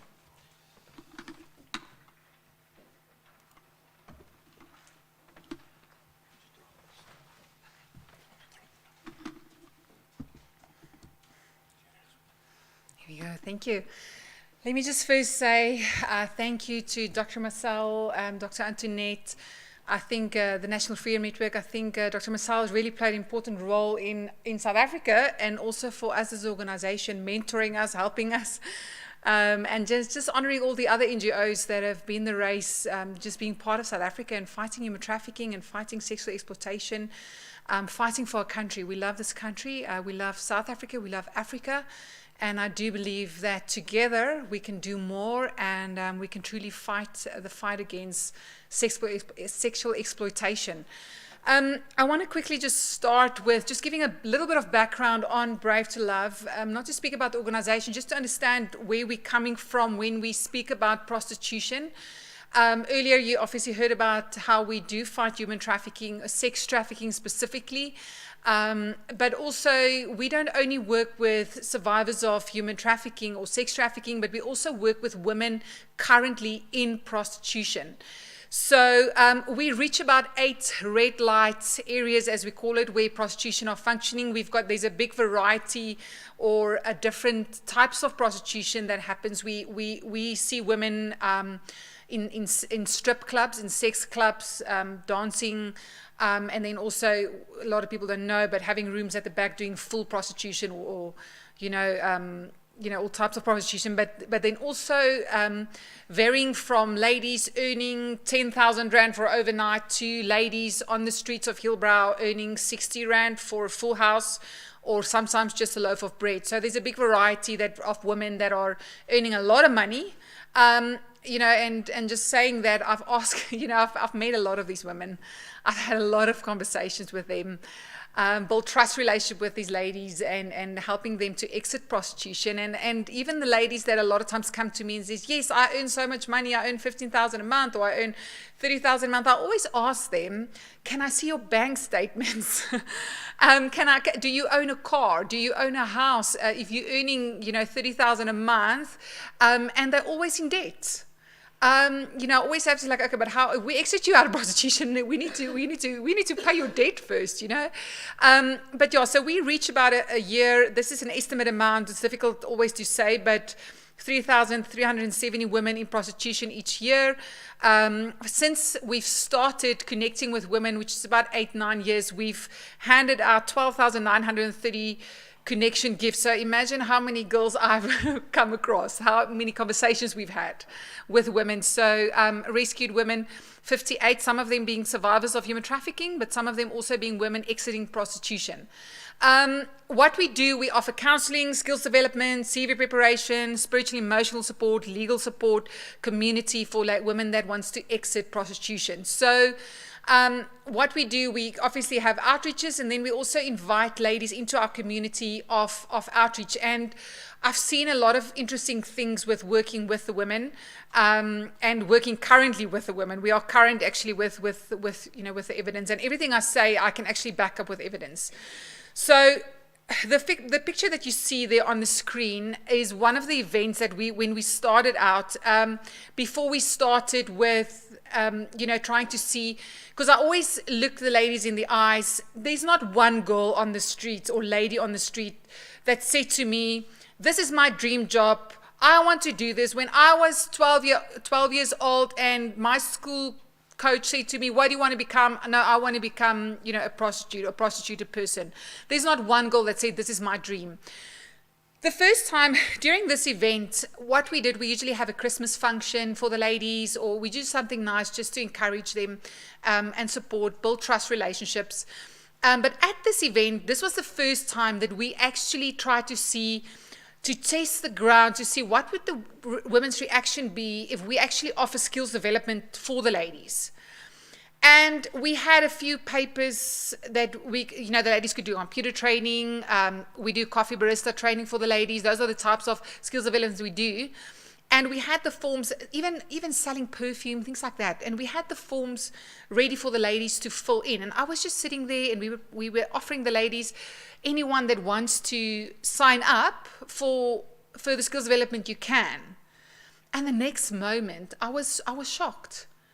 All the ladies streamed to these stations where they can sign up. There wasn't space.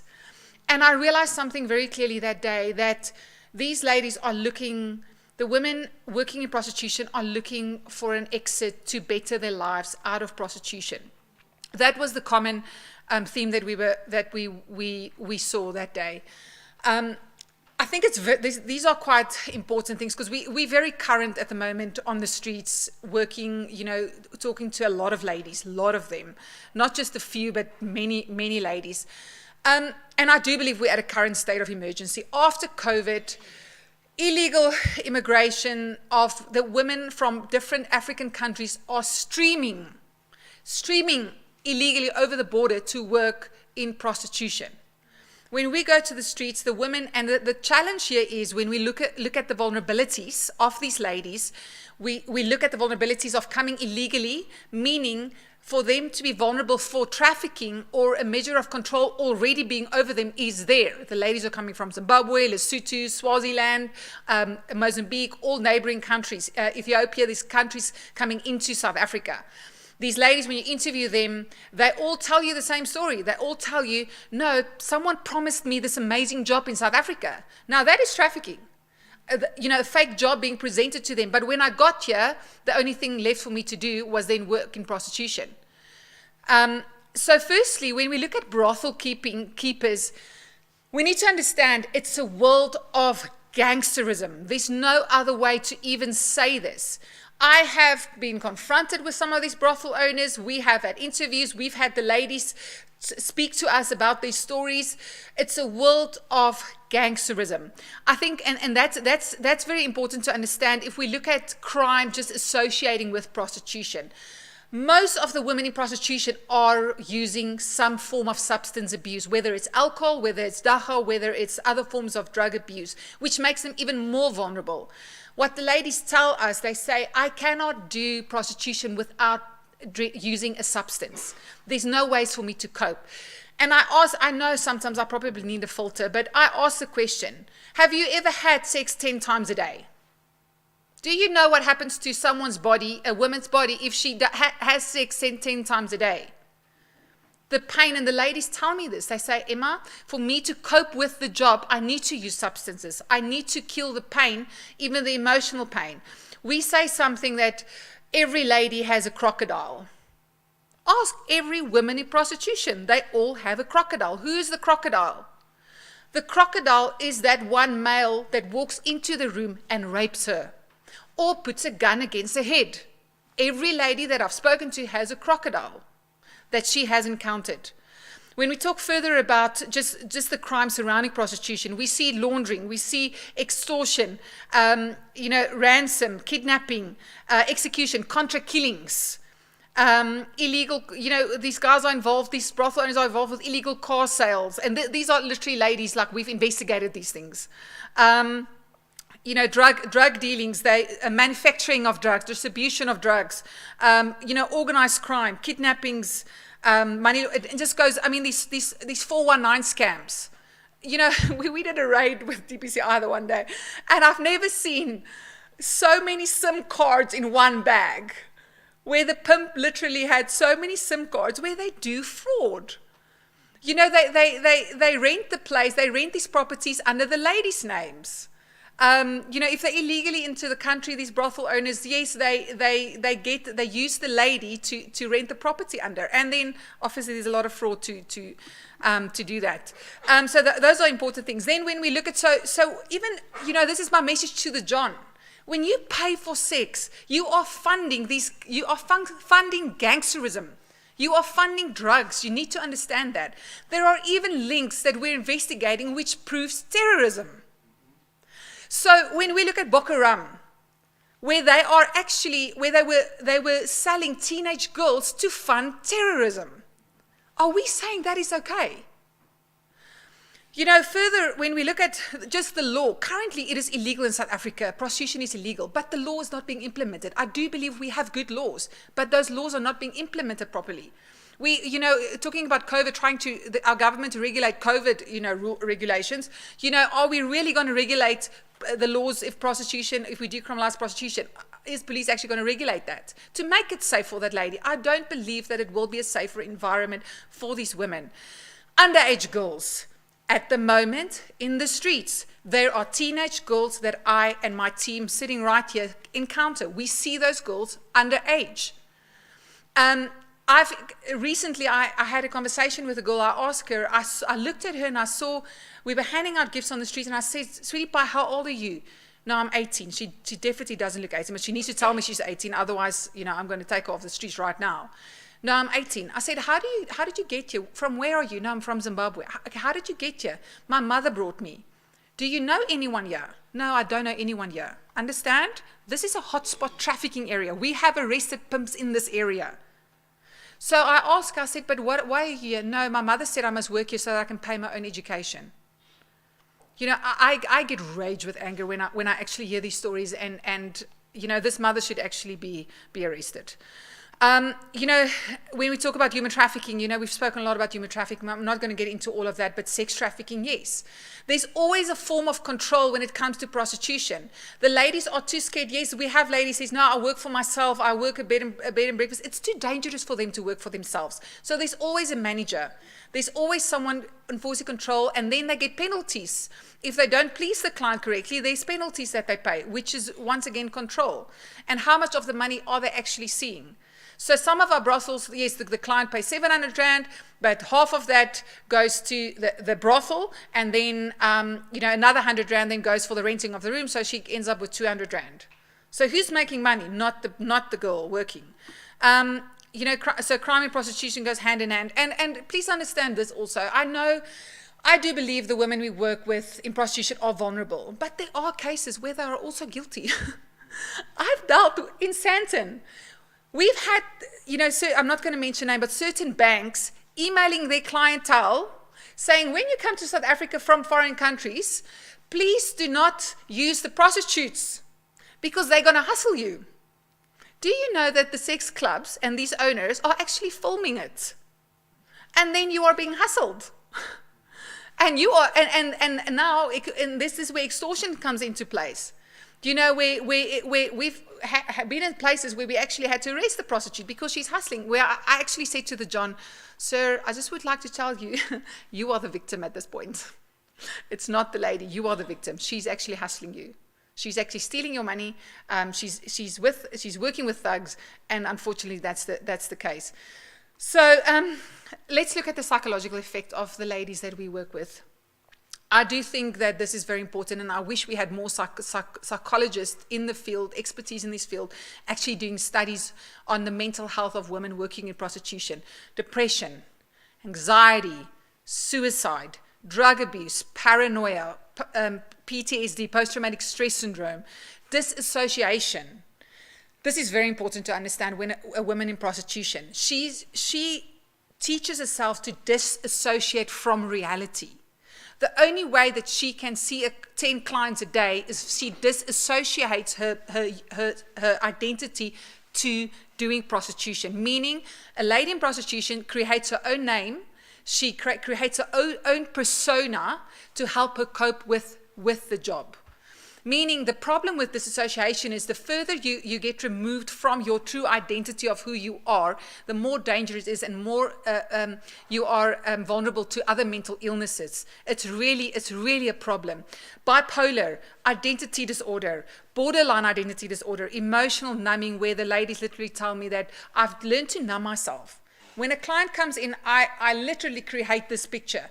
That is so unhealthy and unnatural for any human being to do, to sustain that. How long can she really sustain that? I have ladies, when you talk about sustainability of prostitution, I've got ladies that now when they're 40 years old, their bodies are sick. They have HIV, AIDS, herpes, STDs. That's what's the physical effect on their bodies. They cannot find work. We are helping ladies with certain job opportunities to be entrepreneurial, to actually cope just with, so that they don't end up, somewhere in a flat, without food. We're actually doing relief work for some of these ladies, hyper alertness. So these are the physical things that we see in the women, and this is really just out of our experience, because some of the ladies, I do actually take them to the gynecologist, support them medically, STD, sexual violence, rape, physical violence, introduction to drugs, alcohol abuse, HIV, AIDS, insomnia, death, gynecological problems, physical injuries, normalized violence. I wish my whole being is so filled with so many stories of how the ladies will tell me, how they've had guns against their heads, how they've had to jump out of cars, where clients will pick them up and for the joke of it start speeding, where they'll have to just jump out of the car for survival and break their bones. Those are common stories. It's common stories. Legalizing prostitution is not stopping that. It's not going to stop the abuse of clients. This is interesting. I think it's very important to understand. I understand human trafficking or sex trafficking. I understand that the women that become victims of human trafficking have got these vulnerabilities that cause them to become victims of trafficking. Those same vulnerabilities I see as evidence in women working in prostitution. Poverty, lack of education, economic climate, sexual abuse as minors. Most of the girls I work with have been sexually abused as little girls. Broken family structures, illegal immigrants, financial debt, mental and physical disabilities, drug dependency, a lot of times control of a boyfriend or lovers. Please understand that we have husbands dropping their wives off in the streets to work in prostitution or at the clubs. So I want to end off with this, and I have permission to share her story. Obviously, on the one photo there, you'll see one of our survivors being here. I asked her if I can use that photo. That's Emma. But on the other side, the really skinny girl, she always convinces me, no, I'm just skinny. I said, no, you sure it's not from the drugs? No, she's just skinny. Her name is Mbali. We've rescued her a few times.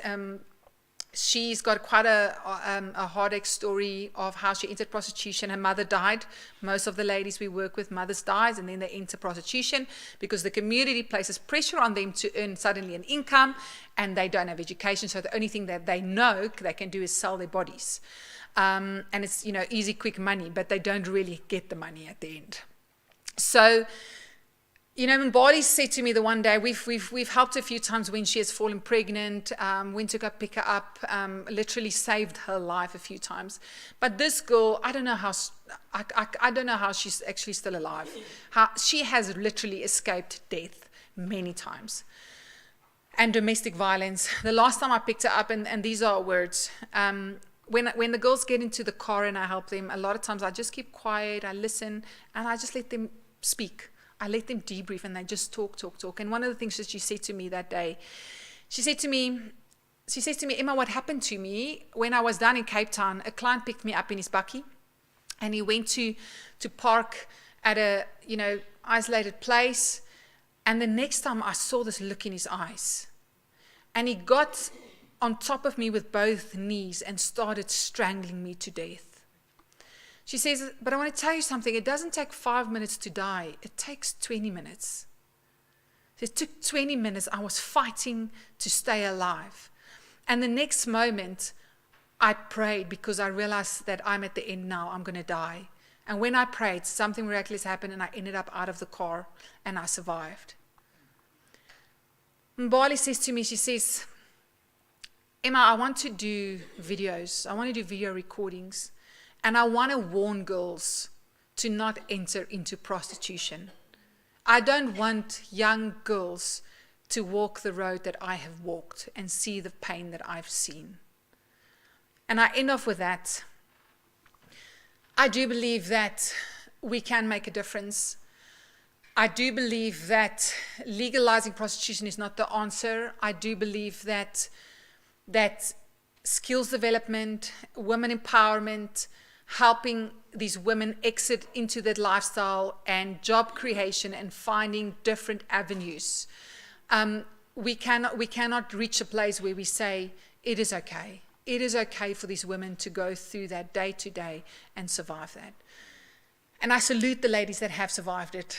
And I honor you, and I know that there's always change and a future that is ahead. Thank you.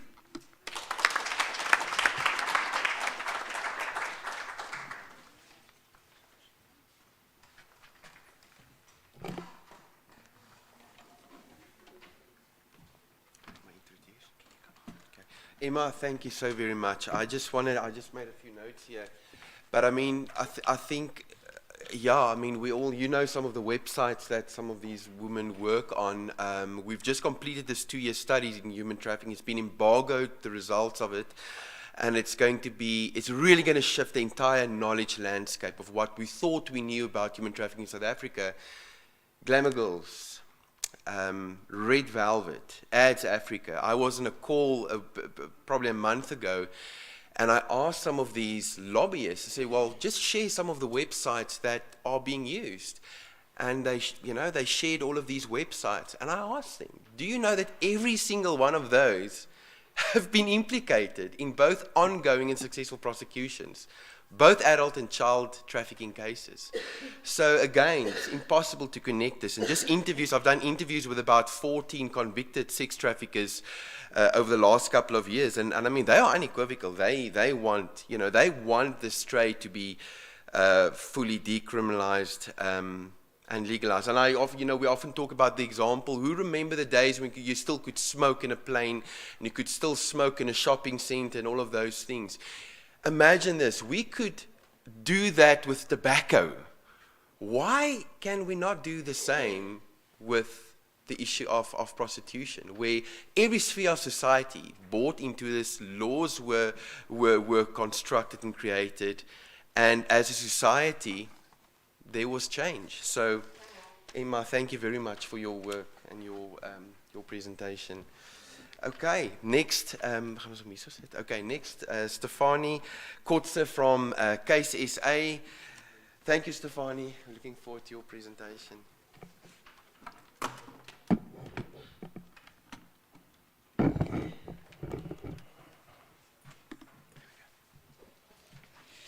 Good afternoon, everyone. I think after hearing all of that, all of the testimonies, all of the stories, all of the realities, and the whole legal framework between all these three things, I'm going to look at whether, there is a reason focusing on human rights and public policy to reform prostitution laws in South Africa, but this is obviously also applicable to the rest of Africa.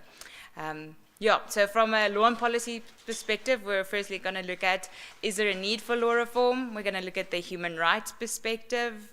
Is fully criminalizing the system of prostitution constitutional? Then we're going to look at the public policy perspective. What public policy considerations would justify decriminalizing prostitution?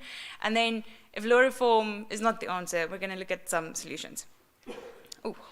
So first of all, the legal status of prostitution in South Africa. My colleagues have done a great job in telling you that it is fully criminalized at the moment. The supply in the Sexual Offences Act and the demand in the Criminal Law Act. And this was confirmed by our Constitutional Court in the case of State versus Jordan. And the South African Law Reform Commission also confirmed this after scrutinizing it for 10 years. So first of all, we need to ask ourselves, why do we need to reform laws? And it is necessary when current laws are unconstitutional because times change. And policy considerations militate so strongly in favor of law reform that law reform must be effected. So we're going to look at those two. So first of all, our human rights perspective or our constitutional perspective. And we're specifically going to focus on the case of State versus Jordan, which is a 2002 case where the court really grappled with the rights implicated in prostitution. But yeah, to first start off to say that in the South African Constitution, it says the state must protect, promote, respect, and fulfill the rights in the Bill of Rights. And when they looked at the Sexual Offences Act, which was said to be unconstitutional in this case, that's why they went to court. The Constitutional Court found that the full criminalization of prostitution, so both the supply and the demand side, is constitutional and actually does not infringe on human rights. So first of all, we look to the right of equality, which is Section 9. Here we just consider the law. What does the law say? Does the law discriminate? And here the court found that the Sexual Offences Act does not directly infringe the right to equality of women on the basis that the provision is actually gender neutral. And the court further held that the prohibition does not indirectly discriminate, so you have direct and indirect discrimination against prostituted persons by criminalizing the prostituted person and not the user of the prostituted services. So because we criminalize both demand and supply, they said it's also not against the right to equality. And then it is not a crime to be a prostituted person, but it is a crime to sell sex for commercial purposes. And so the court said our laws fully criminalizing prostitution is not against the right to equality. So further, we look at the right to human dignity. And in these quotes, it still refers to a prostitute and not a prostituted person, so please excuse that. But this is basically what the court said when they looked at human dignity. And said our Constitution values human dignity, which adheres in various aspects of what it means to be a human being. One of these aspects is the fundamental dignity of the human body, which is not simply organic, and neither is it something to be commodified. And then they said the very nature of prostitution is the commodification of one's body. So now we look at, they further said, to the extent that the dignity of prostitutes is diminished, the diminution arises from the character of prostitution itself and not the law that's criminalizing it. Because they say, prostitution, it devalues the respect that the Constitution regards as inherent in the human body. And so further, they also found that all arrested and accused persons must be treated with dignity by the police, because we often hear of the most horrendous stories of how police are treating these women. But they're again saying the law does not condone this. The law does not condone police to treat women without dignity. And so the remedy is not to strike down the law, but to require that it is applied in a constitutional manner. The fact that the client also pays for sexual services does not afford the client the unlimited license to infringe the dignity of a prostitute, as we have seen with the realities of what they face. So the Constitutional Court's findings were that prostitution is inherently of a degrading nature. Prostitution itself should rightly be seen as a human rights violation, as we have heard. No legislative reform can or will change the inherent nature of prostitution, and the law does not deny a prostituted person the right to be treated with dignity and respect by law enforcement officials and users of prostituted services. So further, we go to the right to freedom of security of the person. This is found in Section 12. And now we ask the question of whether the law that a prostituted person is violating is constitutional. And if the law is constitutional, which is to have commercial sex with someone, the invasion of a prostituted person's freedom and personal security is a result of the violation of the law and not an infringement of their rights. And so they said the prostituted person makes himself liable for arrest and imprisonment by violating the law, as is the case with any other person, as should be the case with people buying sex as well. The findings were that the law criminalizing prostitution is constitutionally valid, It's not detained or an unjust cause. It's for a legitimate public interest, and thus the prohibition against prostitution does not infringe a prostitution person's right to bodily integrity. Further, we look at the right to privacy, but here we first have to ask the question, what is the private sphere? And that is which allows human beings to establish and nurture human relationships without interference from an outside community. And the court found that prostitution is not an intimate private relationship, but an impersonal, commercial, sexual transaction with strangers. Prostitution is not an intimate association, and the prostitution thereof does not affect the dignity of a prostituted person or a buyer of their services. And the prohibition against prostitution does not intrude into the sphere of private intimacy and autonomy. But the court also held that crimes that are committed in private do not necessarily have the protection of the privacy clause, because the law should be as concerned with crimes committed in private as those committed in public. And even if the right to privacy is implicated, as we have seen some rights can be limited, it is at the periphery and not the inner core of weighing up of these rights.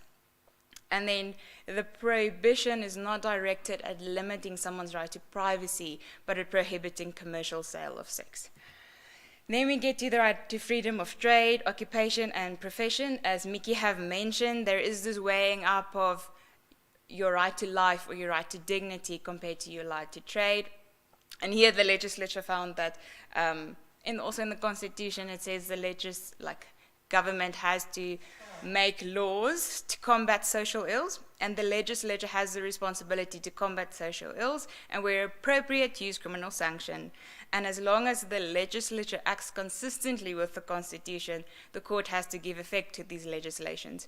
So, it is a legislative fact that prostitution is associated with violence, drug abuse, child trafficking, and everything else mentioned. And the measures intended to eliminate the harmful effects of prostitution are clearly measures designed to protect and improve quality of life. So criminalizing prostitution does not infringe on the right to economic activity, or at least it weighs less when you look at a constitutional consideration of the rights. So then we look at the right to healthcare, food, water, and social security, which is section 27. And then we see prostitution originates primarily in severely adverse socioeconomic circumstances. As we have heard, it's all about gangs, and brothels are basically gang world. Women are left with limited viable survival options, and the socioeconomic right strikes at the heart root of prostitution, because research suggests that most women in prostitution indicate that they would leave prostitution if they could survive economically without having to prostitute themselves.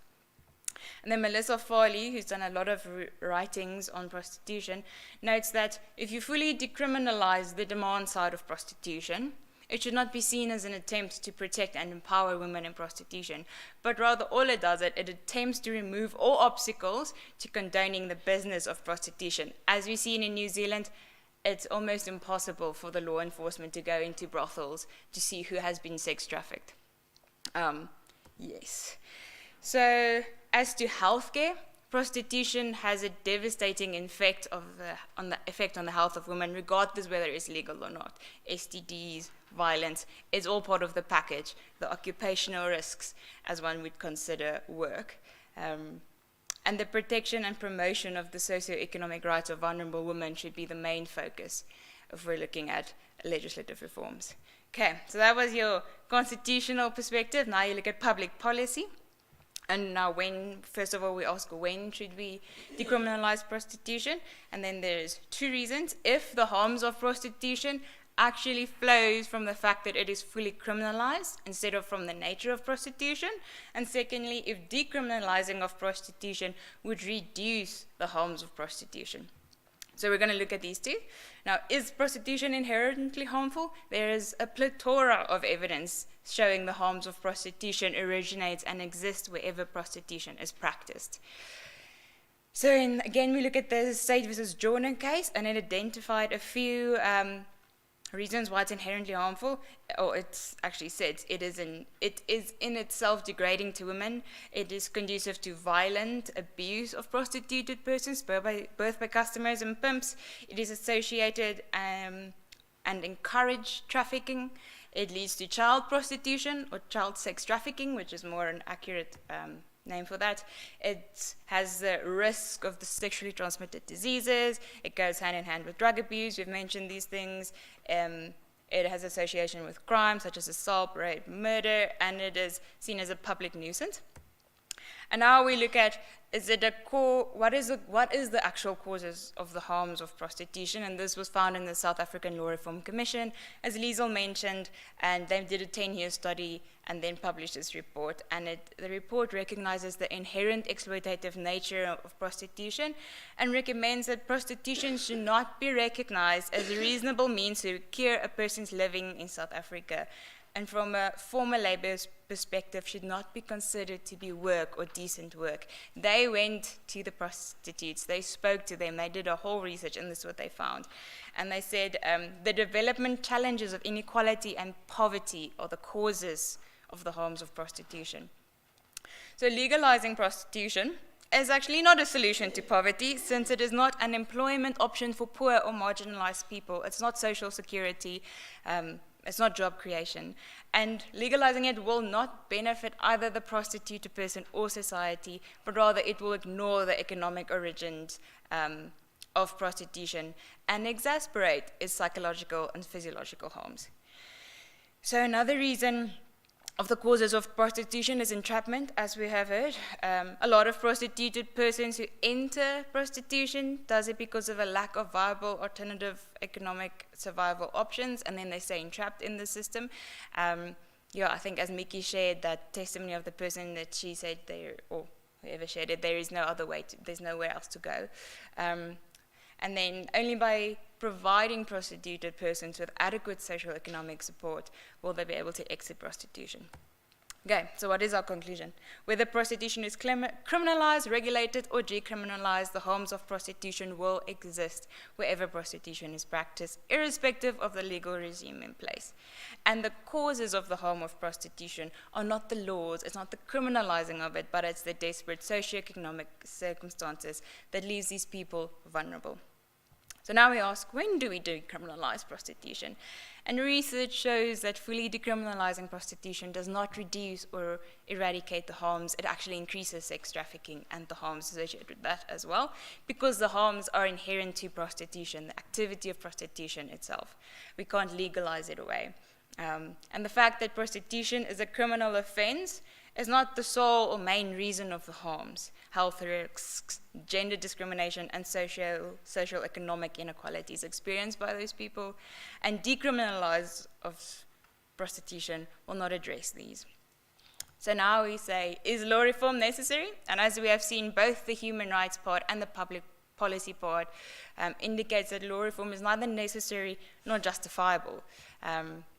And Rachel Moran, who's also a survivor of prostitution, said this: to be prostituted is humiliating enough. To legalize prostitution is to condone that humiliation and to absolve those who inflict it. It is an agonizing insult. So now we ask, if it's not law reform, then what should we do? First of all, we eradicate the system of prostitution, and this very much includes socioeconomic interventions by proactively establishing viable opportunities to exit prostitution or not to enter it in the first place, and effective law enforcement, effective prosecution and enforcement of criminal prohibitions and sanctions to eradicate demand and the supply system. So first of all, we have, as we currently have, full criminalization, but now with diversion, which criminalizes all aspects of prostitution and prostitution-related activities, but it is extremely important to have diversion programs to help prostituted persons out of prostitution. And then this recognizes that legally prostitution is undesirable because there's a human rights violation. Society, through the legislature, has a duty to protect its people. Prostituted persons need help exiting the programs because the majority of them are victims to their circumstances. A lot of them were child sex trafficked, how they got into this. And then there was this idea to make provision to have criminal records of prostituted persons scrapped, so they don't have these records following them around wherever they go and to enter society. And now the importance of socioeconomic interventions and exit programs is Prostitution originates in dire and desperate socioeconomic circumstances, coupled with the commodification and devaluing of mainly women. The only way to effectively eradicate the harms of prostitution is to address the socioeconomic circumstances that gives rise to it. And the challenge is ultimately a developmental one. So yeah, we need to take hands for socioeconomic interventions and diversion programs if we want to stay in the system of full criminalization. Then we have partial decriminalization, or the Nordic or equality model, as they say, which is where the prostituted person is not criminalized, but the rest of the system is. And this focuses on addressing the demand side of sex buyers of prostitution, and is garnering a significant amount of support in an increasing amount of jurisdictions. As Mickey mentioned, France has a very good model on that. And partial decriminalization then recognizes that prostitution is still harmful and needs to be eradicated, and a prostituted person, they're actually just a victim of sexual exploitation. So, Marcel mentioned this, but this is the whole faxing of why sex buyers must be stopped by the National Center of Sexual Exploitation. Sex buyers often cause physical and psychological harm. It allows for law enforcement to hold those exploiting accountable. If consumer demand is reduced, it also limits the sex trade and decreases sex trafficking. Sex trafficking initiatives decreases due to the reduce in the sex buying market. Sex buyers are deterred. There's evidence that shows that demand reduction efforts reduce exploitation. It's economical, reducing demand. Stopping sex buying is primarily preventative measures to end sexual exploitation, and sex buyers are not representative of all men. Buying sex is not inevitable. Like, men can actually choose. So yeah, now we ask again, is there a human rights and public policy case for reforming prostitution laws in South Africa or Africa? And I will leave you with these final thoughts that the truth is, as we heard today, we need to stand for truth. The truth is prostitution is sexual exploitation. It's not work, and more often than not, it's not a real choice either. No compassionate society, let alone one that prides itself on being based on human dignity, equality, and freedom, can legalize and institutionalize the inherent exploitative system that preys on the vulnerable and marginalized. Thank you.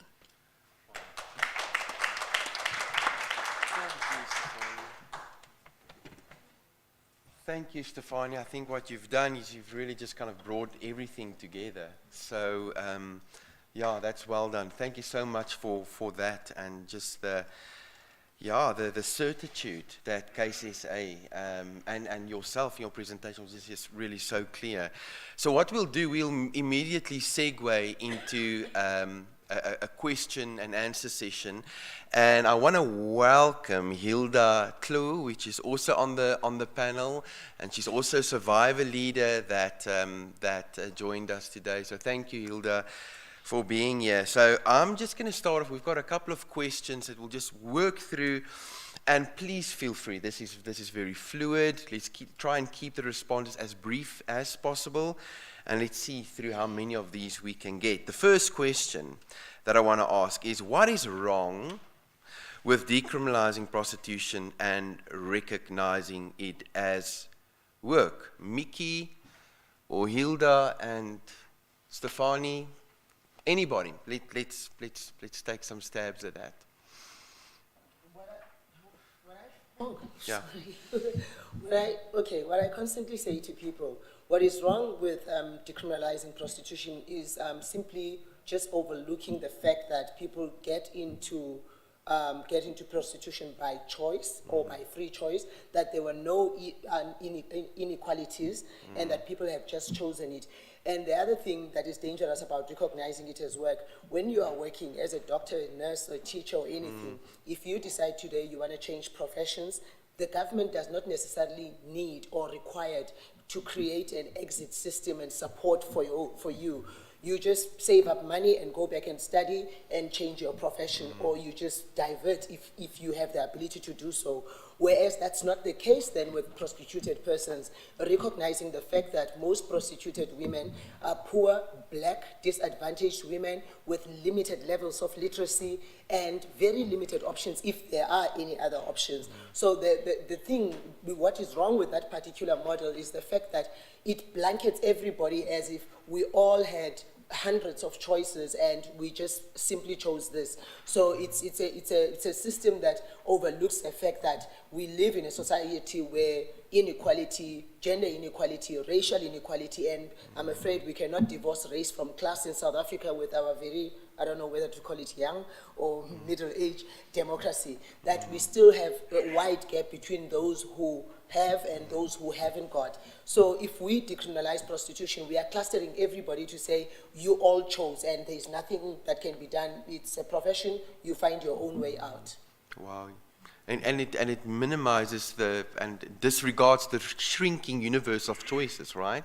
That everyday South African faces. Hilda, any comments? Okay, greeting everyone. My name is Hilda. All I can say, being on the streets, I used to say none of us grow up dreaming of becoming sex slavers. So going back to the street again, I'm also hearing the same thing again. No one wants to be there. So if the crime is there, it's for who? Because those that are in the street, they don't want that. Why they want exits? And they don't see it as work. It's an option for survival when other options are not given. But immediately something is happening, those exit programs are provided and that support is given and those skills are given. I'm Hilda, I'm sitting here, those things happen to me, that is why I'm here, that is why I'm no longer a victim, I'm a survivor. Everyone needs to be a survivor, everyone, that is why it's in our organization, we recognize everyone that doesn't use the term so-called sex work as survivor, because you don't recognize this thing as work. For you, it's just an option because you don't have other option. Wow. Thank you, Hilda. Any other? Go for it, Stefani. I just want to share one story I came across that really impacted me. It was about a lady who was unemployed in the Netherlands. So here we have a fully decriminalized system of prostitution, and she got a grant from the government. So as long as she applied for jobs and she keep on not being accepted for the job, she keep on getting this money. I don't remember her profession, but let's say it was something like IT.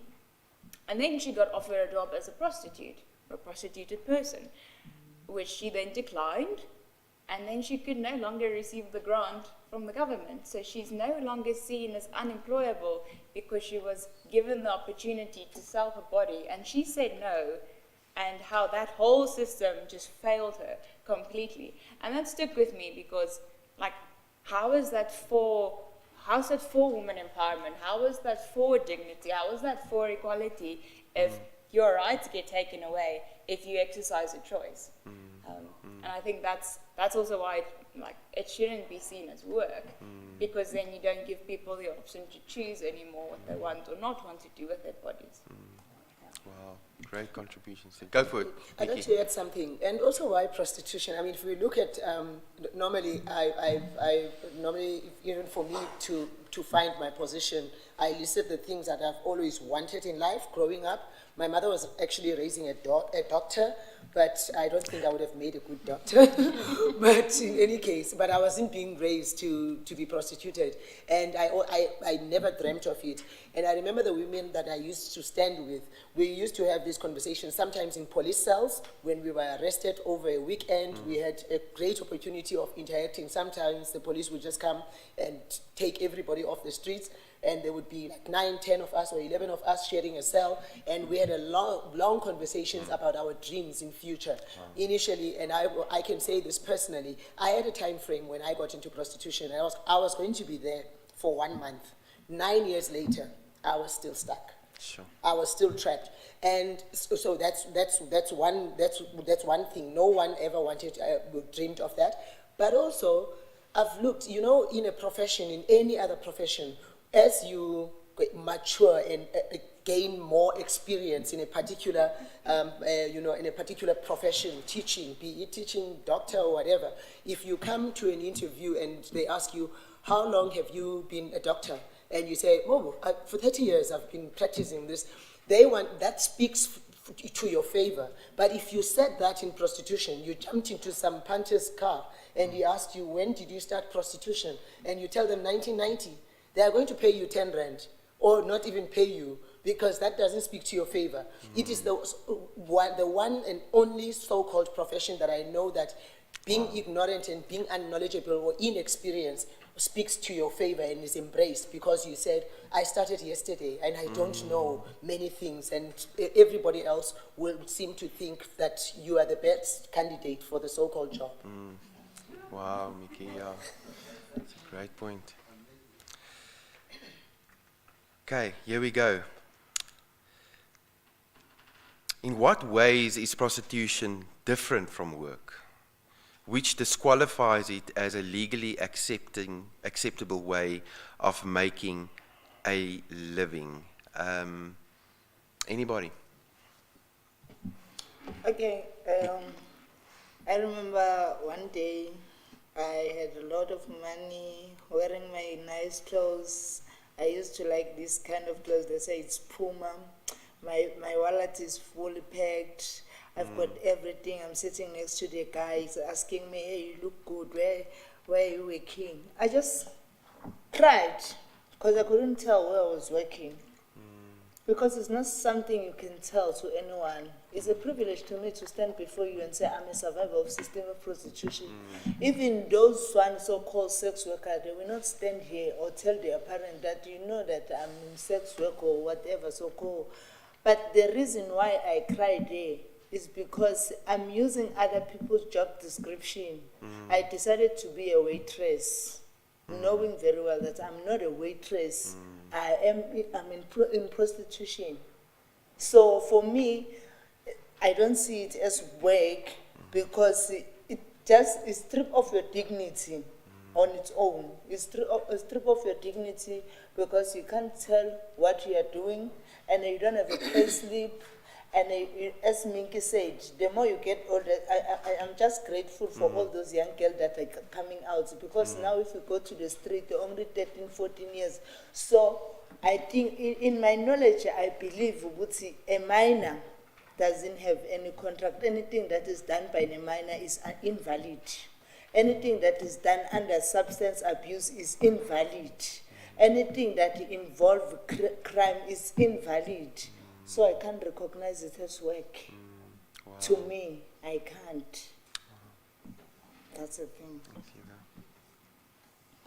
If I can add a little bit on that. The question is, okay, let me first start with the story, just touching on what Hilda's saying. I remember one of our functions, there was a girl that came, and I knew that was her first week in prostitution. And I looked in the eyes, and she couldn't look me in the eyes. I think the shame and guilt that she experienced that day was just too much. And her older sister, a lot of times the girls are being groomed in by other women.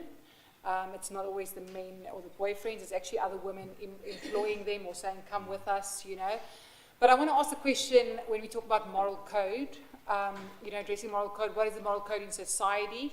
I mean, I'm a mother of children. I teach my children what's right and wrong. I teach them, don't steal, don't hurt someone, don't gossip, don't do evil, don't murder. There's a reason why we say murder is wrong. What is the purpose then of the law? Is to govern that moral code. The purpose of the law is to protect society. It's to protect the women in prostitution, and to protect the women, also to protect society. Because what is the effect of, we know we're talking about the prostituted women. We understand, yes, and we've seen the vulnerabilities and the pain associated with it. But what about the families that are breaking up? Or what about the husband coming home with HIV? Affecting breaking up families. What is the effect of that? And one of the ladies said to me the one day she was exiting, she couldn't do it anymore. She actually had a psychotic breakdown, and she said to me the following. She said to me, Emma, I think she was about 35 years old. She said to me, Emma, you know what it feels like when my son is now 19 years old. She says she's a mother of a 19-year-old. She says, and in this brothel, these fathers bring their sons to lose their virginity. Now, I need to have sex with a 19-year-old that is the same age of my son. I cannot do that. And she said, sometimes I have these men coming to me, and once again we talk about moral code, where the guy is so nervous and he says, but I've never cheated on my wife.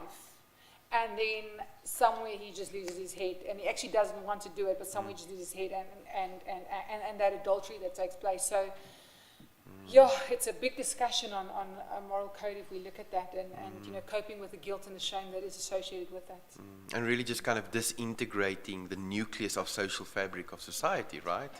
And how it just reverberates throughout. Yeah, thank you, Emma. That's go for it, Nikki. Just two more things. I don't know if everybody knows about the story of Nokuphila Khumalo, the prostituted person who was murdered by the renowned artist who's serving now 18 years. Most people who advocate that prostitution should be recognized as work say it will remove stigma, people will freely go out there. I didn't tell my mother I was doing prostitution because I was afraid of getting arrested. She wasn't going to call the police on me. But it was just that I didn't recognize it as work. Nokuphila Khumalo's mother only heard that Nokuphila was in prostitution the day after she was murdered. She constantly left home and told her mother that she was a bartender or a waitress or something. And then we go to KZN, the story of Sayam Lee, who was murdered again by Philani Ntuli. Sayam Lee's mother was a prostituted person herself, and then as she grew older, she was not making as much money because men are constantly demanding for young and fresh girls. But Sayam Lee's mother is, you can go on quotes even online, she has been telling the media that she was on guard when Sayam Lee was working to ensure her safety. Now, which other profession has any of us in the room who are teachers, who are nurses, when on your first day to work that your mother had to go and escort you and guard you against, guard your safety? What kind of work is that? Which other job that do you constantly either need a protection of somebody else to make sure that you are performing your duties under a safe environment, which can either be pimping or your parent or your friend or whoever. And also, secondly, which other work that people are doing that you need to numb yourself, that people, I know of women that I used to stand with in the streets that would say, I can't work without having taken some wine or something just to numb me.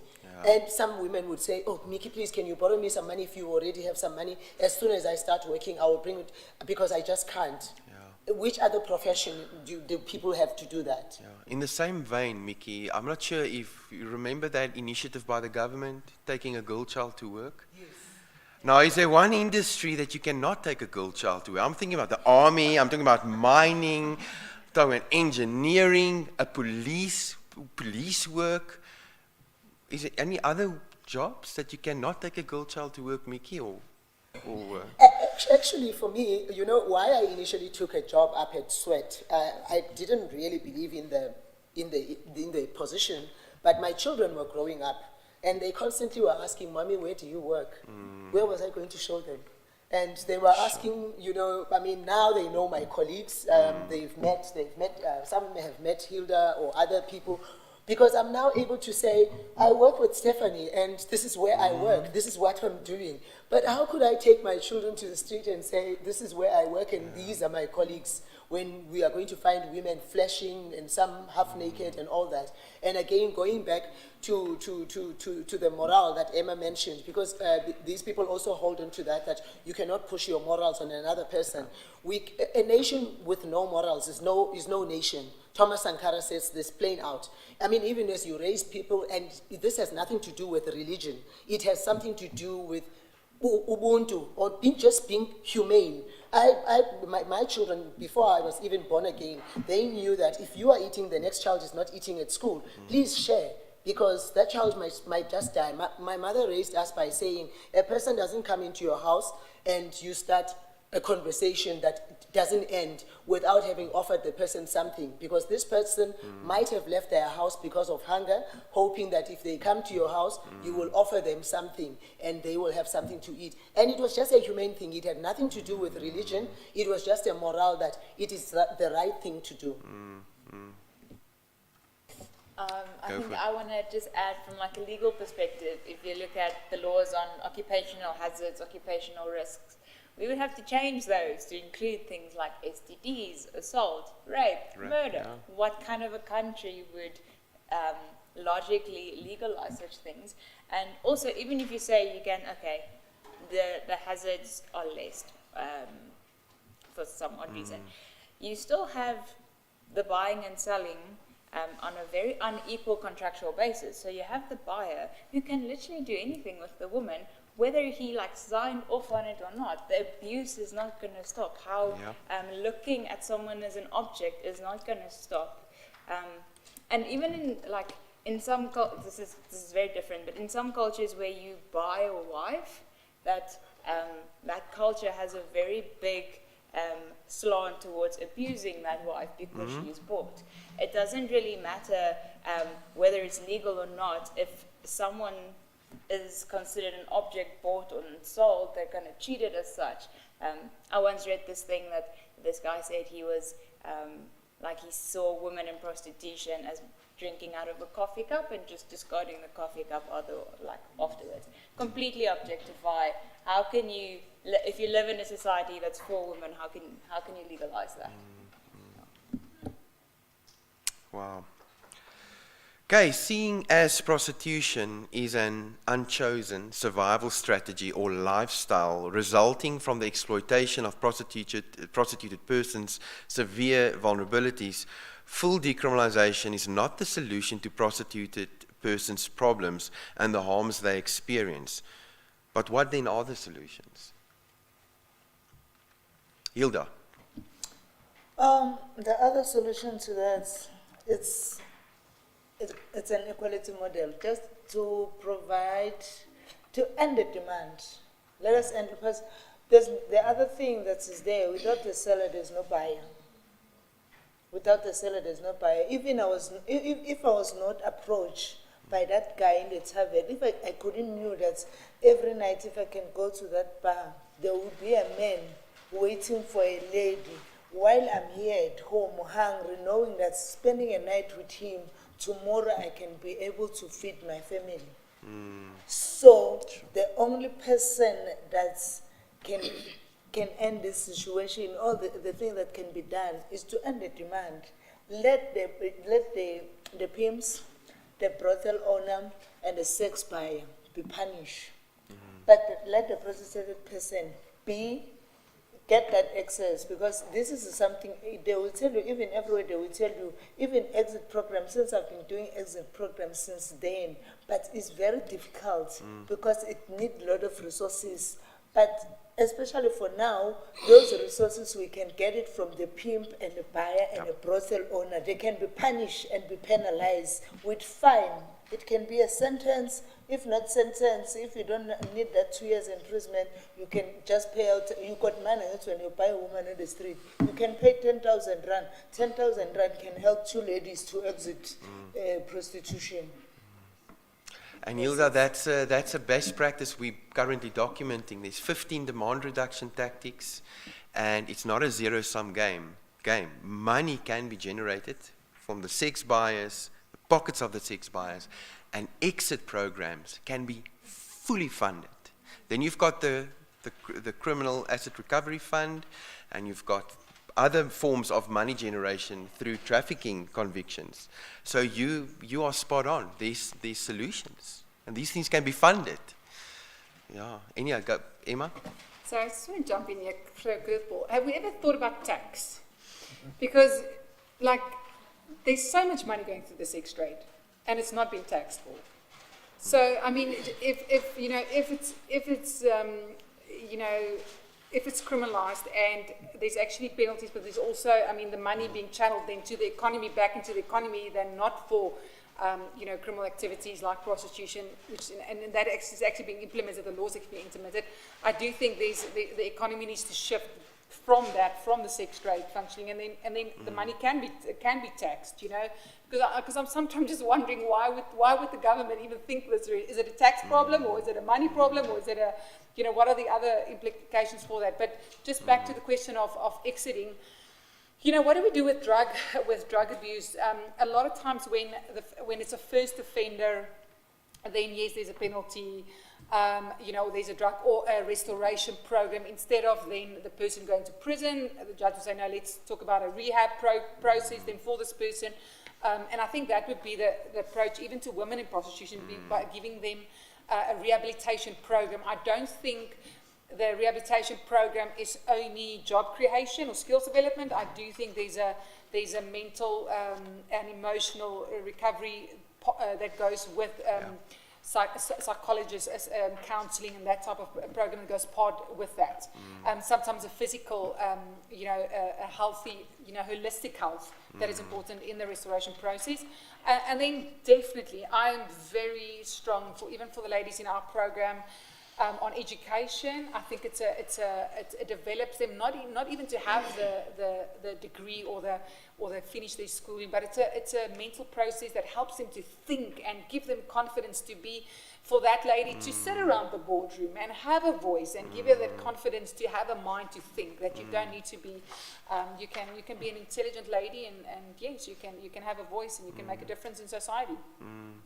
Wow, Mickey, do you want to add anything?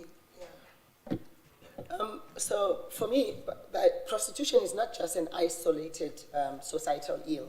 It intersects with many other things that are happening in society, and we can't.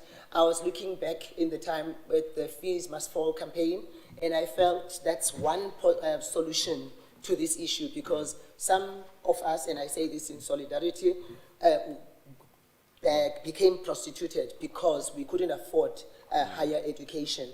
Because we had to drop out early, because we couldn't access it, because we were child-heading families and whatnot. So there's both a legal element and as well as a social approach.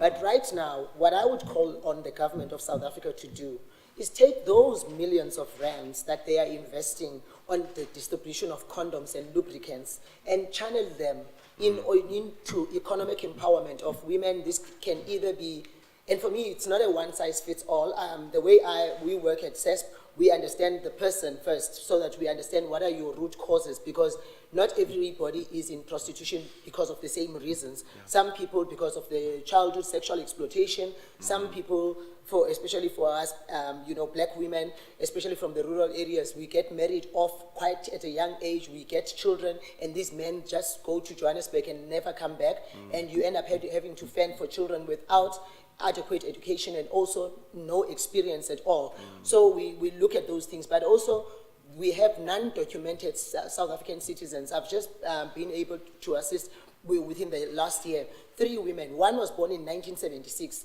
For the very first time, she got an ID number allocated to her on the 18th of October last year. Where will she work? She can't even do any form of work. During the pandemic, she couldn't even access that 350 rands because she has no identity.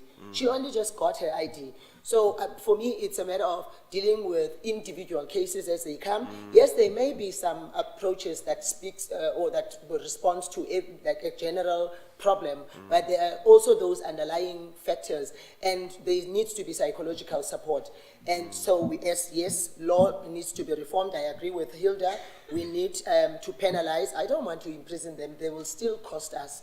I'm very wary of the economic, the economic strain that the country will take. But also, in order for our leadership to take note that decriminalizing prostitution is going to cost this country heavily. A prostituted person has higher chances of being infected with HIV, and therefore their immune system is weak, which means their chances of getting tuberculosis and other things. Now we need to look at how much does it cost to put a person on TB treatment for 9 months? How much does it cost the state to treat an HIV-positive person with ARVs, and how much does it cost the state if these people have to come back for multiple abortions because of unwanted pregnancies, and there are other things. So it needs to be a holistic approach. I think there needs to be a department assessment that social development needs to be involved, Department of Health, Justice, Safety and Security, etc. But also just adopting the equality model as a start, so that we take that money from those people and the asset for future from the pimps and brothel keepers. We find you running a brothel, we take that money. There was a brothel that was fined in Durban, 250,000. We don't know what happened to that money. We are waiting to see if that money will be brought to us. I did an interview with a trafficker in State versus Palan. I think he's out of prison now. And he bragged about the fact that the police didn't even go after 19 other brothels he had in Durban and Cape Town. So the assets are significant. So there's definitely, we need to go after the money, you know.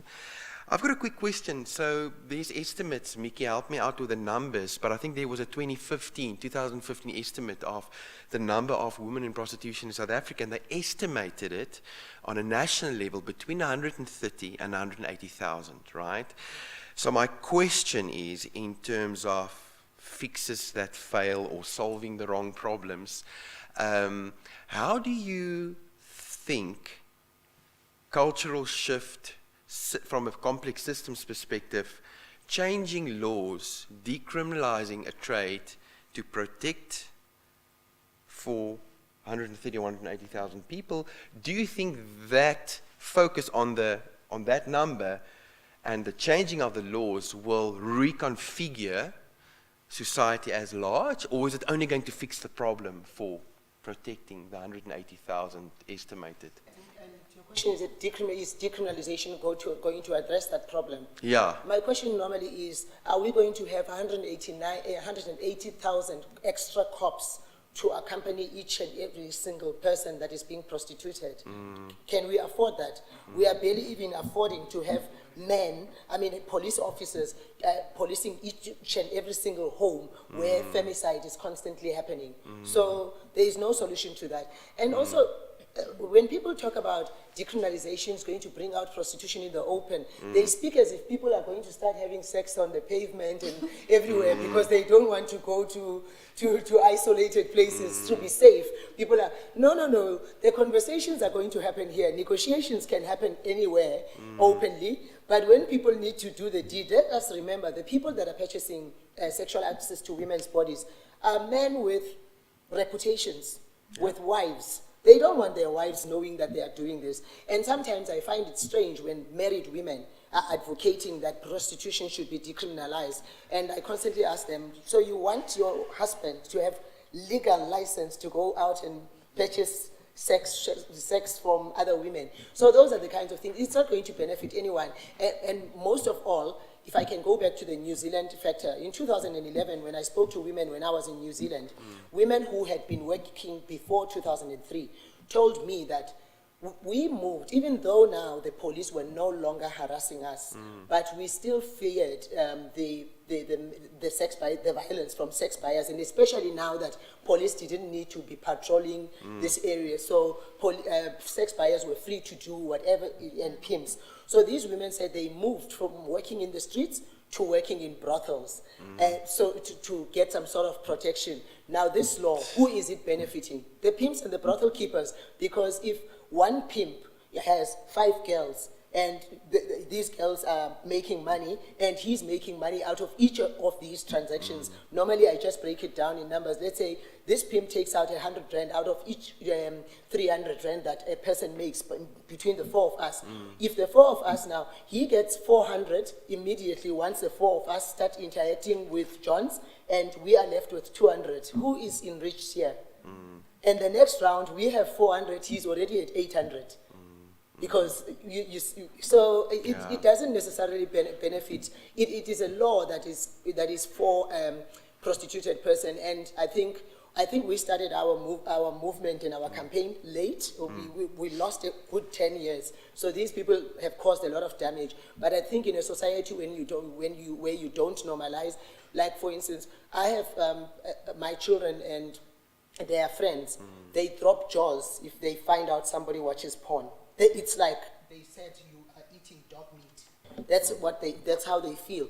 And we need to constantly do that public education, because when young girls are being lured into prostitution, they are told about the latest iPhone that you will own, the what inch, I'm not very good with those hair, the what inch that you will be wearing. But people are failing to tell people what you need to endure I mean, when I was reading the stories of Dubai, how people need to eat human feces in order for them to come back, and they are called slave queens. And remember, they constantly invent new fancy words to glamorize this system, but they don't tell these girls. That girl who was telling that story left Nigeria without the knowledge that she was going to have to eat human feces when she gets to Dubai. And the same situation now has taken over in Cape Town. There's a girl by the name of Vanessa who goes to school to recruit young girls.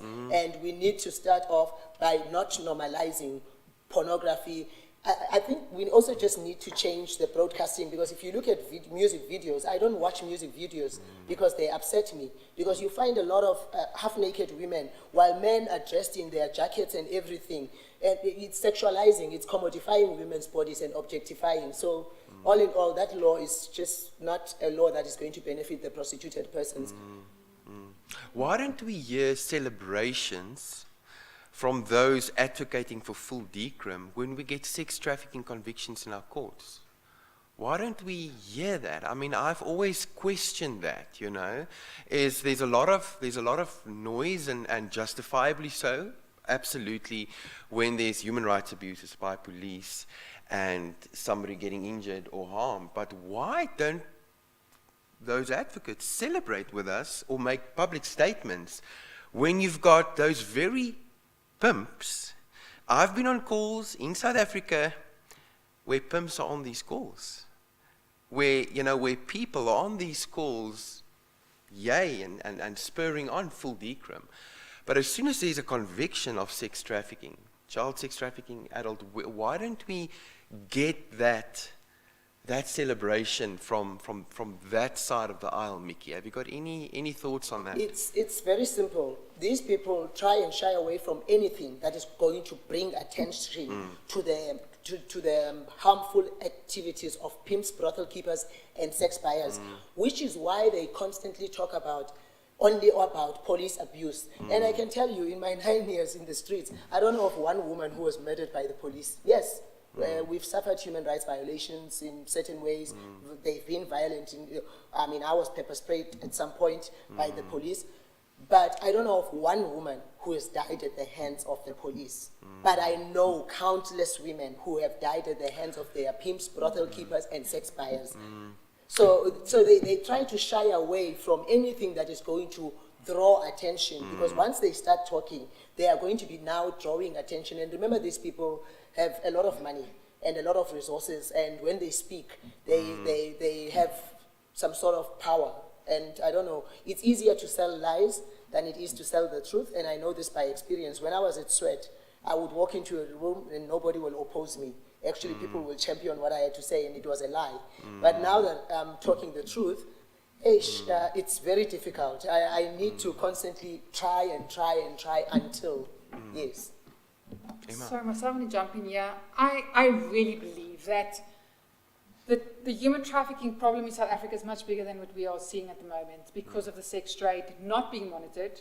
The last 4 years, how many pimps have been closed down, brothels are being opened regularly in communities. I mean, just in our area, there's 25, and we reach in our closed area 200 women on in brothels, and yes, some of them are off the streets, now in homes. The problem with that is there are child trafficking, there are children being used and being exploited, but they are not going to be identified. And I just think it's a massive, massive problem. And let me not have my filter on here for a moment again. South Africa fought so hard against slavery in 1994. But why aren't we fighting harder against sex slavery? We fight for freedom. Our country is known to fight for freedom, but how much more can we fight for the freedom of the women and children in South Africa and in Africa? I just think, slavery, it's not, like we said earlier, it's not about color, but there's still slavery, modern day slavery. So I do think, we have a large problem. And speaking about law, we work closely with law enforcement. Unfortunately, at this moment, there are not specialized units that are only dedicated to human trafficking in South Africa, and I'm not sure, can't speak for the other African countries, but it's a massive problem. We're being answered saying, but it's a high priority crime, but we're being answered saying, when we talk about trafficking, organized crime, and there's so many other criminal activities. So people, law enforcement is overwhelmed, but we cannot say that a child being trafficked or used is not a high priority crime. It's against a human being's body. Yeah, so I just think we're really not really addressing human trafficking even sufficiently in South Africa at the moment. While you were speaking, Emma, something came to my mind. When I was still working at SWAT, we went up to East London. There's a suburb or place called Quickney, and I was with my colleagues. We were distributing the goodie bags that you were talking about. The goodie bags, And my son was 13 years old at the time. Yeah. And I came across this girl. She was exactly my son's age. I didn't know what to do. And we had a manager, of course, a white woman, middle class, never been prostituted, doesn't know suffering. She just said, and she was the person that was in charge of the team, she just said, get into the car, let's go. Because I came back and I said, but I just cannot bring myself to give this child condoms and lubricants to, what am I saying? That's hypocrisy. The other thing is that we have a lot of hypocrisy in this country where people pretend to be for a certain position. Let's look at the position by the biggest trade unions federation, COSATU, and they have a position on prostitution to recognize it as work. Then they turn around.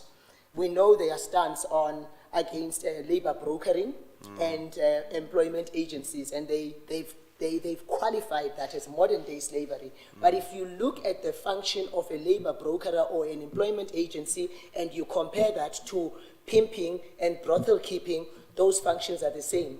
Or all these people are selling other people and benefiting, but yet they call the other modern day slavery, and the other one they call normal work, like any other work. And I find that, I found it, I don't know if they are confused or they are not even listening to themselves.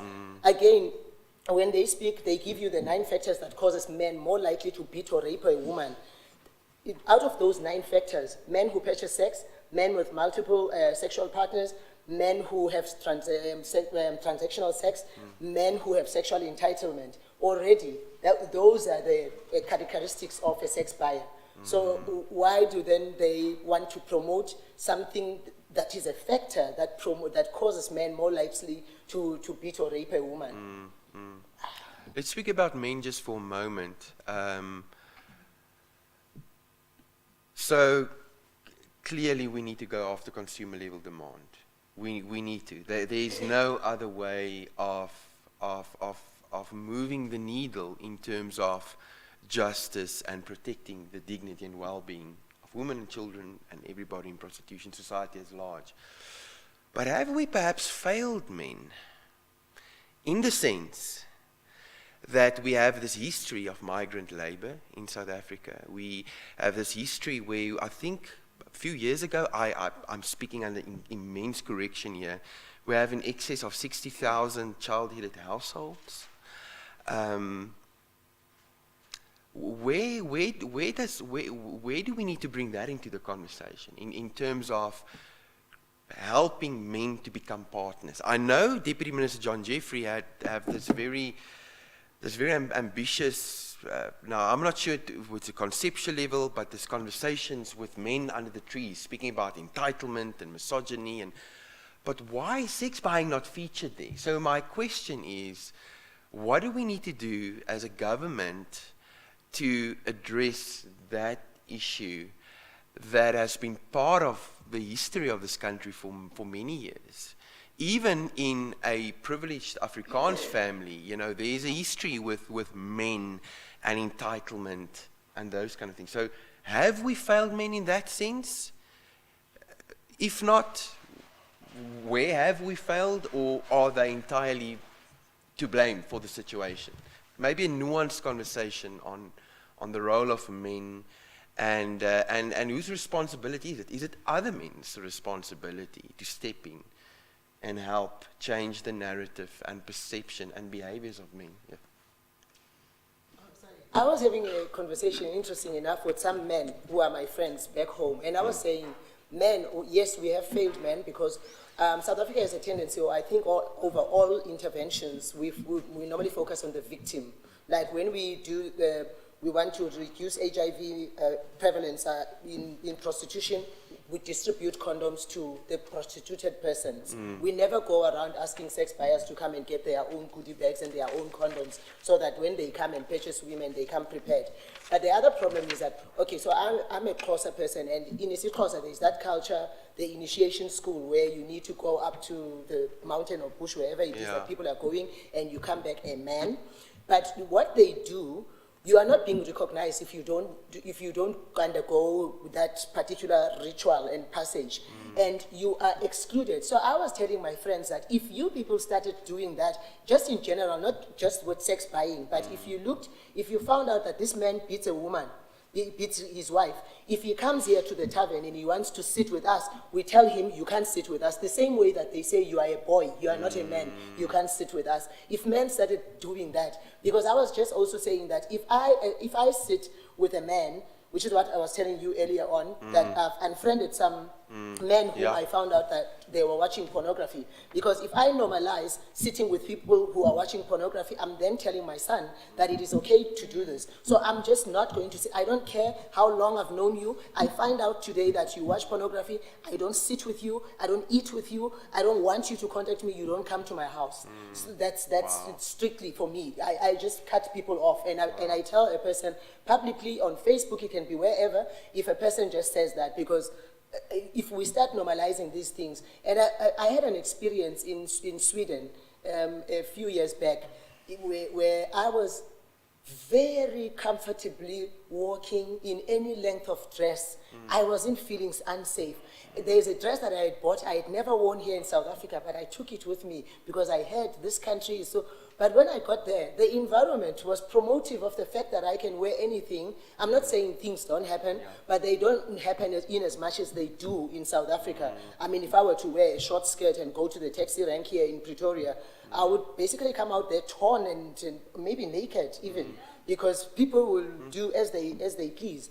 And so we need to reach a point where we do not normalize these things. And I think the media has a lot of influence there. That's why there's I've stopped paying for TV at my place, so we don't watch television, so that we don't see, because if you look at the things that are being promoted in media, look at that Karabo storyline where she was having 2 husbands. Where have people seen that before? Instead of rectifying the polygamy issue that we have, now we bring in a polyandry issue, which is also another societal ill on its own. So those are the things, and once those things are normalized, because those people are deemed as idols. And then there is this phenomenon of influencers. And so, people need to teach their children to be influenced by themselves. Why should your child go out and have somebody else influencing them while you are still alive? So we need to start looking at these things, because when I look at these influencers, oh my God, I just cannot sit and watch again. So I really want to answer here. I want to say this. Men are not bad. I think we need to understand that as well. I've had a lot of, I walk into all these brothels and I get confronted by the Johns. And I've asked many questions, because I got an email about a month ago off a John saying, listen, he's a recovering sex addict. He's donating into our work. And he's trying to change his ways. And we were trying to think, what is the recovery process for men? What makes a man then take the step to actually go to a brothel? Is it loneliness? How do we as a society see sex? Do we see it as an appetite? If I'm hungry, then I go buy McDonald's, or is it something that goes with intimacy? That's the problem. I've spoken to psychologists, interviewed psychologists, when we talk even about pornography. What is, because when you watch pornography, you don't need to put the intimacy into the relationship. So that's my question. And how do we recover men also in this process? I do believe men are also human beings, and they're not all evil. And we need to think of bringing restoration there and changing the society. Changing society in the way, that the purpose of sexual intercourse. And the intimacy that goes with it, and stewarding it in that way. But I definitely think there's more to just discarding So it's a systemic response to a systemic issue, right? Okay, to conclude, 30 seconds, last thought, anything that you feel that we just need to put out there, 30-second conclusion, whenever you're ready.